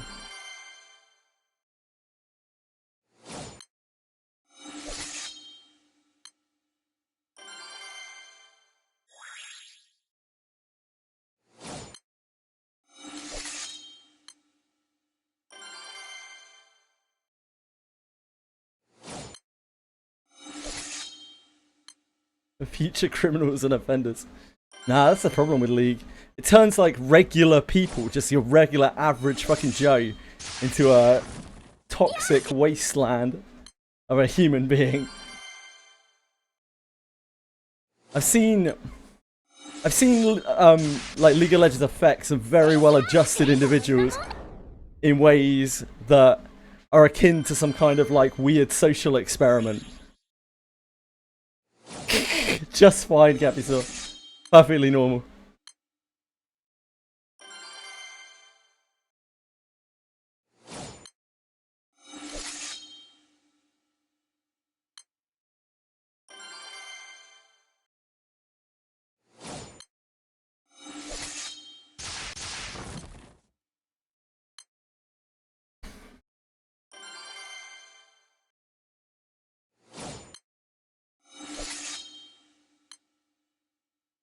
Make people worse, or does it show people's true nature? I mean, that's the discussion, isn't it? Maybe the slightest bit of adversity involving other people. The thing is, I know people who work like quite high pressure environments or deal with quite high pressure things, and the way that they react in League of Legends is very different. And it's because like the game is a fucking social experiment. I swear, it's some kind of fucking psyop. Like being trapped in this environment where you are reliant on 4 other people to help you win, where each has a lot of agency in the game, but you have to rely upon each other. You only know each other for about like 30 minutes or whatever, and in that time you have to like grow to trust each other. It's a way to set up absolute fucking disaster, like absolute social disaster.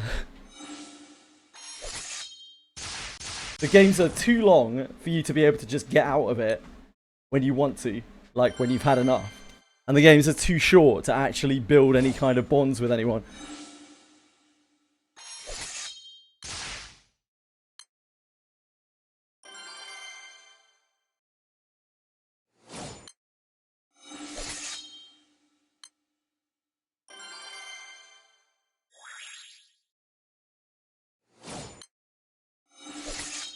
And then experiences from solo queue like embitter people, and they make them expect the game in certain ways, and they make them see the game through a certain lens, and they start taking that toxicity even to like pre-made groups, because it's just the done thing, it's the norm for the game. They've been encouraged that that behavior is fucking normal.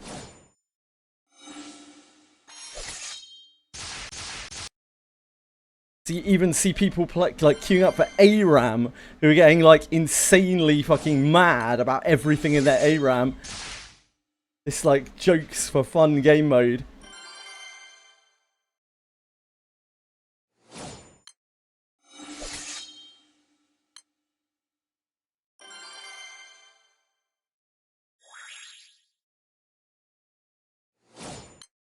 Obviously, everyone has a lot of potential to be a lot of different things in life. We're very multifaceted as humans.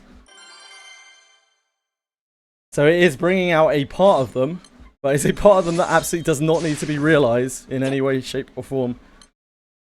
And it's just that weird, strange little closeted environment that brings out that person in people.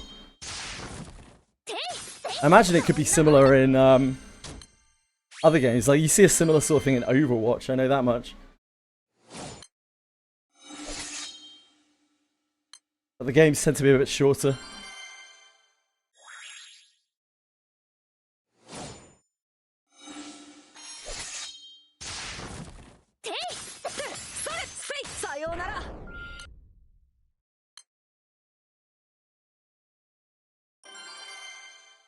No, I don't think that's fair, Narcos. I think any game that requires you to deal with other people has the potential to bring out that social toxicity, but it depends heavily on the environment that it's in. And the way that it's presented, and the way that it's pushed on the players. So a lot of that is down to Riot Games' management, and, you know, other MOBAs as well. They're just designed in a very infuriating way. But games don't have to bring out toxicity in people just because they have community. That's like saying you go to a fucking book club or something. It's bound to bring out toxicity in you because you're dealing with other people. No, Maceling. Absolutely, absolutely not. I could not agree less. Final Fantasy XIV PvP is a fucking cesspool. The Feast was one of the most toxic environments I've ever played in.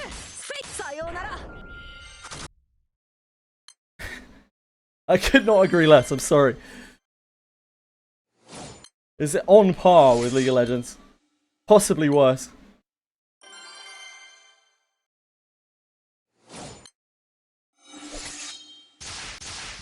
Designed to make you addicted, everything about it is maximizing playtime. Indeed, yep. That's why people can't stop queuing it. Even when they're mad and they don't want to play anymore, they just keep queuing. They're like, oh, I've got to get my ranking back, or can't end on a loss. Oh no, I'm on a win streak. I've got to keep going.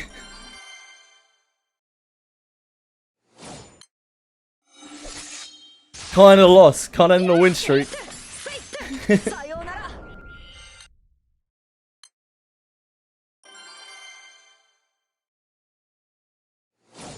Never played Feast. Maybe that's why. Feast was so toxic. I've never played CC. I can't remember what it's called. Crystal something.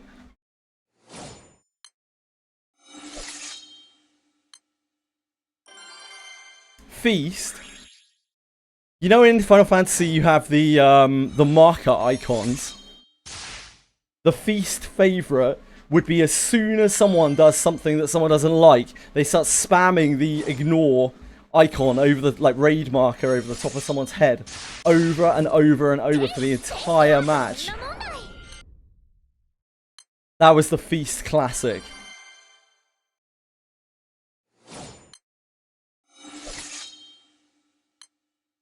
While flaming them in chat, of course.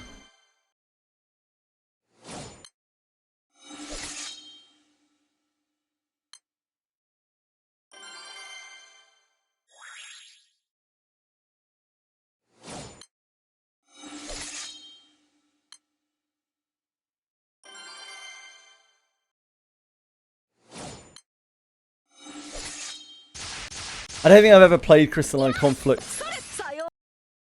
Maybe I have, I don't remember the name of the game mode.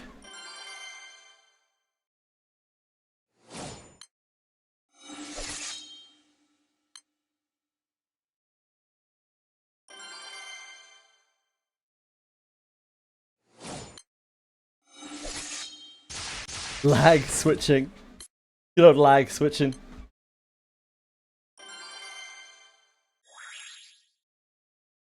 PvP brings out very negative attitudes in people. Generally.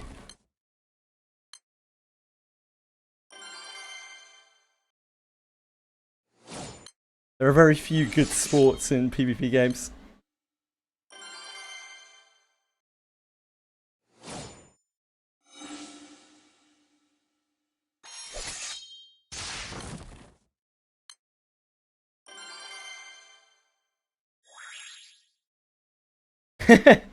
Yeah, it sounds about right, basically.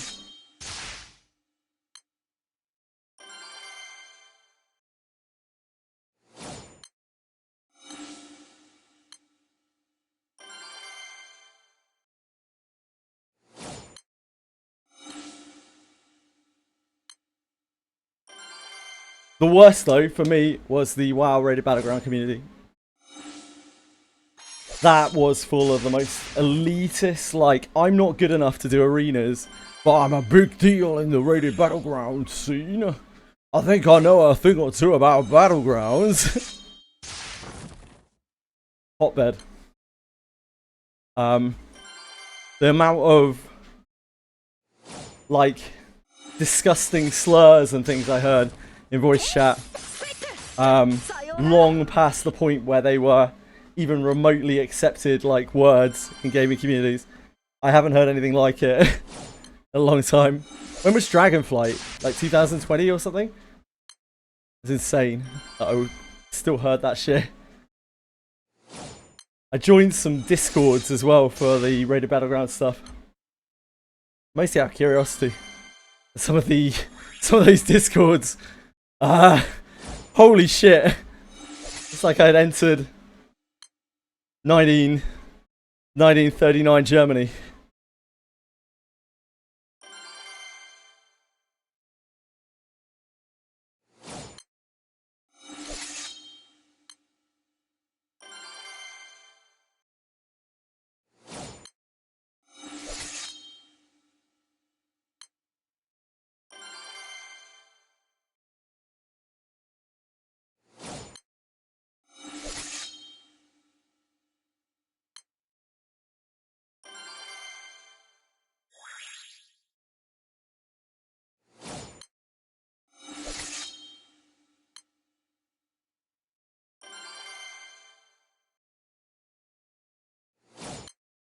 Hearthstone Battlegrounds. I've heard good things about Hearthstone Battlegrounds. I never played it though. I only used to play old Hearthstone.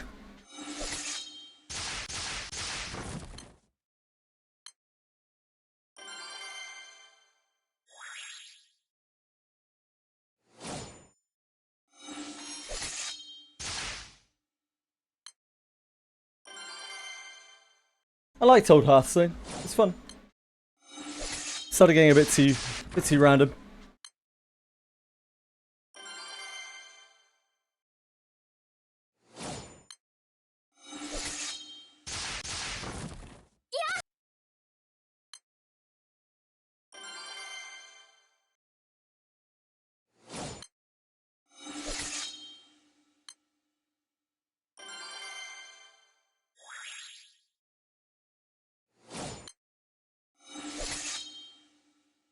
I've had really nice social communal experiences throughout the years in MMOs, Narcos, but like MMOs haven't really been a thing for a long time.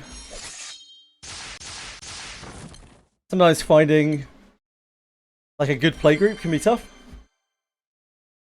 but it's usually worth the effort.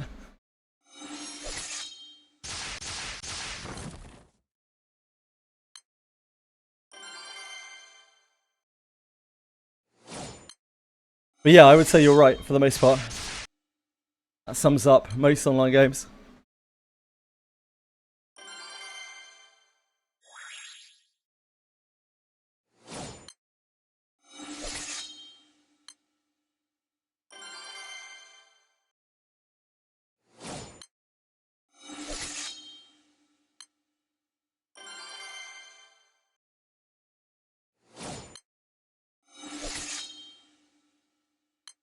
Nothing worse than a peed, mate.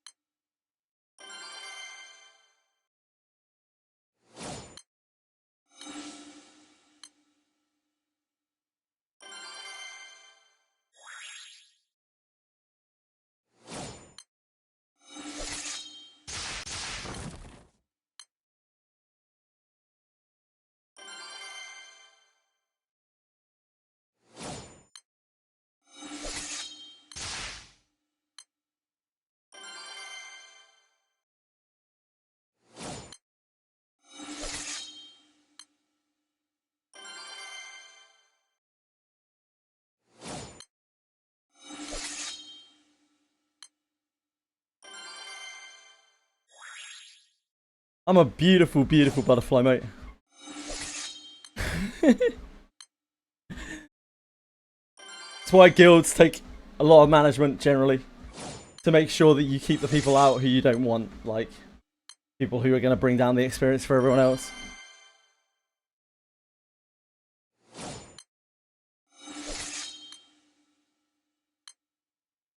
But sometimes, you know, again, people are multifaceted, so like sometimes people act like that, but like they're a pleasure a lot of the time, but they can have their like salty moments, and it's just one of those things. And nobody's perfect. Can't expect everyone to be all sunshine and rainbows all the time. Like, we're all flawed people, aren't we? But it doesn't... You just gotta kind of let it go when people are like that a little bit. If generally your experiences are good, then... Also, everyone has their off days, don't they? I know I have my off days, for sure. Some days I'm very ordinary. I don't really mean to be, and I try not to be, but I still am anyway. Just have less patience than other days. Only try your best to get along with people.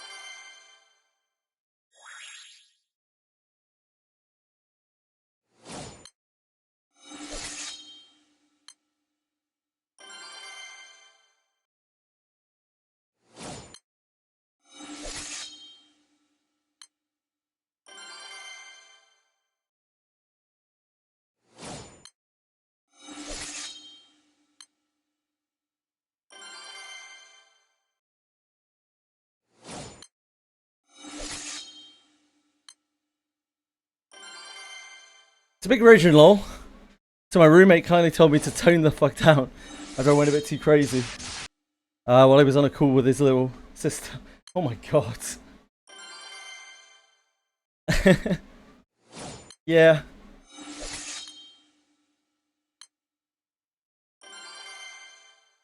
Raging doesn't really get you very far, does it? Ultimately. Ends up not even really making you feel better anymore. You just do it because it's normalized.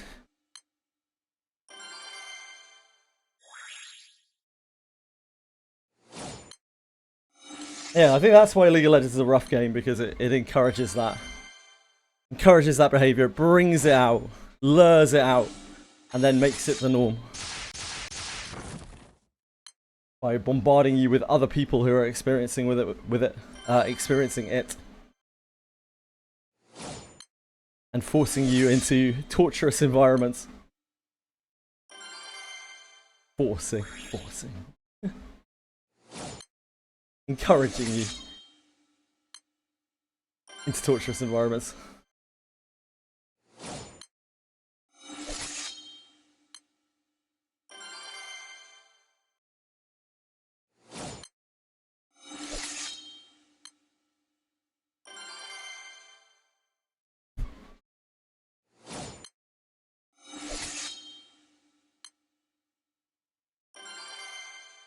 Yeah, absolutely.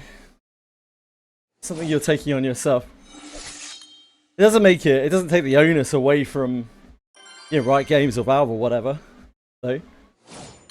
Like, they're the ones who've designed their game as something that you chain play like that. It's not a gacha, but yeah, of course, it's encouraging compulsive behavior. A lot of video games do that. Most MMOs do that and whatnot as well.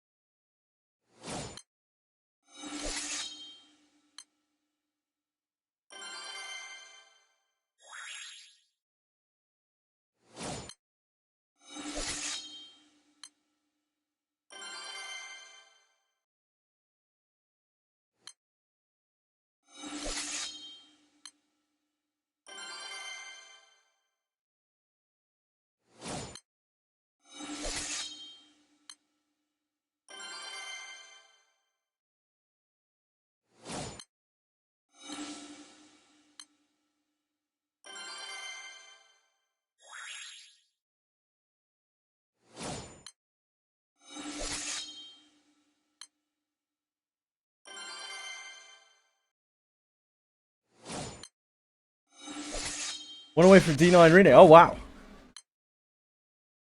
She's strong. Just in time for her Ulta, Narcos. I imagine her Ulta will be over the next few months. Maybe in the summer.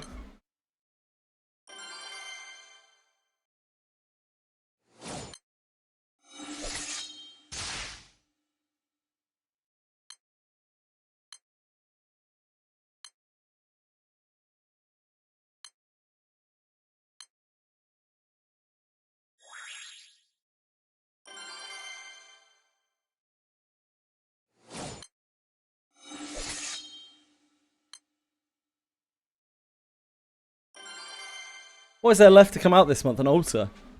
That what's coming next week? Ulta? Must be.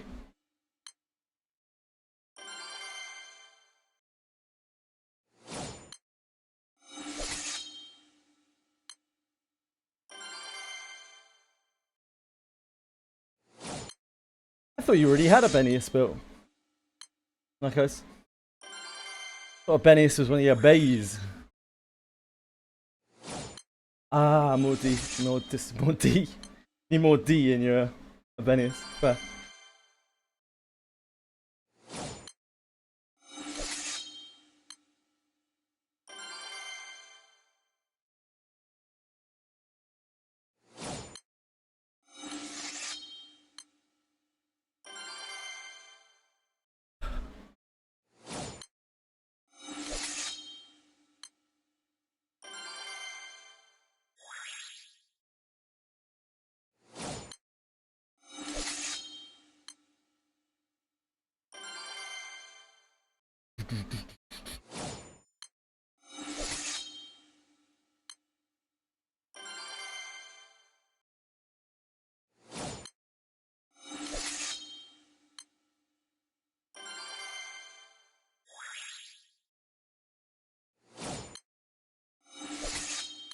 Benny? Oh, Benius. Camille, yeah, yeah. Yeah, yeah, whoa, whoa, yeah!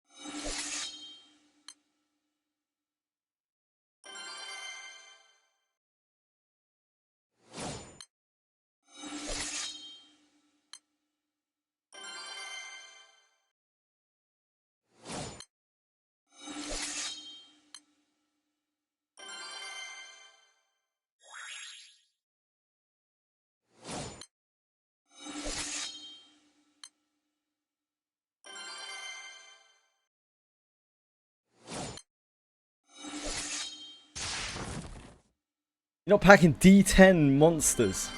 Red stick.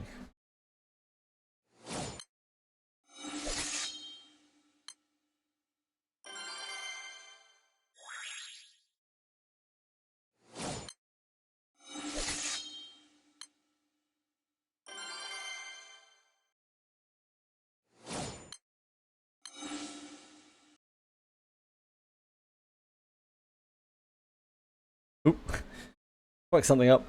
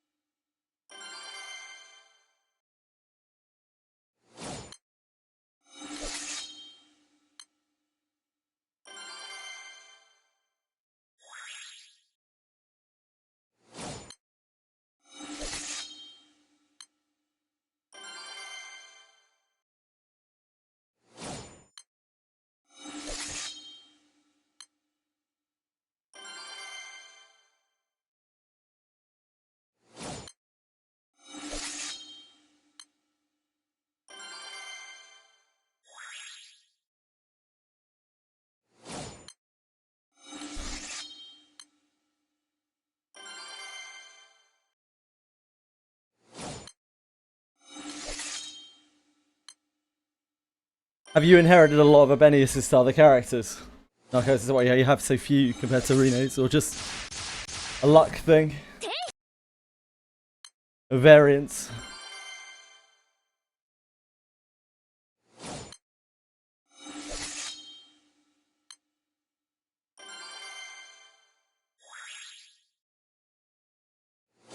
Ah, sure, got you.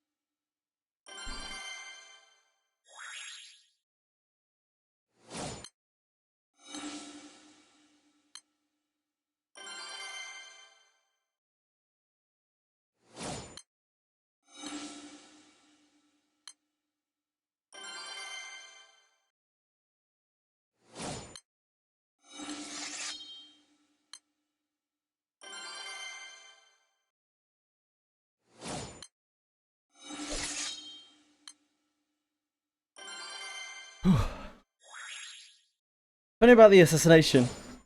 It'll go off anytime the target is below Abenius' damage threshold. Provided an attack was made on them. Yeah. You can even proc off of like an enemy attacking another enemy.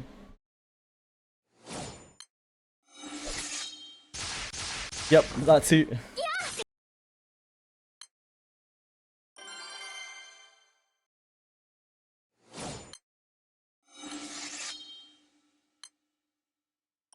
It's like an execute.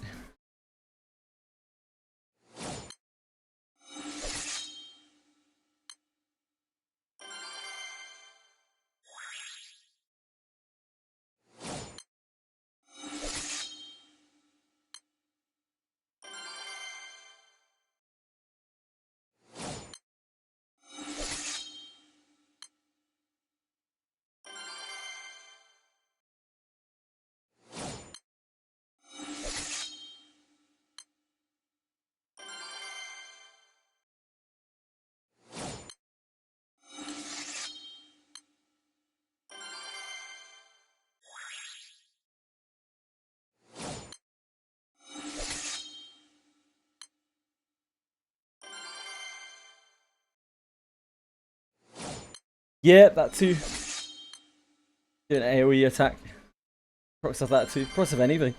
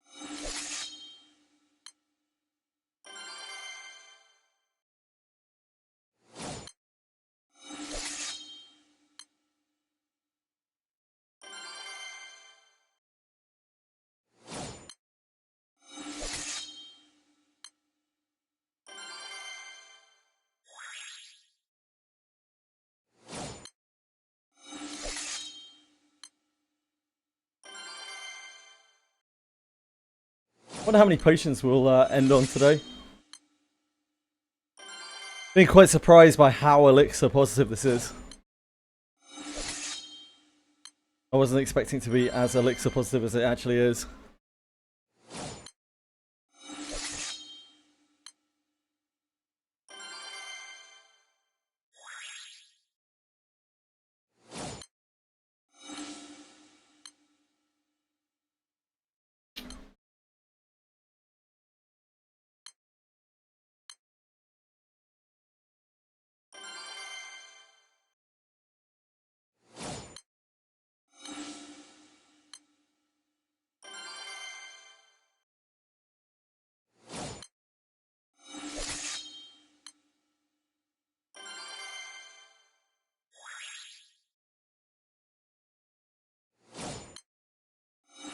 I don't know off the top of my head. I think we're around about the 20k mark.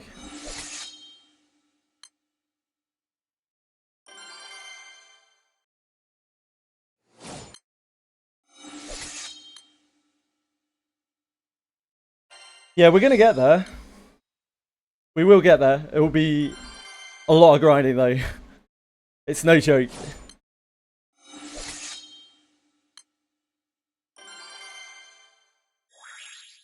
Probably get most of them tomorrow.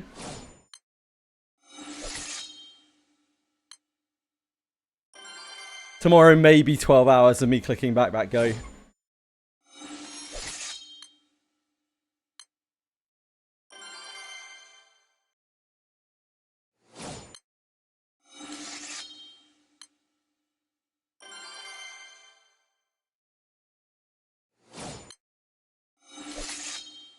You could probably do like 5k tomorrow, I imagine.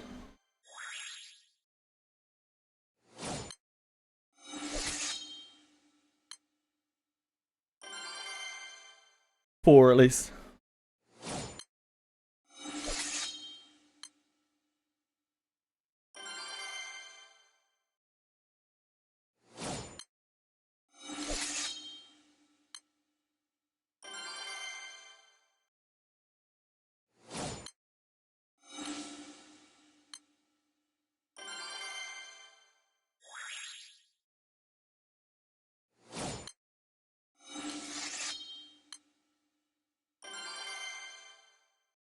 But it means cutting into the other event.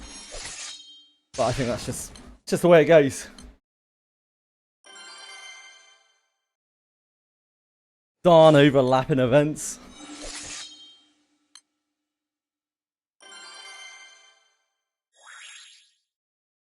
I do not plan on getting 2 Ouroboros tonight.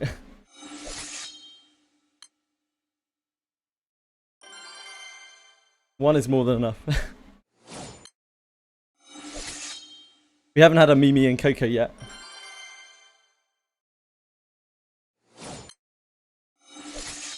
Don't know if we'll get one by the end.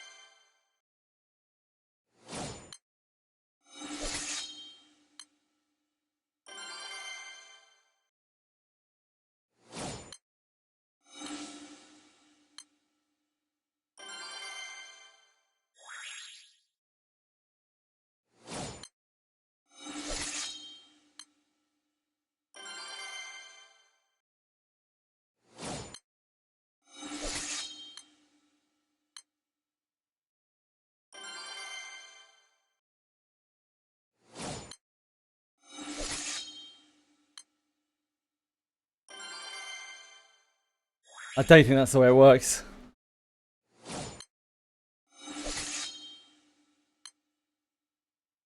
I'll let you know if it is.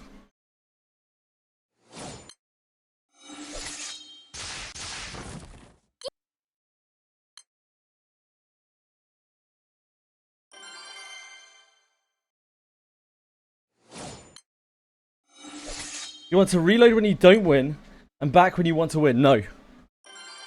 Okay, so imagine like when this screen comes up, this round of combat has already played out. Even though there's animations here, that round of combat has already played out. Like, so as soon as that comes up, there is no round of combat. It's just your account of it if you want to watch it through. Like, the game has already processed it. So after that's happened, if you hit back twice or once, and you hit reload, then it will skip to reloading the scene, but it has already accounted for that combat round. So like it will take you to the next combat round. If there is no next combat round, then it will end the encounter, like the encounter will be over. So like, that's why when I double back, the encounter's already completely over because it died in one round. If it doesn't die in one round, then you'll just load to the next turn.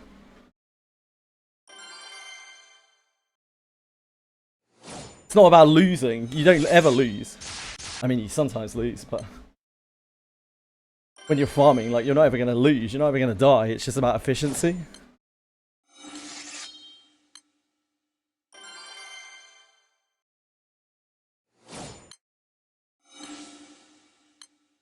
It's just like an animation skip. Ah, you didn't kill them. Yeah, sure. No, well, kind of. It's probably better to reload. It doesn't really matter too much. You can just hit back as well, and it will pretty much do the same as reload. The difference is sometimes, especially on the Steam version, I don't know if this is true for browser, but on the Steam version, when you hit back, sometimes it doesn't load properly. Sometimes it doesn't reload properly. So I always try to use reload when I'm not killing it in one turn. Unless I know it's dying on that turn. Because if it doesn't load properly, then you have to hit reload manually as well.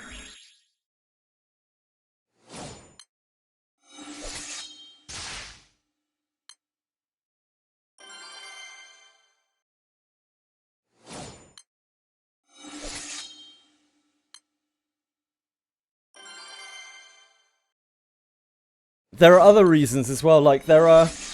So after... If you reload, then you go to the score screen.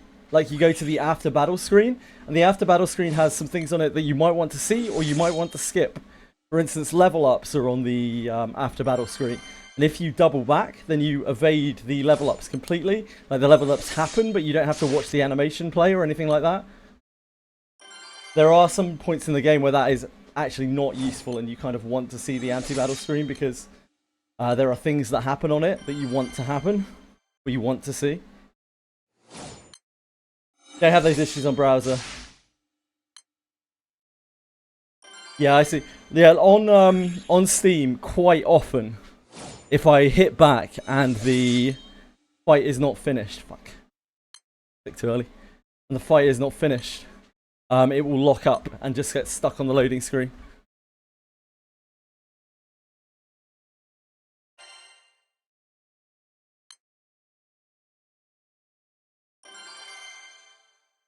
Yeah, if you're playing on browser, you can set up just loads of bookmarks and shit. You can do all sorts of crazy nerdy shit to help you along.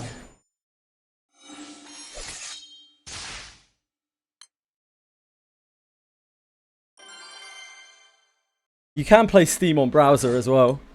You can load it up on browser if you want to. Swam.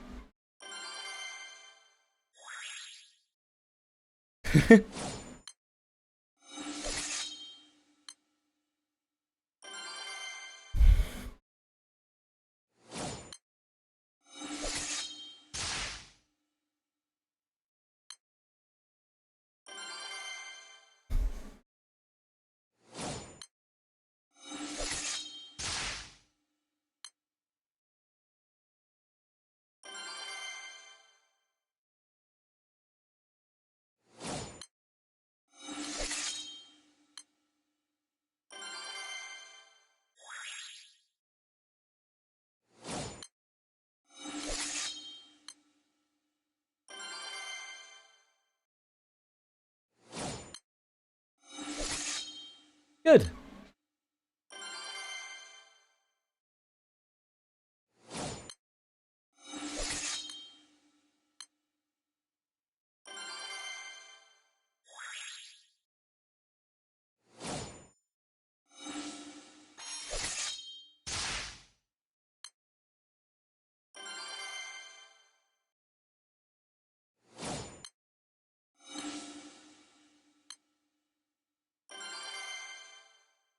You go very deep down a Granblue Fantasy rabbit hole if you'd like to.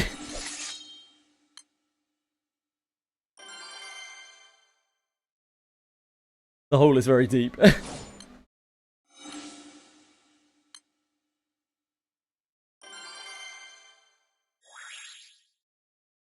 I'm not willing to put my head underground. As far as I'm willing to sink.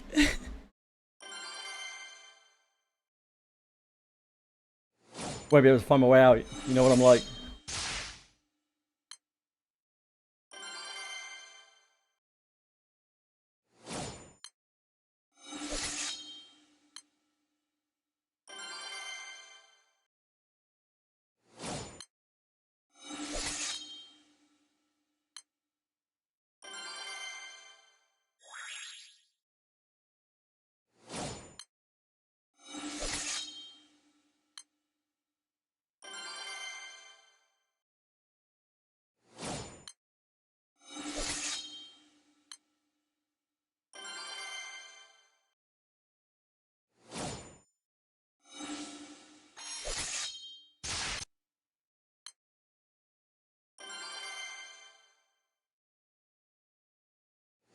Yeah, you had to be so focused for that. I was watching them do like the double client things. It's the thought of doing that for hours at a time is a bit much for me even.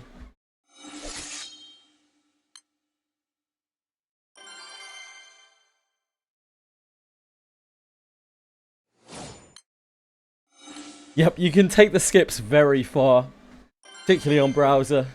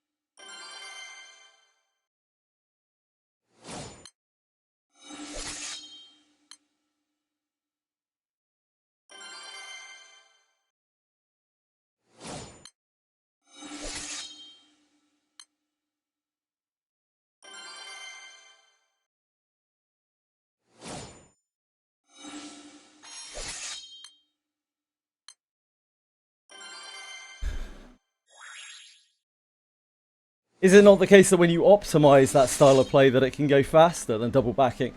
You mean?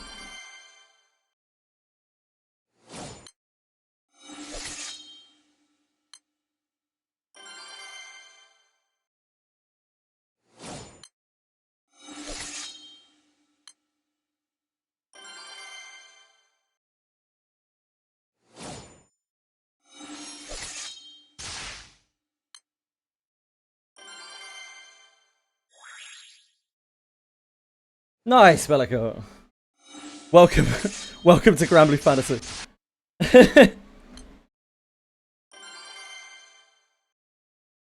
Yeah, welcome to Back Go.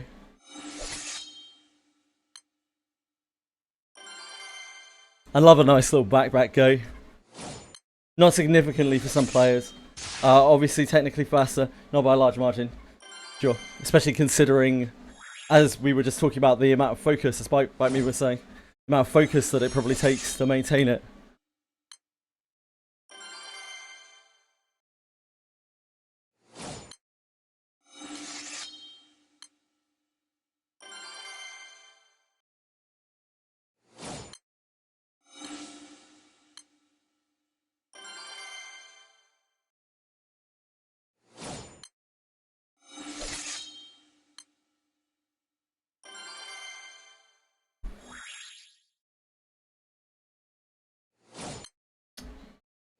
Idiot.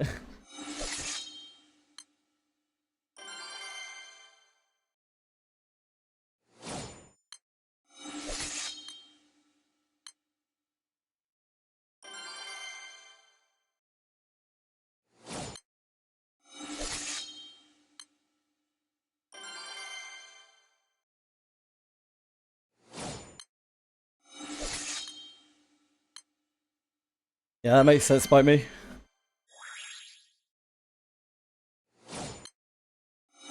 I was for a while, Senna. I don't know how long it was, months probably. Like I know Bite Me has been hanging around in chat. Yeah, I don't think he's talked that much until recently. Sorry, I'm assuming he should say they. I don't think they have talked that much until recently. Yeah, they've been hanging around in chat for months, I think. And I just assumed it was by Temmie for ages. And then one day I was reading it and I was like, wait, hold on, is your name Bite Me? And they were like, yeah. Yeah, I've seen your name in chat a number of times. I'm like, wait a second. Is it meant to be Bite Me? And you were like, yeah. It's meant to be Bite Me, but it doesn't matter. That's how I tried since to say Bite Me. Slipped up a few times, but we're getting there.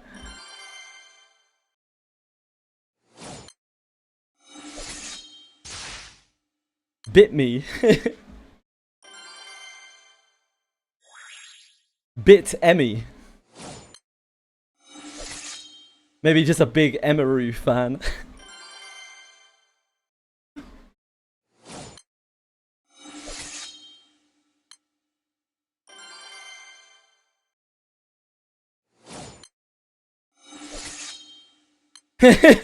Like, no, definitely not that one.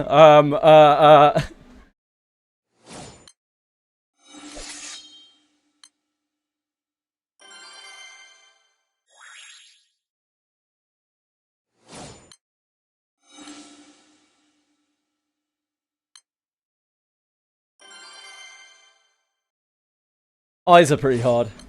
Yeah, I'm with you. It's really good info, thank you, Umi. You aim for 28k alchemy mats? 32k. Stugrog, right? 30k for Ouroboros. 2k for the dagger.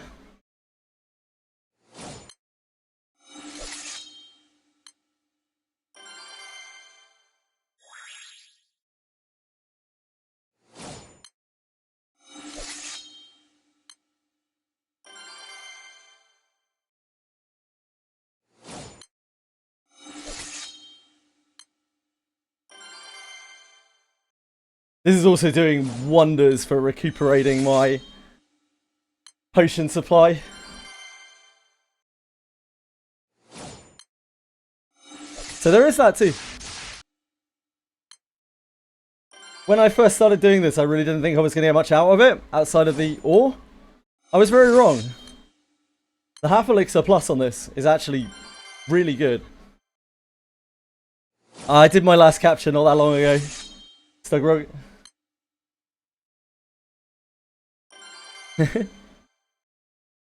Please, no capture Mancy. My one true foe.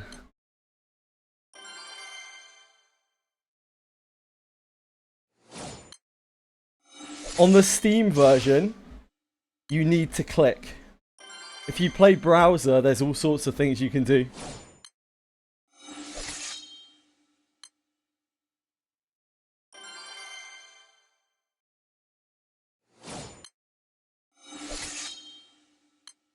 You can feasibly set up a back click on your mouse. You know, like, as in like browser backwards. That apparently registers for some people for this. I tried it for a bit, it didn't seem to work very well for me. I've just kind of gotten better at clicking, to be honest.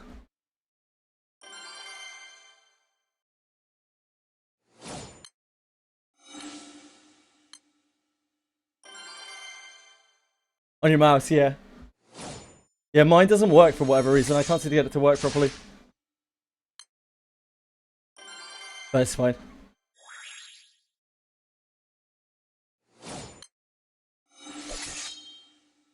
It's all about those fine motor skills.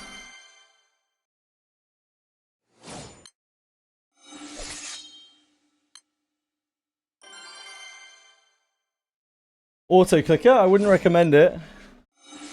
I believe that is against TOS.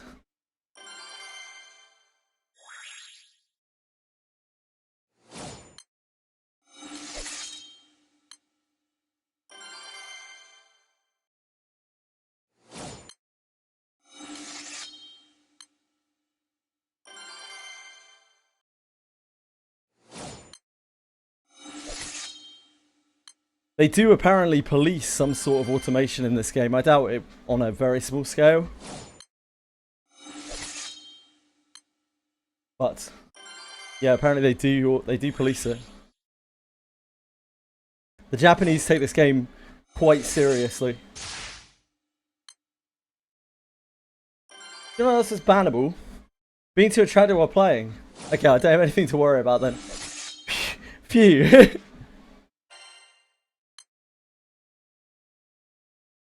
I guess we're getting other little mats from this as well. Yeah, a bunch of like prisms and shit.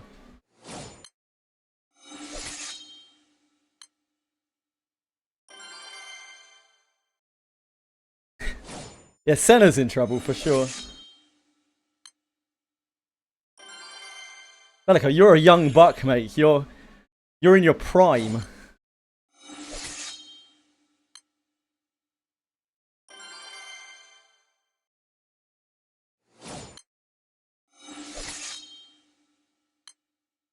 Very nice of you, by the way, Meowly Place. You're a charmer.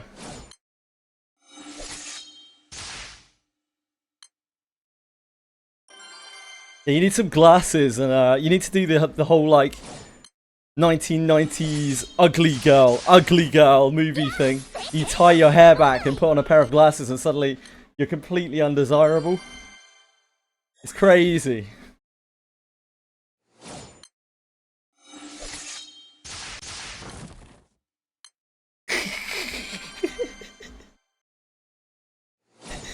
Yeah, handsome. So handsome. Handsome enough to stun pigeons out of the sky when they look upon me, when they gaze upon me. Oh my god, what is that? Got a mole on your nose, like Baba Yaga. Instantly disqualifies you. That's character building, mate.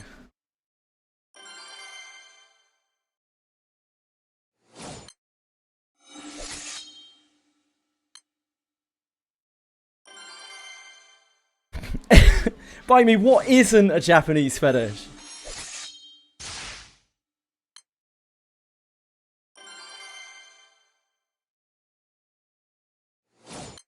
You wear glasses all the time. Ah, you're safe then, Senna. It's like Clark Kent, isn't it? Can't possibly be attractive if you're wearing glasses. That's just the way that works.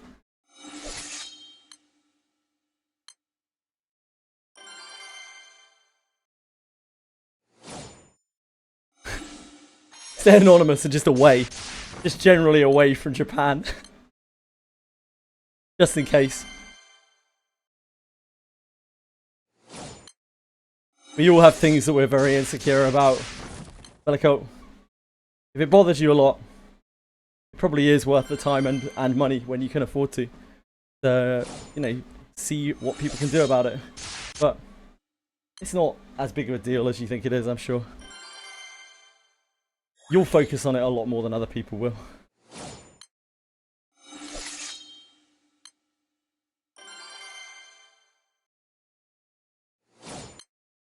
No, Bellicott. We're working on 1990s movie logic here.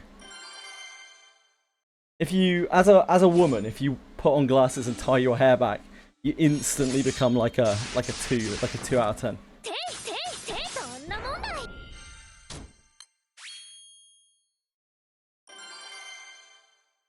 Also, wearing glasses. I guess on the same note, wearing glasses in a 1990s movie as a guy, you're instantly a nerd. You're instantly an undesirable nerd. I guess it does work both ways. Like you're instantly a sweaty, greasy nerd.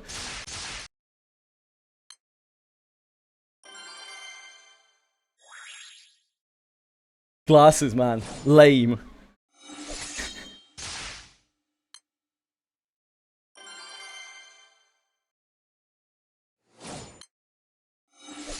Alyssa? Does Alyssa have glasses?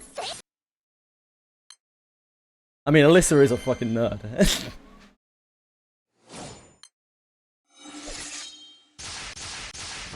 I think loads of people... You get used to it, right? With glasses on people. At least I found that in my life. When I see people wearing glasses and I you know, see them constantly with glasses. When they take their glasses off, they look weird as fuck. But like... when they don't wear glasses and they put glasses on, they look weird as fuck. It's just like a permanency thing, right? Your brain tries to make sense of someone looking different, the same but different. And it doesn't like it.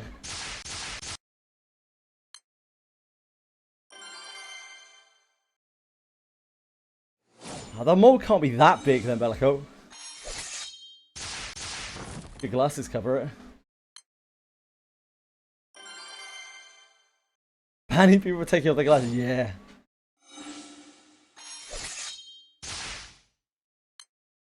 Well, I'm sure you look wonderful with or without your glasses, Senna. Gonna fuse them to my skull, okay? I mean, that seems a bit drastic. It's one of those things where nobody's really suggested that, or really like talked about that in the slightest, Meandy Flakes. If anything, you've just brought that up and just want to fuse your glasses onto your face. I'm not really sure what's going on over there.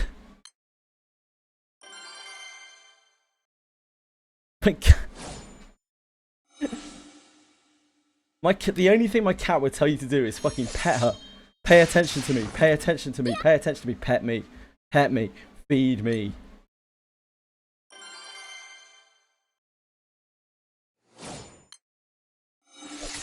You didn't pet her? Well, you're fucked. You're dead to her.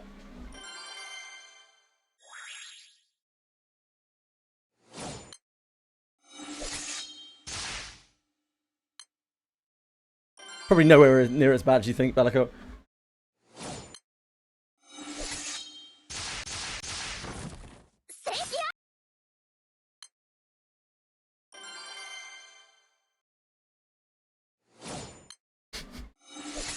Like, how did you make this contact? I'm starting to doubt this. I'm starting to doubt the reality of this.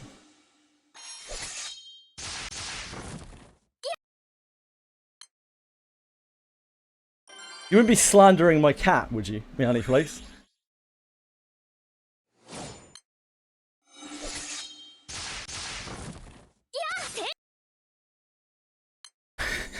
I'm getting mixed messages from that one.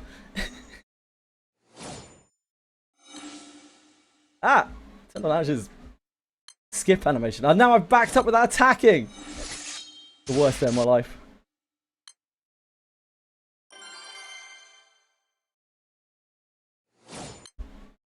Yeah, there's no need to worry about it, Bellico. You'll be alright.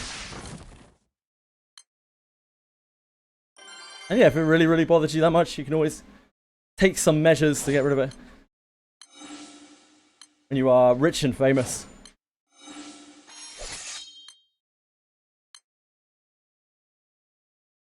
One day pet Chili. Maybe see the other two from a distance. Nah, Sugar's quite affectionate. Spice though.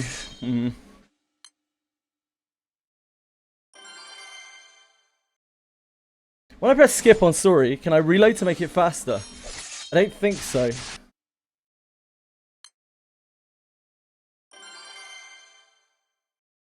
If anything, I think it breaks it. I think it resets it to the last checkpoint.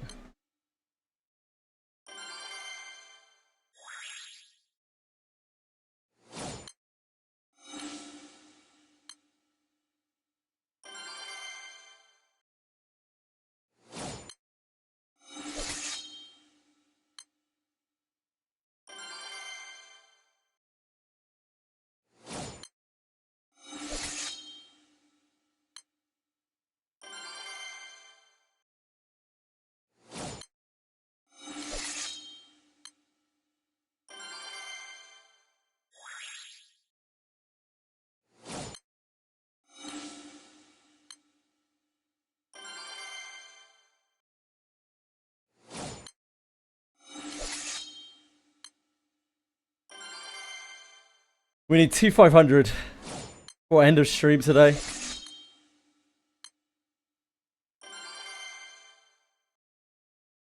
I'll grind out the rest later. Before I get back from walking with Edie. So we hit our quota. Can't be going under our quota.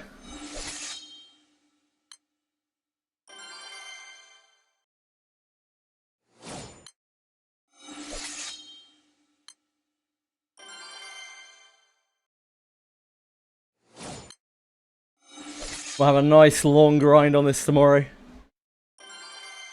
And that should get us most of the way there.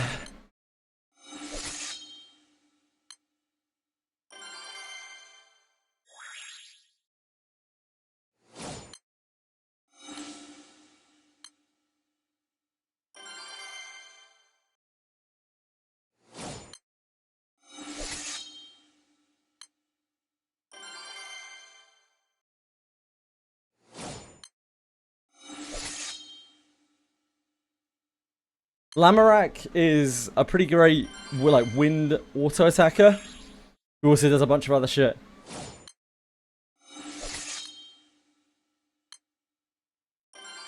He's pretty good, but yeah, I don't know.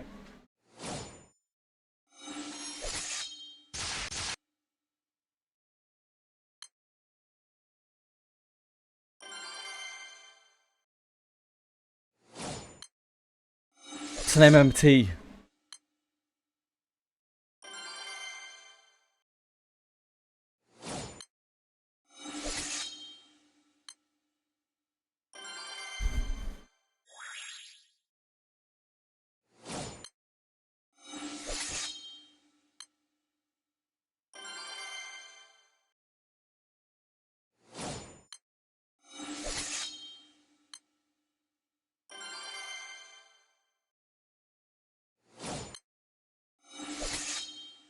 Ah, Martial Mastery Raid. Thank you, Trial. Yep, sure. Got you.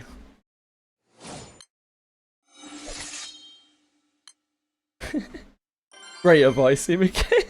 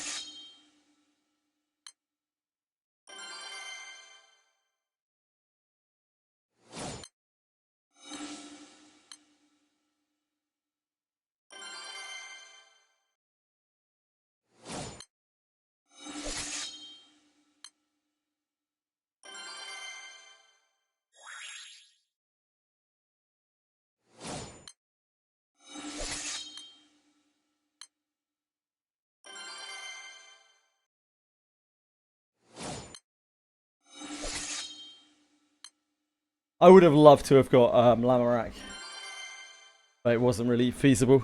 I think Rigardo does a lot more for me.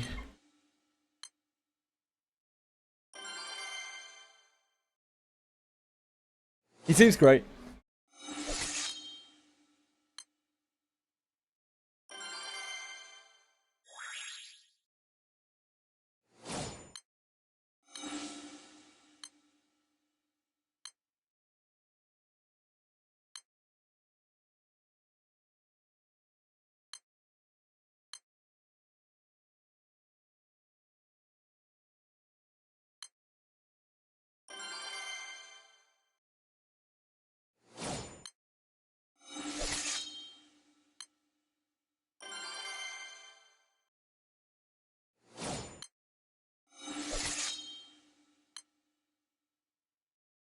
fuck.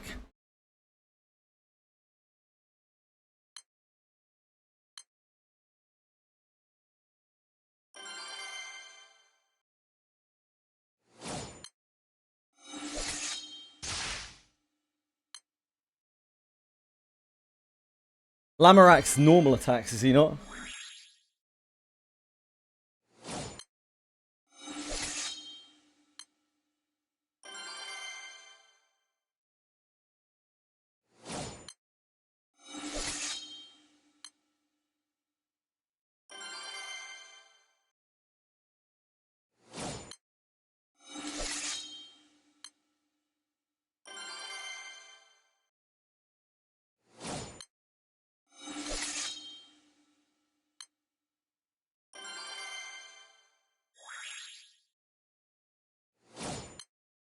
Yeah. It's why I didn't really consider him, because I don't have other wind normal attack stuff.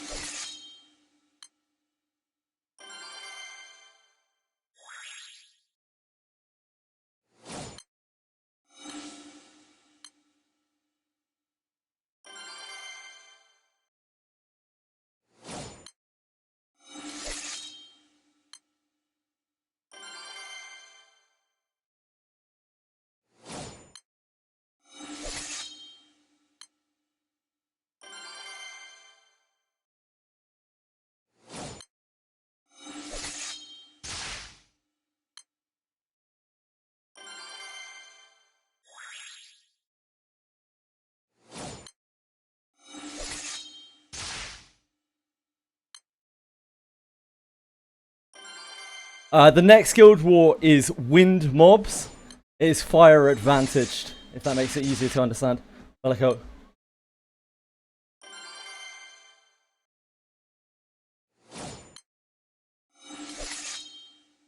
Holy Link! Holy!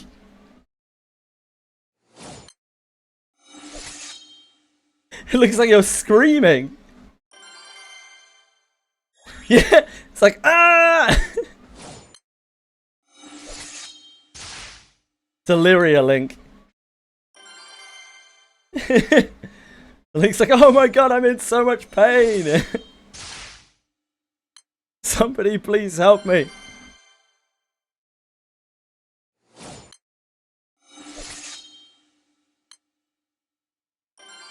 Lyria infiltrated your Link.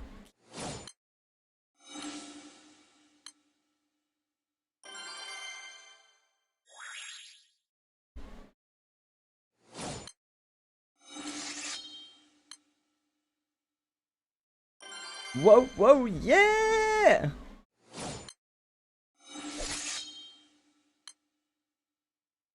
I need to put that on my Streamlabs at some point, or something like the sub or something.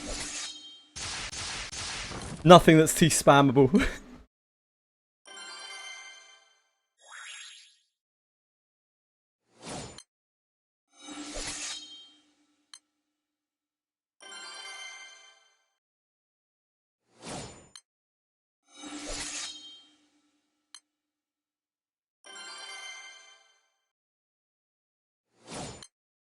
There should, but I don't know what it could be.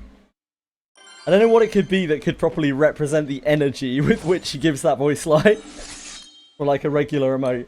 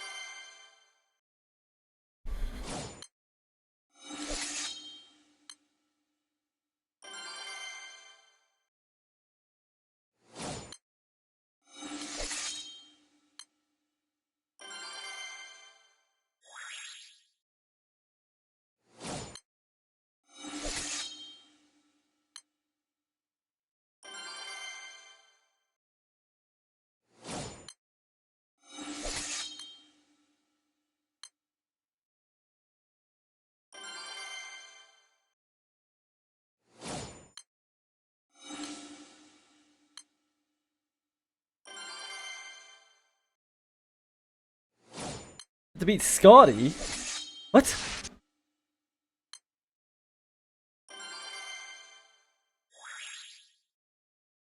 Oh, Scardy must be an enemy. One of the bosses in the night trials, right? In the night side stories.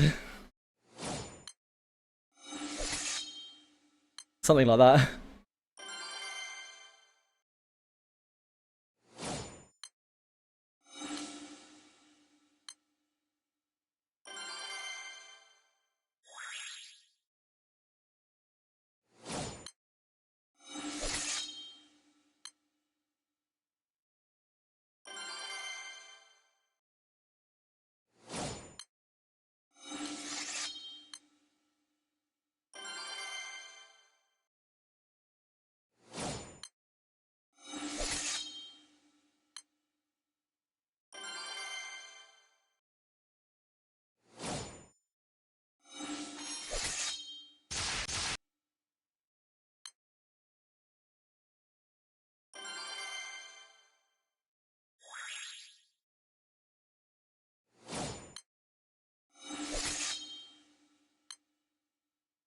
What are you farming?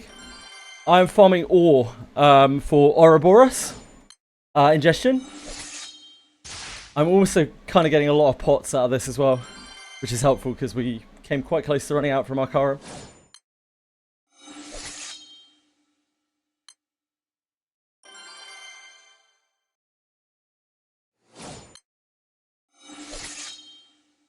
Again, I'm still shocked by how potion positive this is.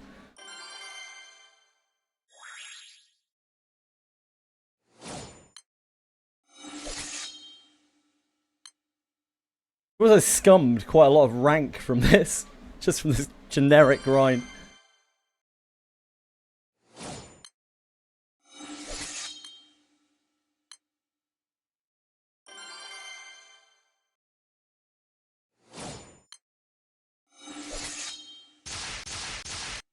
Yes. It's always a question mark as to whether I can precede every 25 ranks, because, like, there's a good chance that I haven't unlocked the story chapter with the rank upgrade on it. I was stuck at 175 for quite a long time.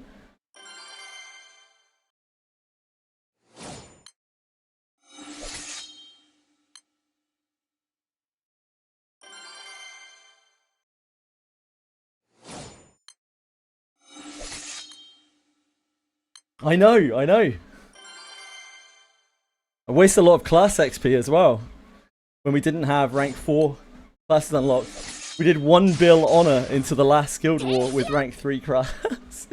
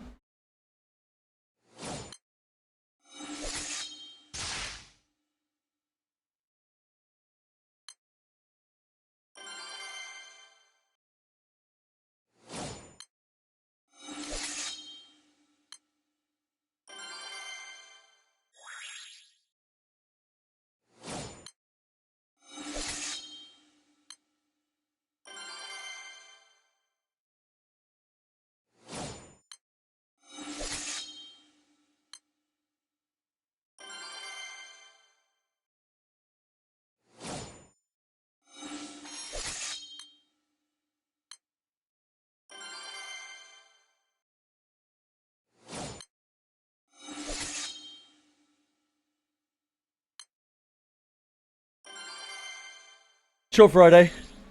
Was we going to touch scratch? You should. I encourage it. Enjoy. It's fine. Night 1 is the setup night, so we're actually all safe-ish on night 1.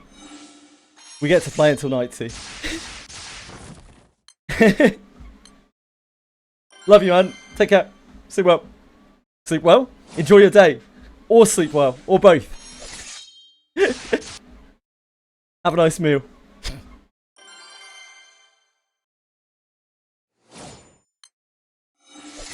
Hello, Fugger11. How's the afternoon been? Just hanging out, grinding away. Get my steps in. Same old, same old.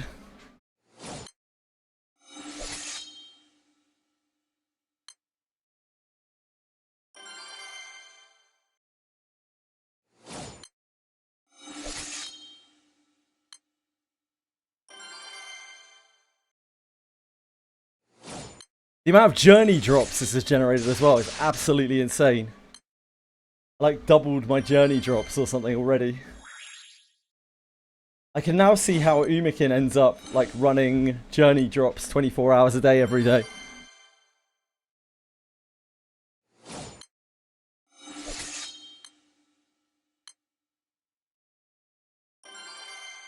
Yeah, Senna and Alex play a lot of Paradox games together. Like, oh, she's a betrayer. How so, Alex? Tell me more.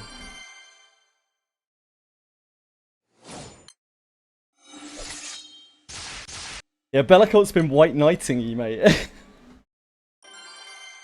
He's been riding to your rescue.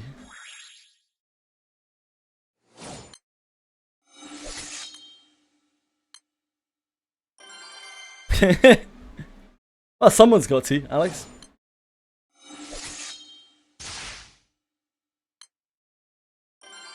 Someone doesn't stand up to the man, who's going to, you know?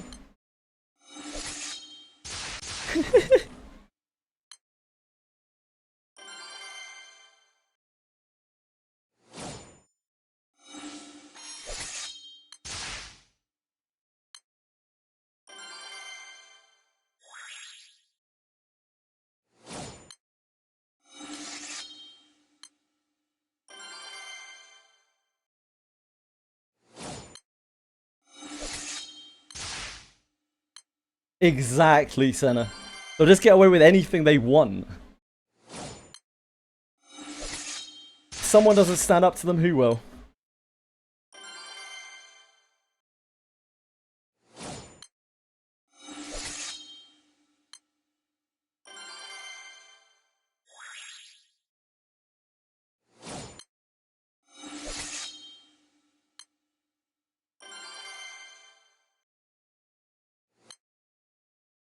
Well, no, because she said man. I'm certainly no man, Alex. What are you trying to say, mate? Excuse me? Hello?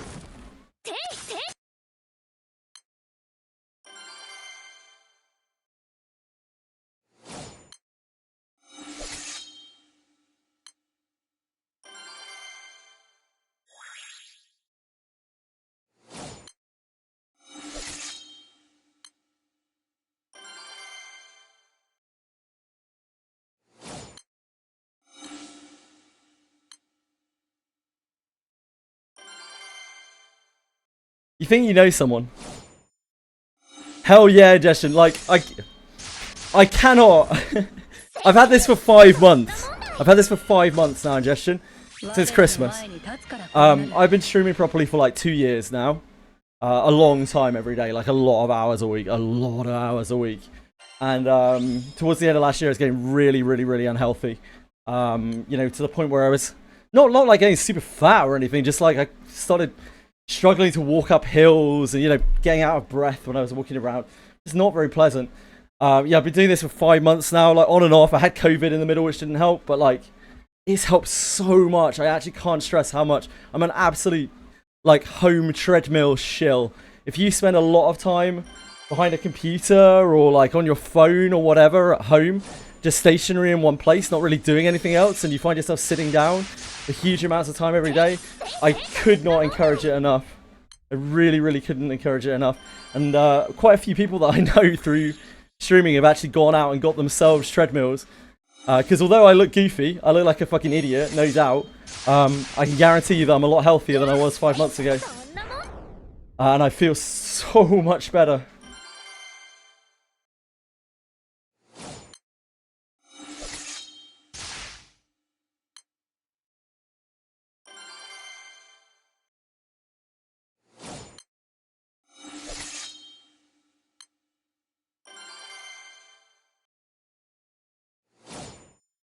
Yeah, at least I'm a mobile idiot.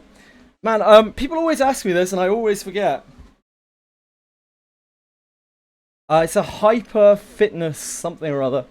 Hold on. I always have to fish the address out of my mailbox.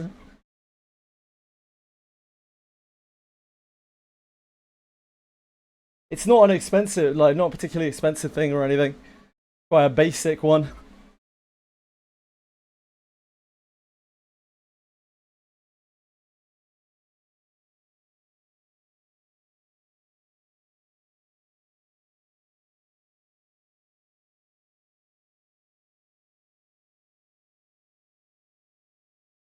It's the Q2 Pro.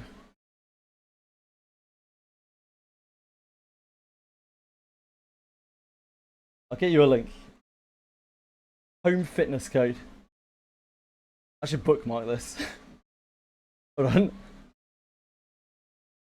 I'll make a Nightbot command of it when I can be bothered.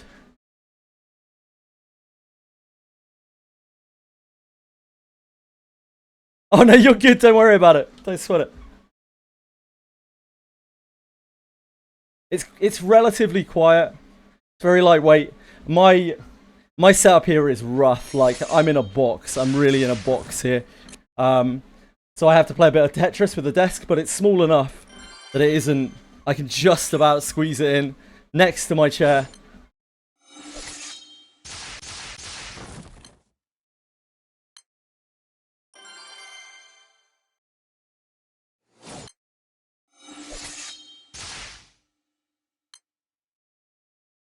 I love Echidna. Echidna's so cool. It's another wind character I wish I owned. The number of wind characters that I actually care about is quite small.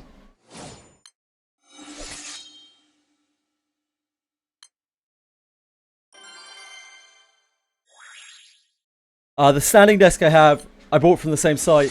It's just a mechanical standing desk. So it goes up and down. When I finish in a second, I'll show you. We're 2 minutes off the end of the cycle, so.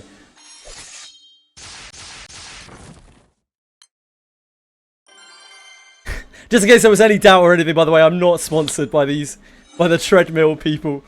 I do not have codes or anything like that. I just genuinely think that this has made a huge difference to my life, and I would encourage anyone to just buy it and like have it sit there, and maybe it'll take you ages to build it up, but if you even use it once, it's worth it. A little bit of exercise is better than none. Having it there to build up is like half the battle, and getting yourself to do it right.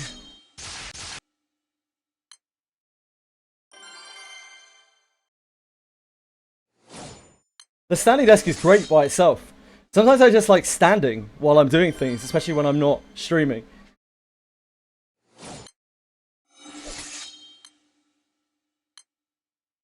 Yeah, you could easily do it with like a exercise bike or something as well. I did consider that too.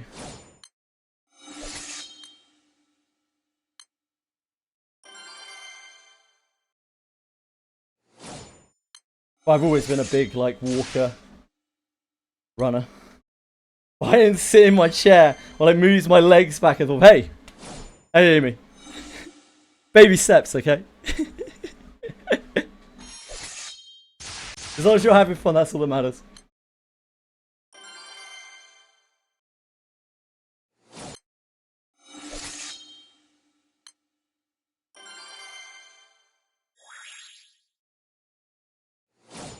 I think it is, yeah, I think it is, son. Because you're having to like manually move your feet, right? You have to manually move your legs so they don't run off the back. This is crazy, you get 2 potions sometimes. Insane. Actually overtuned.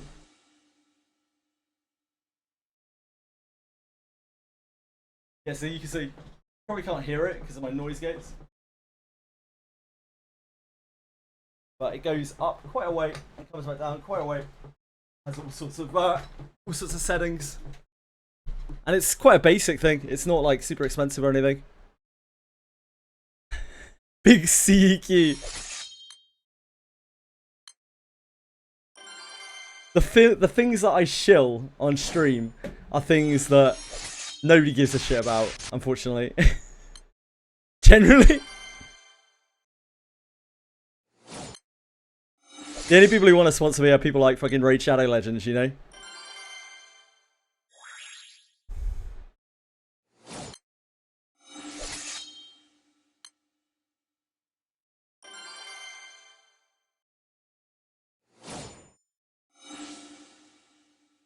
Oh.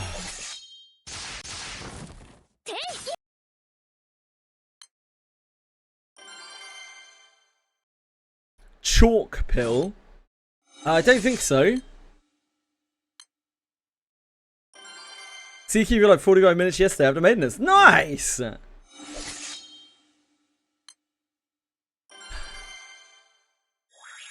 That's pretty sweet by me.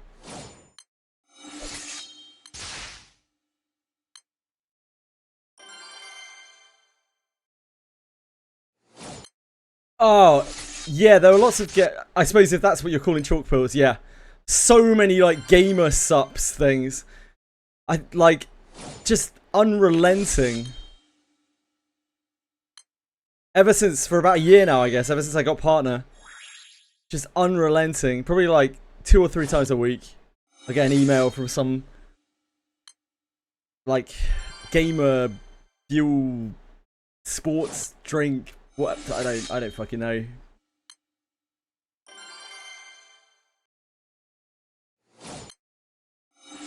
I used to reply to those emails, but I'd always get replies back from them being like, hey, we know that you only like water, like you say, and you'll only ever drink water. But why not try our drink? It's just as good as water, but even better.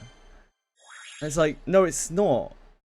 It's just a load of fucking additives.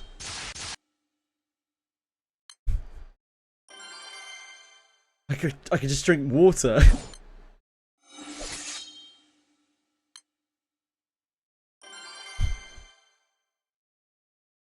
Chalk, yeah. Yeah, some hot new drink for gamers. Yeah. Gamers.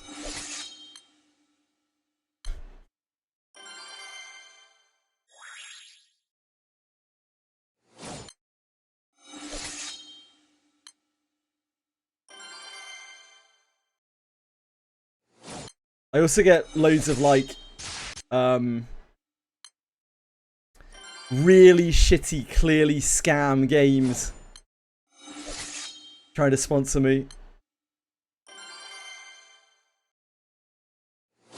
Anime girl thigh flavor, yum yum.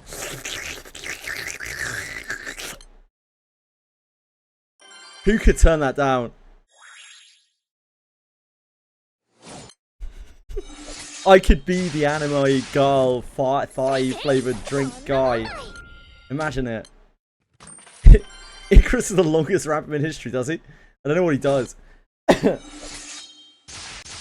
me.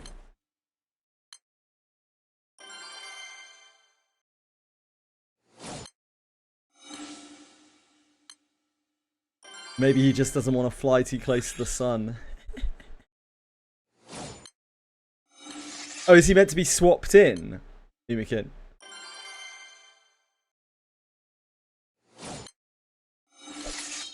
Ah. Does the thing have to die, Umikin, or can you like actually manually swap him in?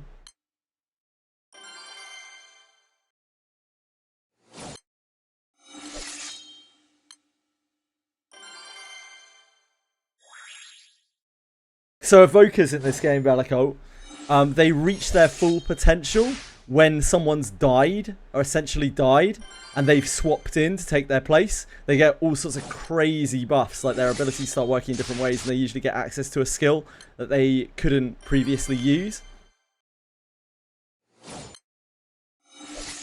Has to be death, has to be death. Or, yeah, or blowback.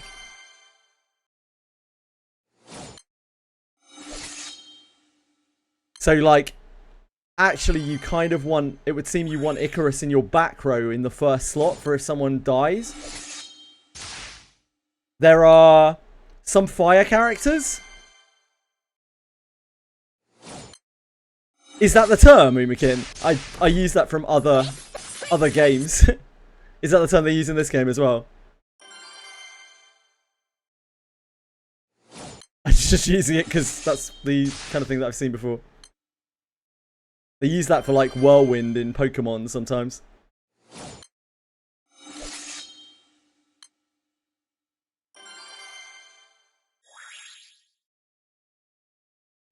I crossed my arms, very upset.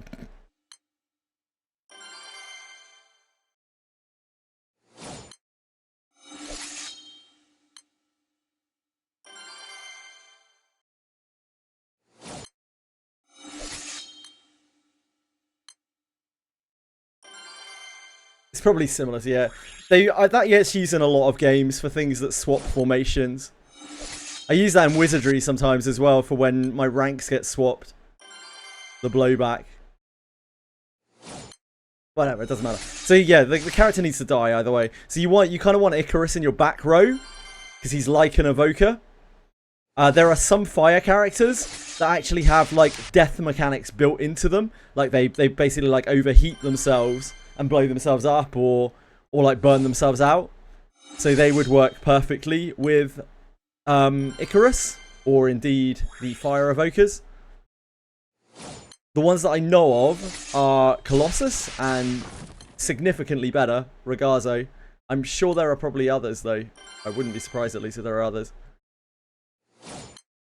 Because I know about 30 characters out of the 1,000 characters in the game.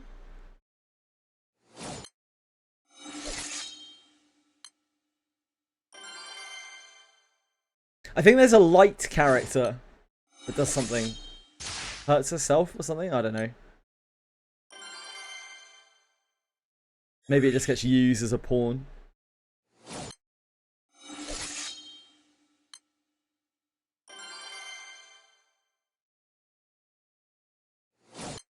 Just to see what that helps. Well, generally, characters who have that kind of mechanic get exceptionally strong.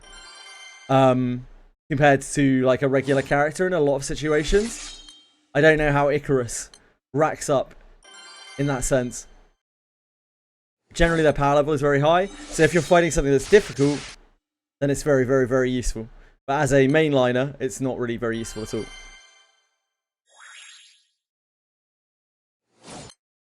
Yes, not all of the hard content. The Revan's raids, at least, they kill all the non-superior element units. That's what I'm told, at least. If I haven't misunderstood.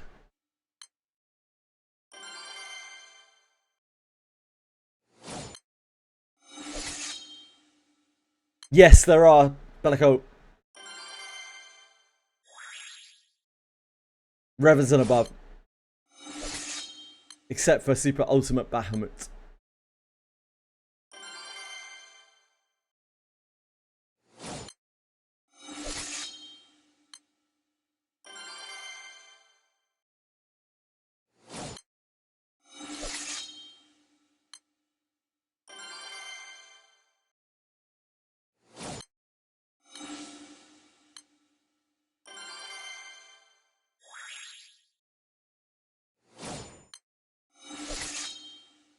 Under skills, there's a passive panel, I think.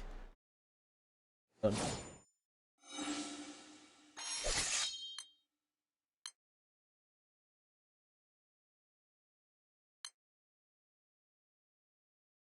thought that was hilarious. That was great. That was a great job from Umi. Absolutely excellent troll. She didn't follow it up with anything at all either. She was just quiet for like hours afterwards. After dropping like Super Ultimate Bahamut with a fake code in chat. Quite a few people did go and look, myself included. I don't think you can see people passive in combat. No one joined. I had to clear it myself. Fuck off, Umi. Umi playing on the dev servers. Wouldn't put it past her.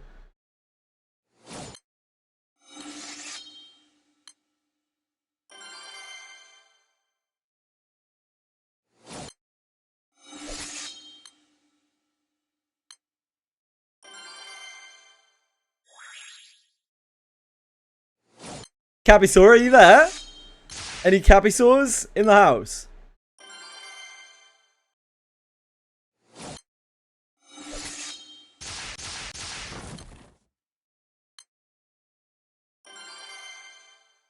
Help! What is it? Bellico.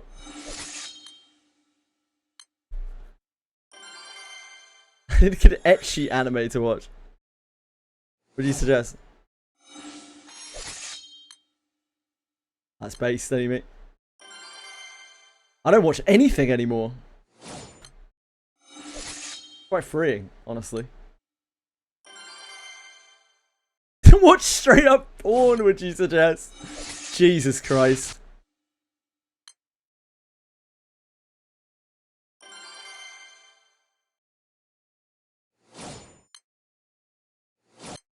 You're out of control, Narcos.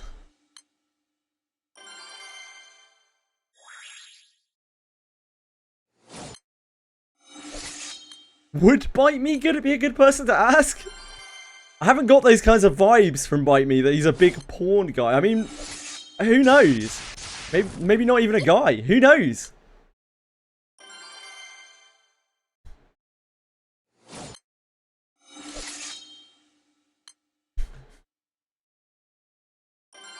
I feel like there's so much we need to know about Bite Me.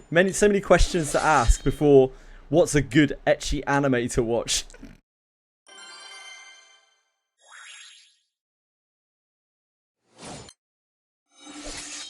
That's true, Bite Me. Like I actually really like that about Narcos. Like, you do get what you expect with Narcos.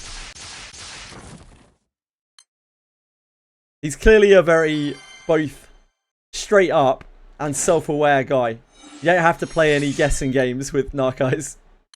I like that. Yes, they are, Bellico. Support skills. That's what I was looking for. I got distracted by Narcos.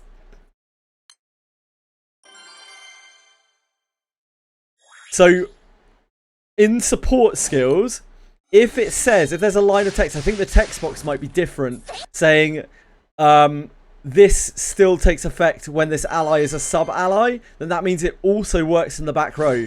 But if it doesn't have that line of text, then that only works when they're an active character, those support skills. Bellico, you're too young for ecchi anime. I don't want to hear that from you, mate.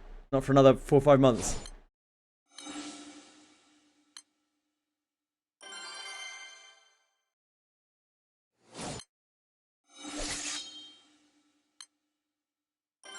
£4 hamburger. Sounds a bit like an ecchi anime. I have a £4 hamburger I'm eating for lunch. Yeah, I could see that. I could see that as an ecchi anime.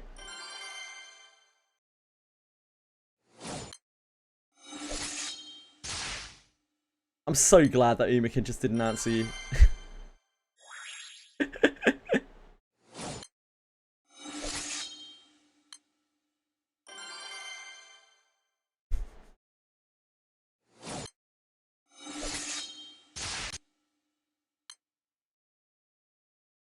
If what I recommend makes you throw up, the fuck are you suggesting? What the hell is wrong with you, Bellico?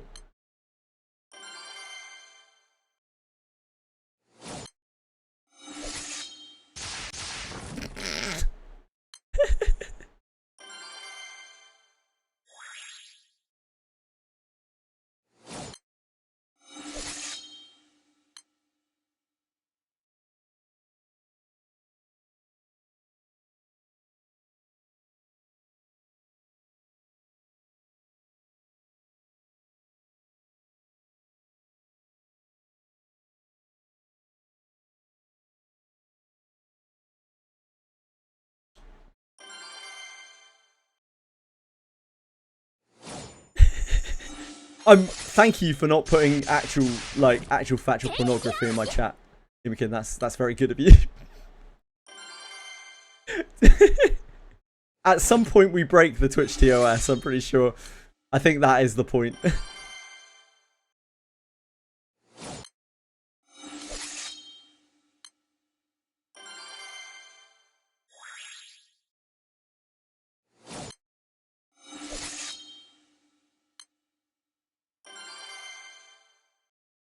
I'm hovering over demodding Bellico, depending on his answer here.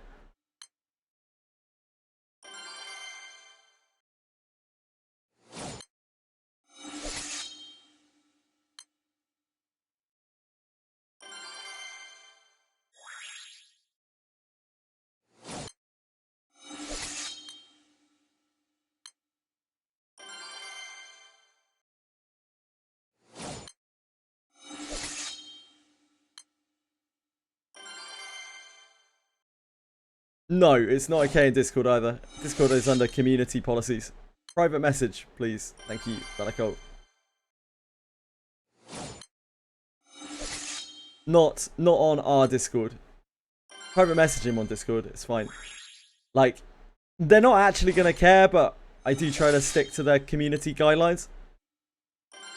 Why does it have to be porn? I don't know, Amy. I assume anything that comes from a JAV is probably gonna be porn.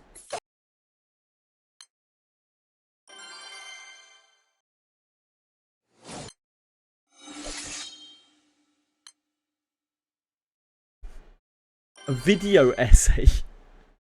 I don't know if that's gonna have the. Actually, I'm not gonna go that.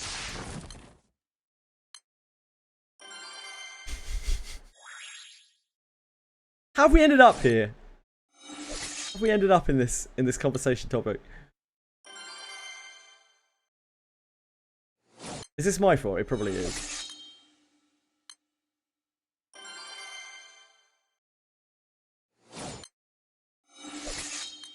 Yeah, indeed, Senna.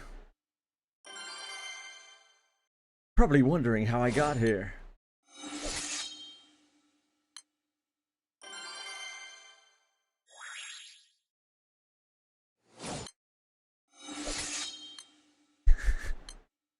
You think Narcos is a figment of my subconscious?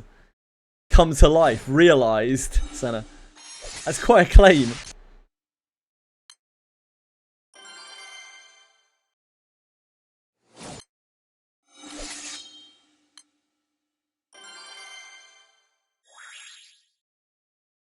Imagine you thinner. Then you wouldn't be you, Narcos.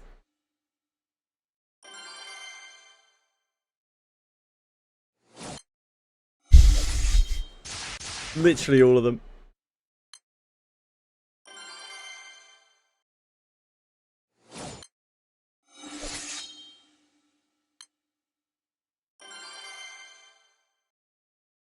I suddenly feel like I belong in a mental institution from time to time.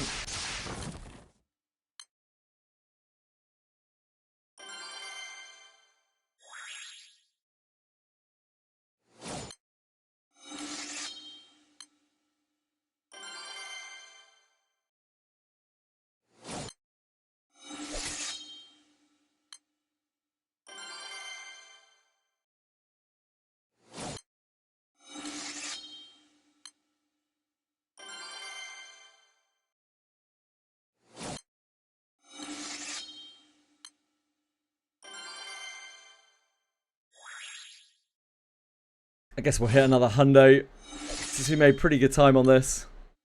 2.5. I think we can probably go to 2.6.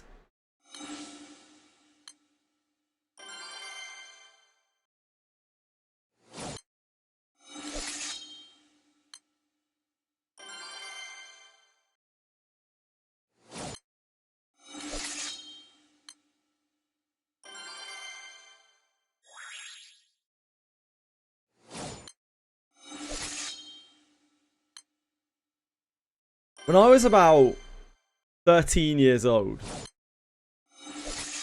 as many teenage boys do, my friends and I were looking at porn on the internet, right? Somehow, back then, the internet was a very different place. We stumbled across, like pterodactyl porn. I don't know how else to describe it really. It was like it was like it was like people in dinosaur suits, like specifically pterodactyl suits. And I will never forget it. I will never get it out of my mind. I will forever remember pterodactyl porn, as we called it from there on out. I wouldn't even like to try to find it, but like, oh. Senna apparently knows the one.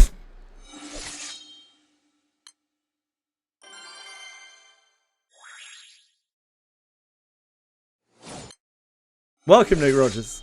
Welcome on in to our average conversation.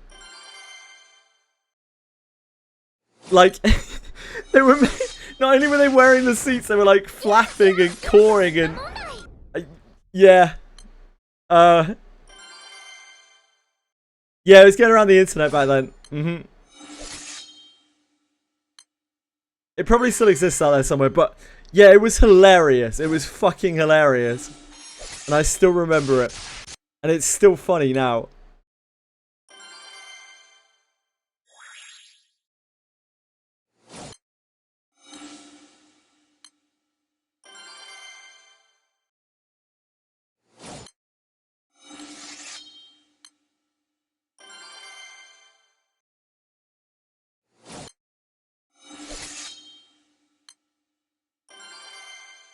It would be the same era as like Meat Spin.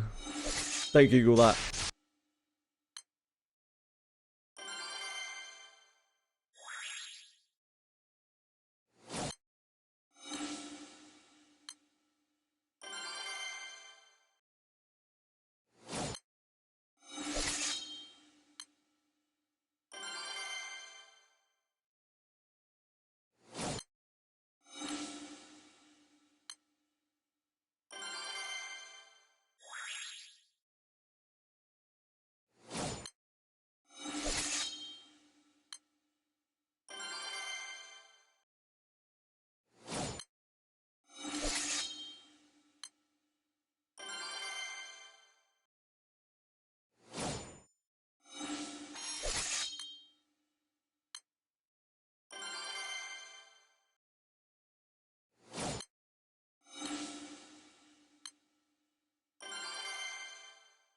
No, guys, if you're gonna peddle pornographic material to someone of Bellacolt's demographic, could I not hear about it, please? Thank you.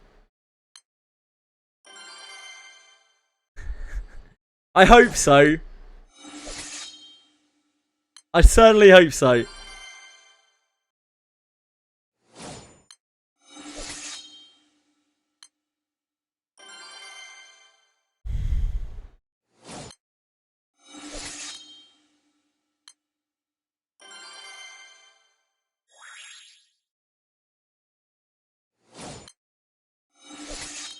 It better be a manga.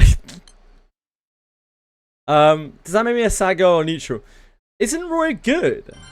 I thought Roy was actually like pretty darn good. Is he not? Oh, you had to get to 299 for your Roy. Oh my god.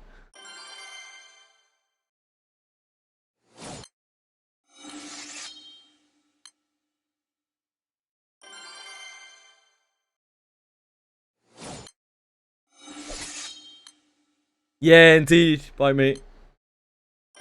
I saw someone else complaining the other day. They're like, oh, I used all my free pulls and I only got Roy. It's like, is that not good? They're fucking free pulls. Is Roy not quite good, Umi? I saw some people saying quite good things about him. Like, he's not the best, but... Yeah, yeah. The summon stuff is obviously, it has like a real niche to it. Roy is literal fire.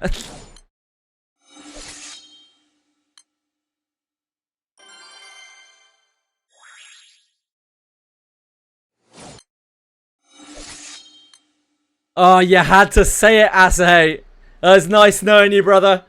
07s. No, I hope it's all good, man. Yeah, not bad, not bad. So yeah, a very solid fire character. Seems good. 4 hours. It sounds like you might be in the money, Asahei. I certainly hope so. You've been struggling with your internet for ages. Human right, the internet.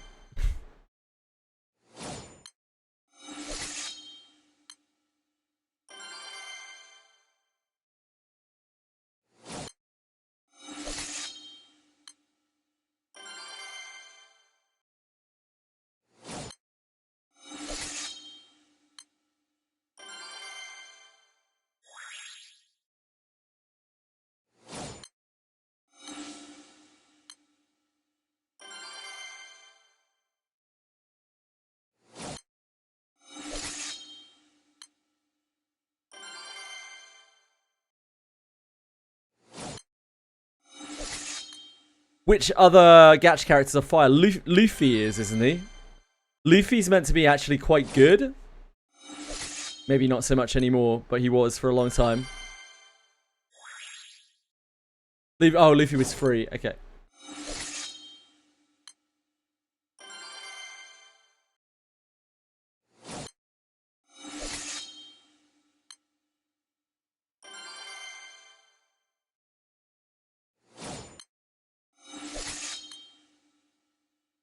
Yeah, to be fair, Rumi, Azahe is right.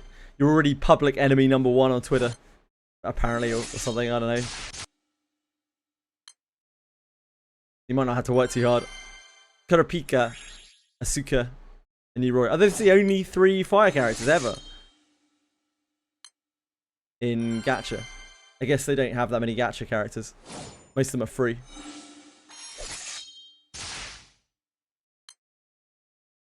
I mean, Asuka is her, you know, from Evangelion. She is always her. Ah, the collab gacha is very new, I see.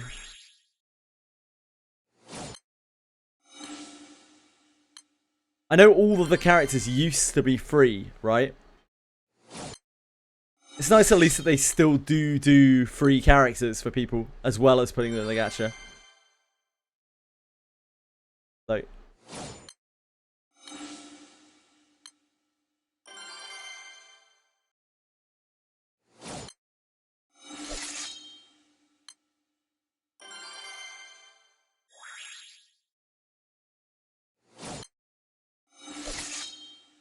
yeah, same. Same amount of free characters before we get more characters, but in the gacha, sure, yeah. Yeah, I mean, that could be worse. I've seen a lot of companies go a very different direction. Where there is just nothing for free players at all.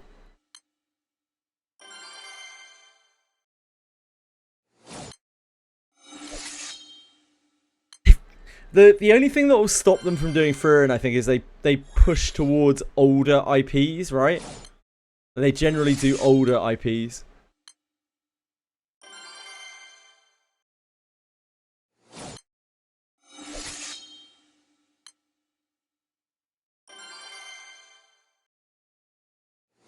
Frieren whores herself out enough, you know, like Frieren is getting passed around.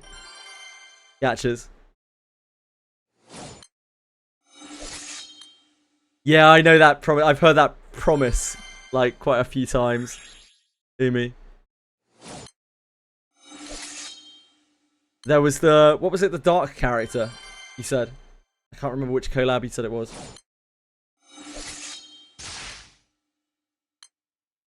Crollo.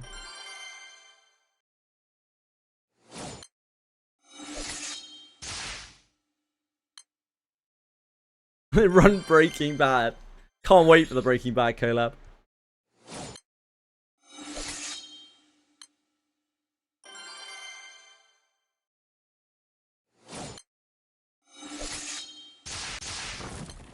He's just using Vazuzia, okay. Which is, you know, kind of a big deal, right? Maybe one day, Penguins.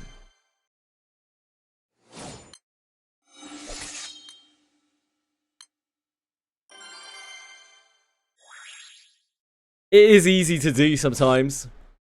To make a character and not realize the synergy that it can have with other things. Like not realizing that its kit is broken in certain circumstances. I don't know if that's what happened with Crollo, but that's what generally happens when there's unintentional power creep.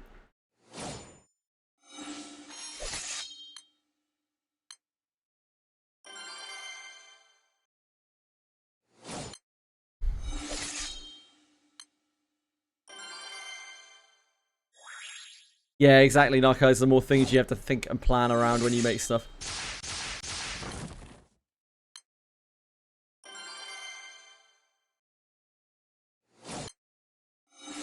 It's about to get its 1000th character. It's kind of crazy.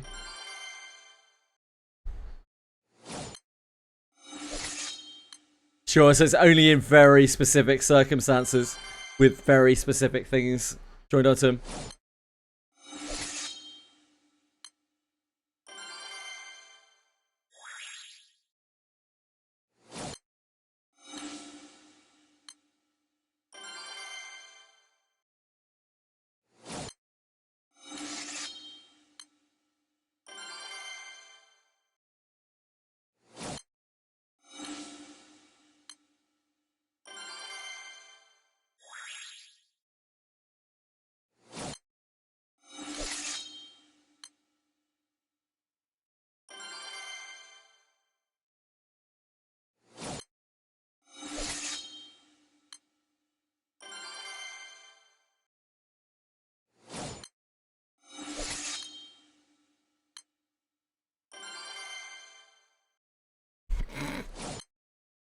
Umikin, how could you say that? Nobody would ever do something like that. No one would ever look at something in a complete vacuum. Everyone always tries to broaden their perspectives to the point that they can provide an objective opinion on everything they talk about. It would be foolish not to.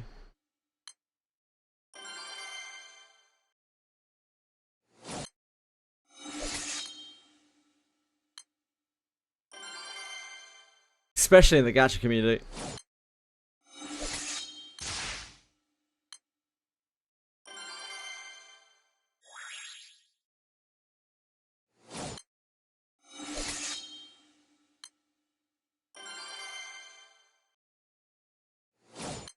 Also, it's fine. If your account is bricked in this game, that means that you've got loads of gold bricks.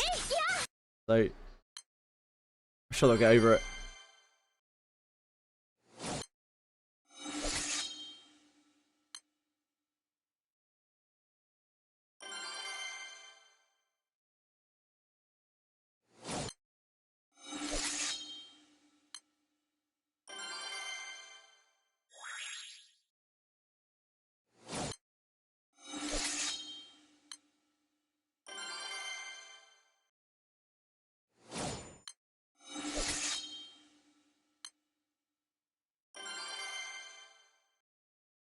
Thanks for your opinions, guys.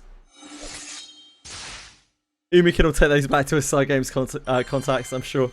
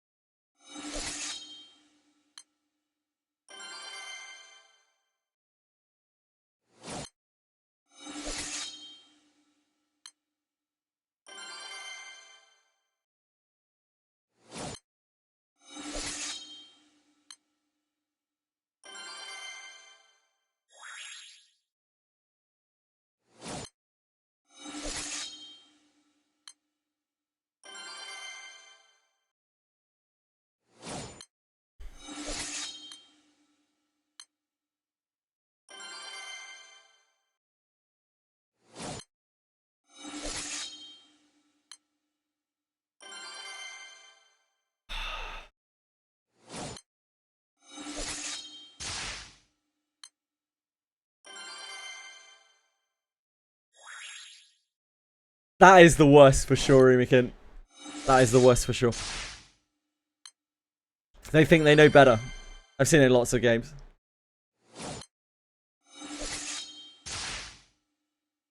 They think they know better. They think they know it all. And they say things with authority that they shouldn't.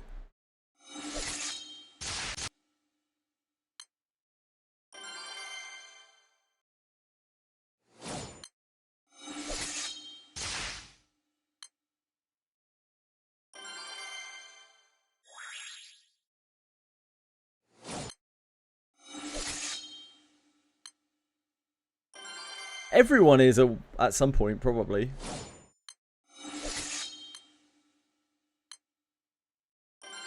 Like everyone's gonna, whether or not they're like it openly, everyone's gonna reach that point where they think they know more than they do. Like I'm sure I already have or will do or whatever.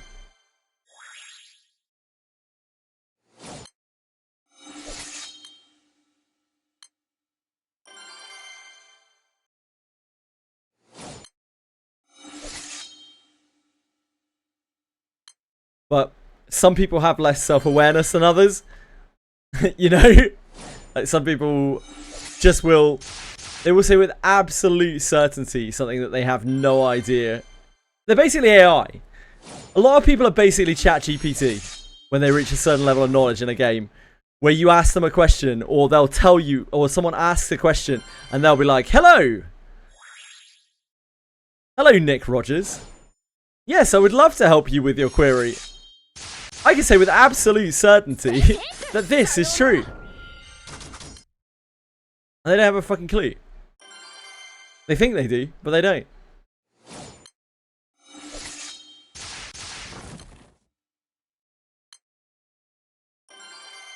I try my best. I try my best to not talk about things that I don't understand. And if I'm not sure about something, I'll say I'm not sure, but this is what I think.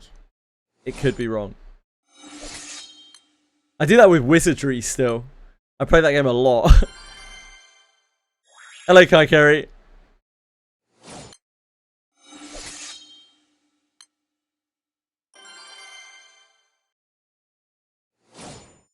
I'm giving GBM advice, something like that. Yeah, it's like, oh, that might be alright. Maybe. Maybe you need to go to here on the menu. Try that. That might work. Such confidence.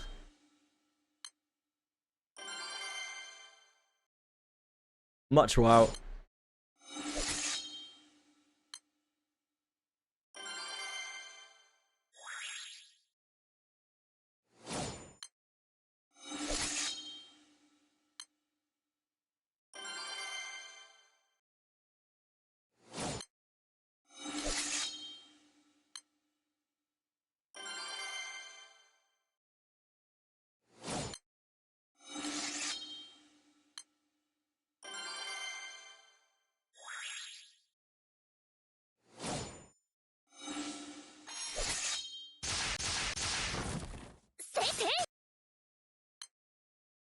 Serenade me, Heath. Serenade me, mate.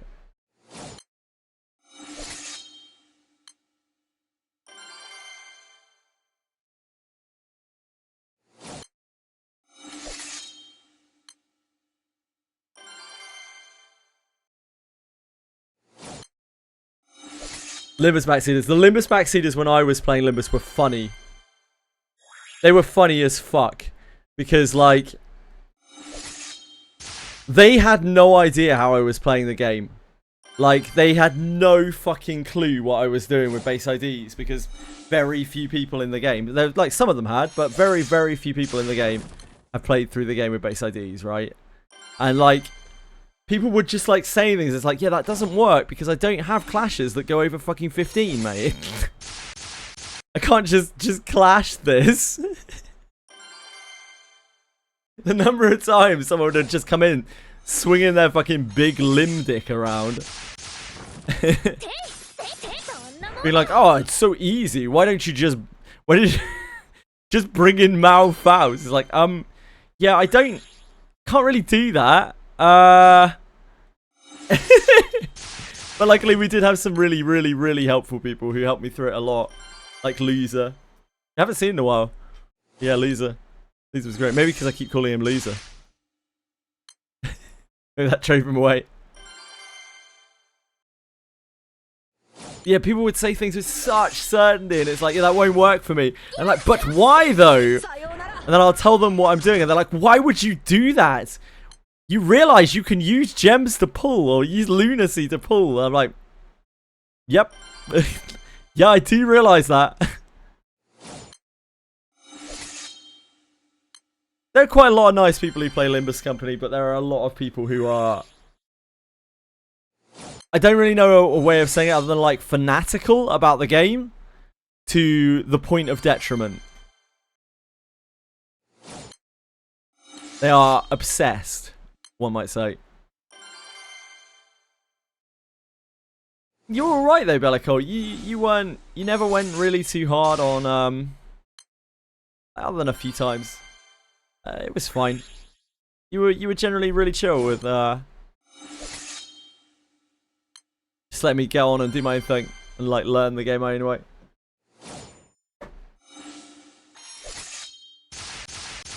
Maya?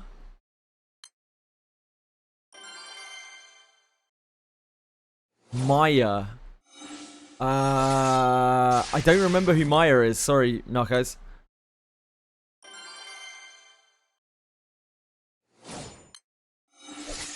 Which one is Maya?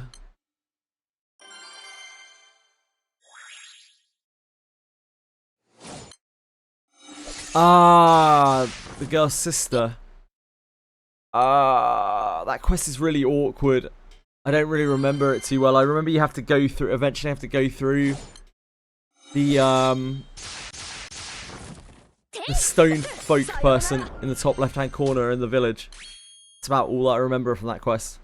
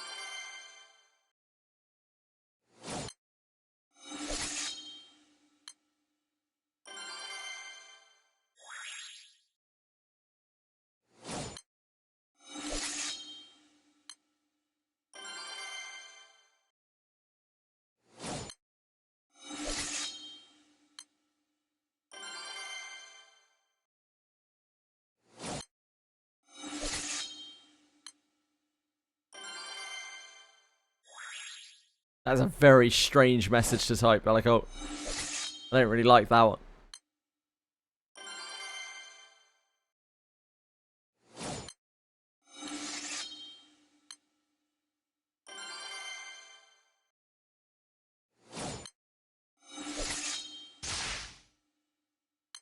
They have 2 dead weeks. Are they dead? Didn't we have like game mode thing last week? Raid fight thing? Did we not have that last week?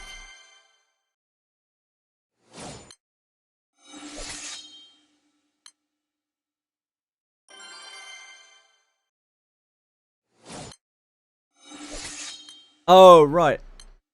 Oh, right next. Well, I mean, there's Railway. Yeah, there's Railway. Is it really a dead week if it has Railway in it?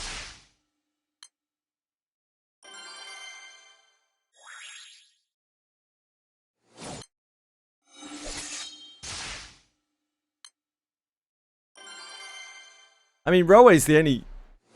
For me, characters aren't content, so like... I don't know. If I could beat it in 2 hours, I'll be surprised.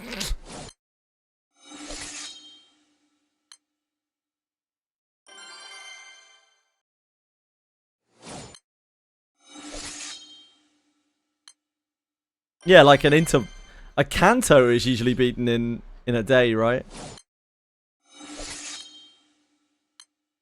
I think you're thinking of something else, Narcos.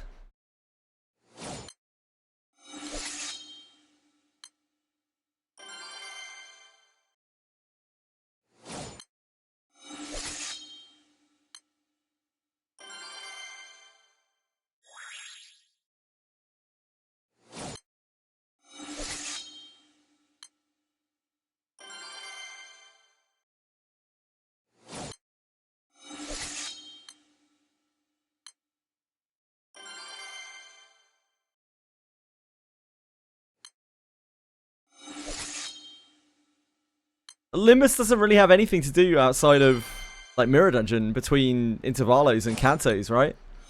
Like Railway is one of the biggest content patches. I don't really follow. There's only really Intervalos and Bot Gax, right?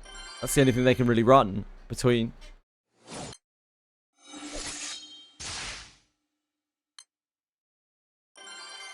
Every other week is a dead week.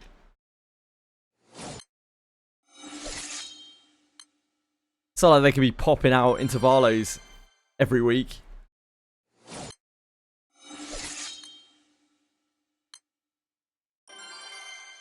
They can. Can they?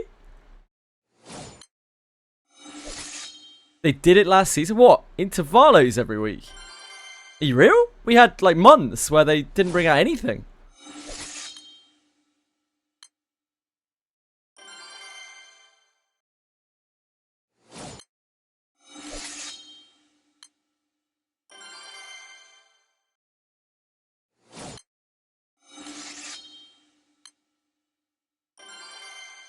Last season was what, like 8 months long or something, and there were two Intervalos and 2 Bot Gags.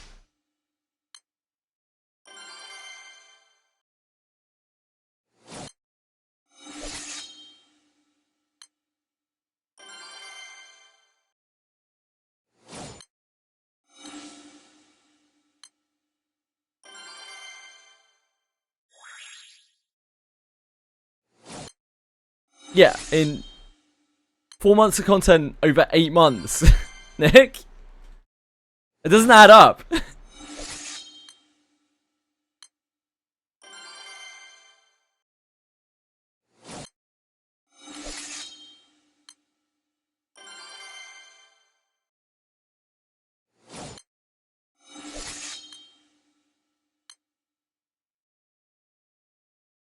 Yeah, there was Valpurga snacks with the...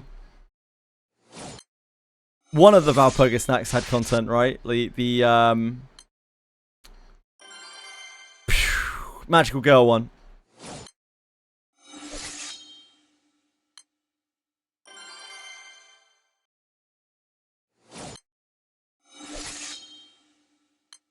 Yeah, this season has seemed like completely the opposite for me, Nick Rogers.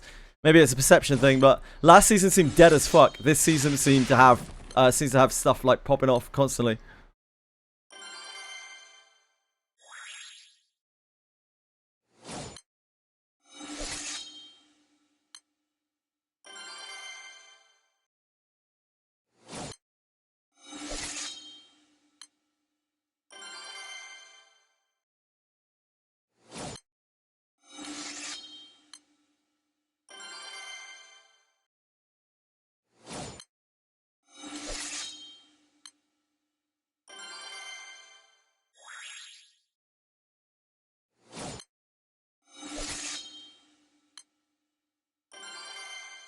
I do not think Fox is here currently, Cyril, I'm afraid.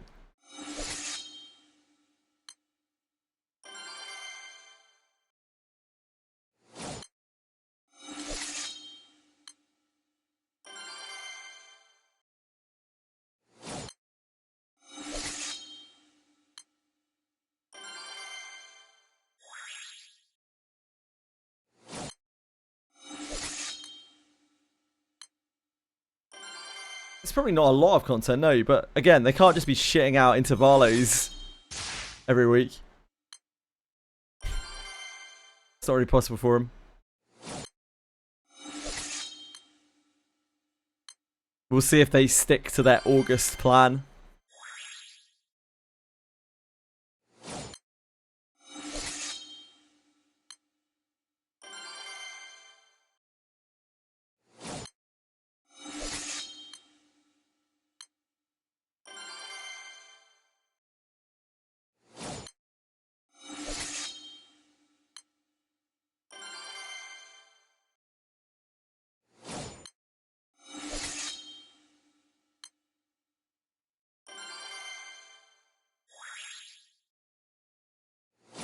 Yeah, they could have done that.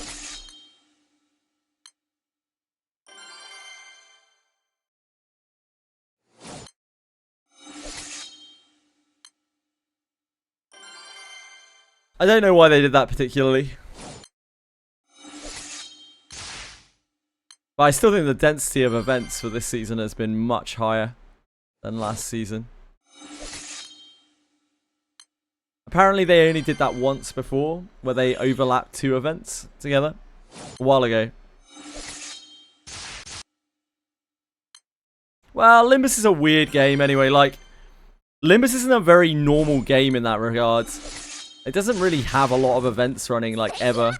And there are just kind of big lulls in content. It's just the way the game is. It has to be, because otherwise they can't make their cantos. Their cantos and intervalos take a lot of work, right? And their team isn't the biggest in the whole world.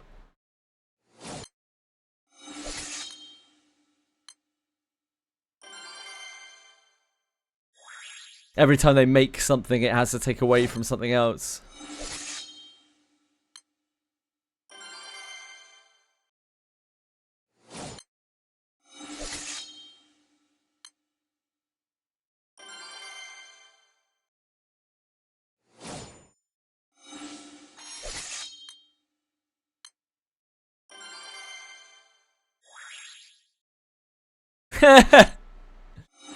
In Granblue, yeah, the if you want content density, Jesus fucking Christ.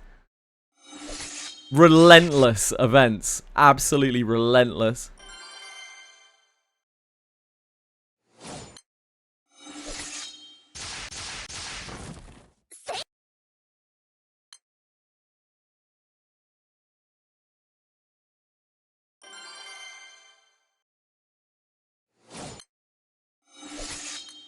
Who wanted a day 1 server?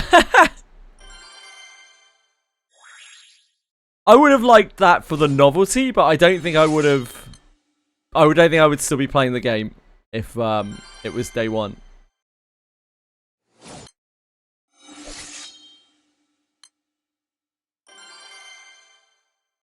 You put him on the sub and he solo cleared the Tiamat. Damn, he must be so much stronger. Too much to do, nothing worthwhile. Like, this game doesn't have that issue, Nick, because everything you do is very worthwhile in this game. Like, you are aiming towards some really cool things in this game by doing pretty much anything, but there's just so much to do. And I imagine it isn't for a very long time that you get through that you burn through that. It's just the fact that it's so old, right?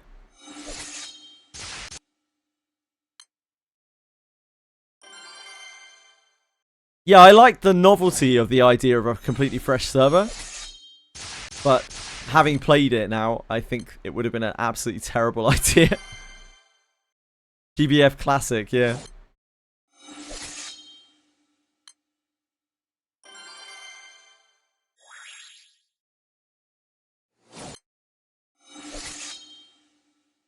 Yeah, indeed. Without any of the quality of life. Blech. Sure, Nick, sure.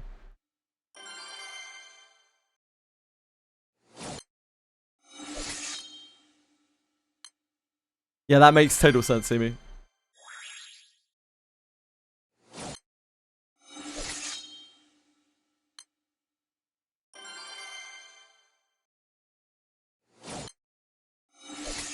Yeah, the idea of playing this without all of the quality of life that they've added. Again, like, yeah, it would have been novelty for a little while. But I don't think it would have had much sticking power.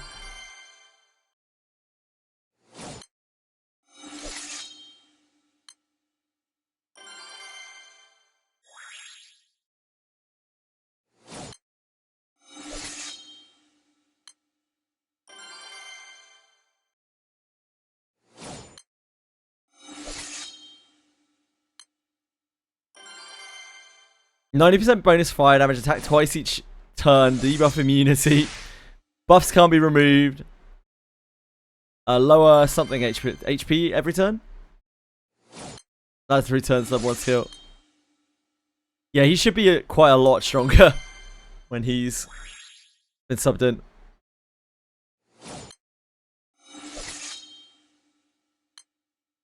I see, Nick, I see.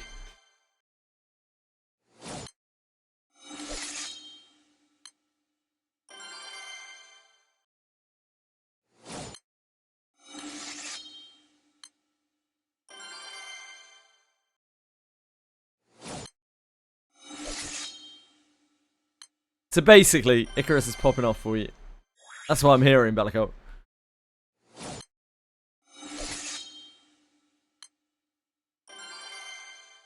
Thick Dickarus is your experience of the game right now.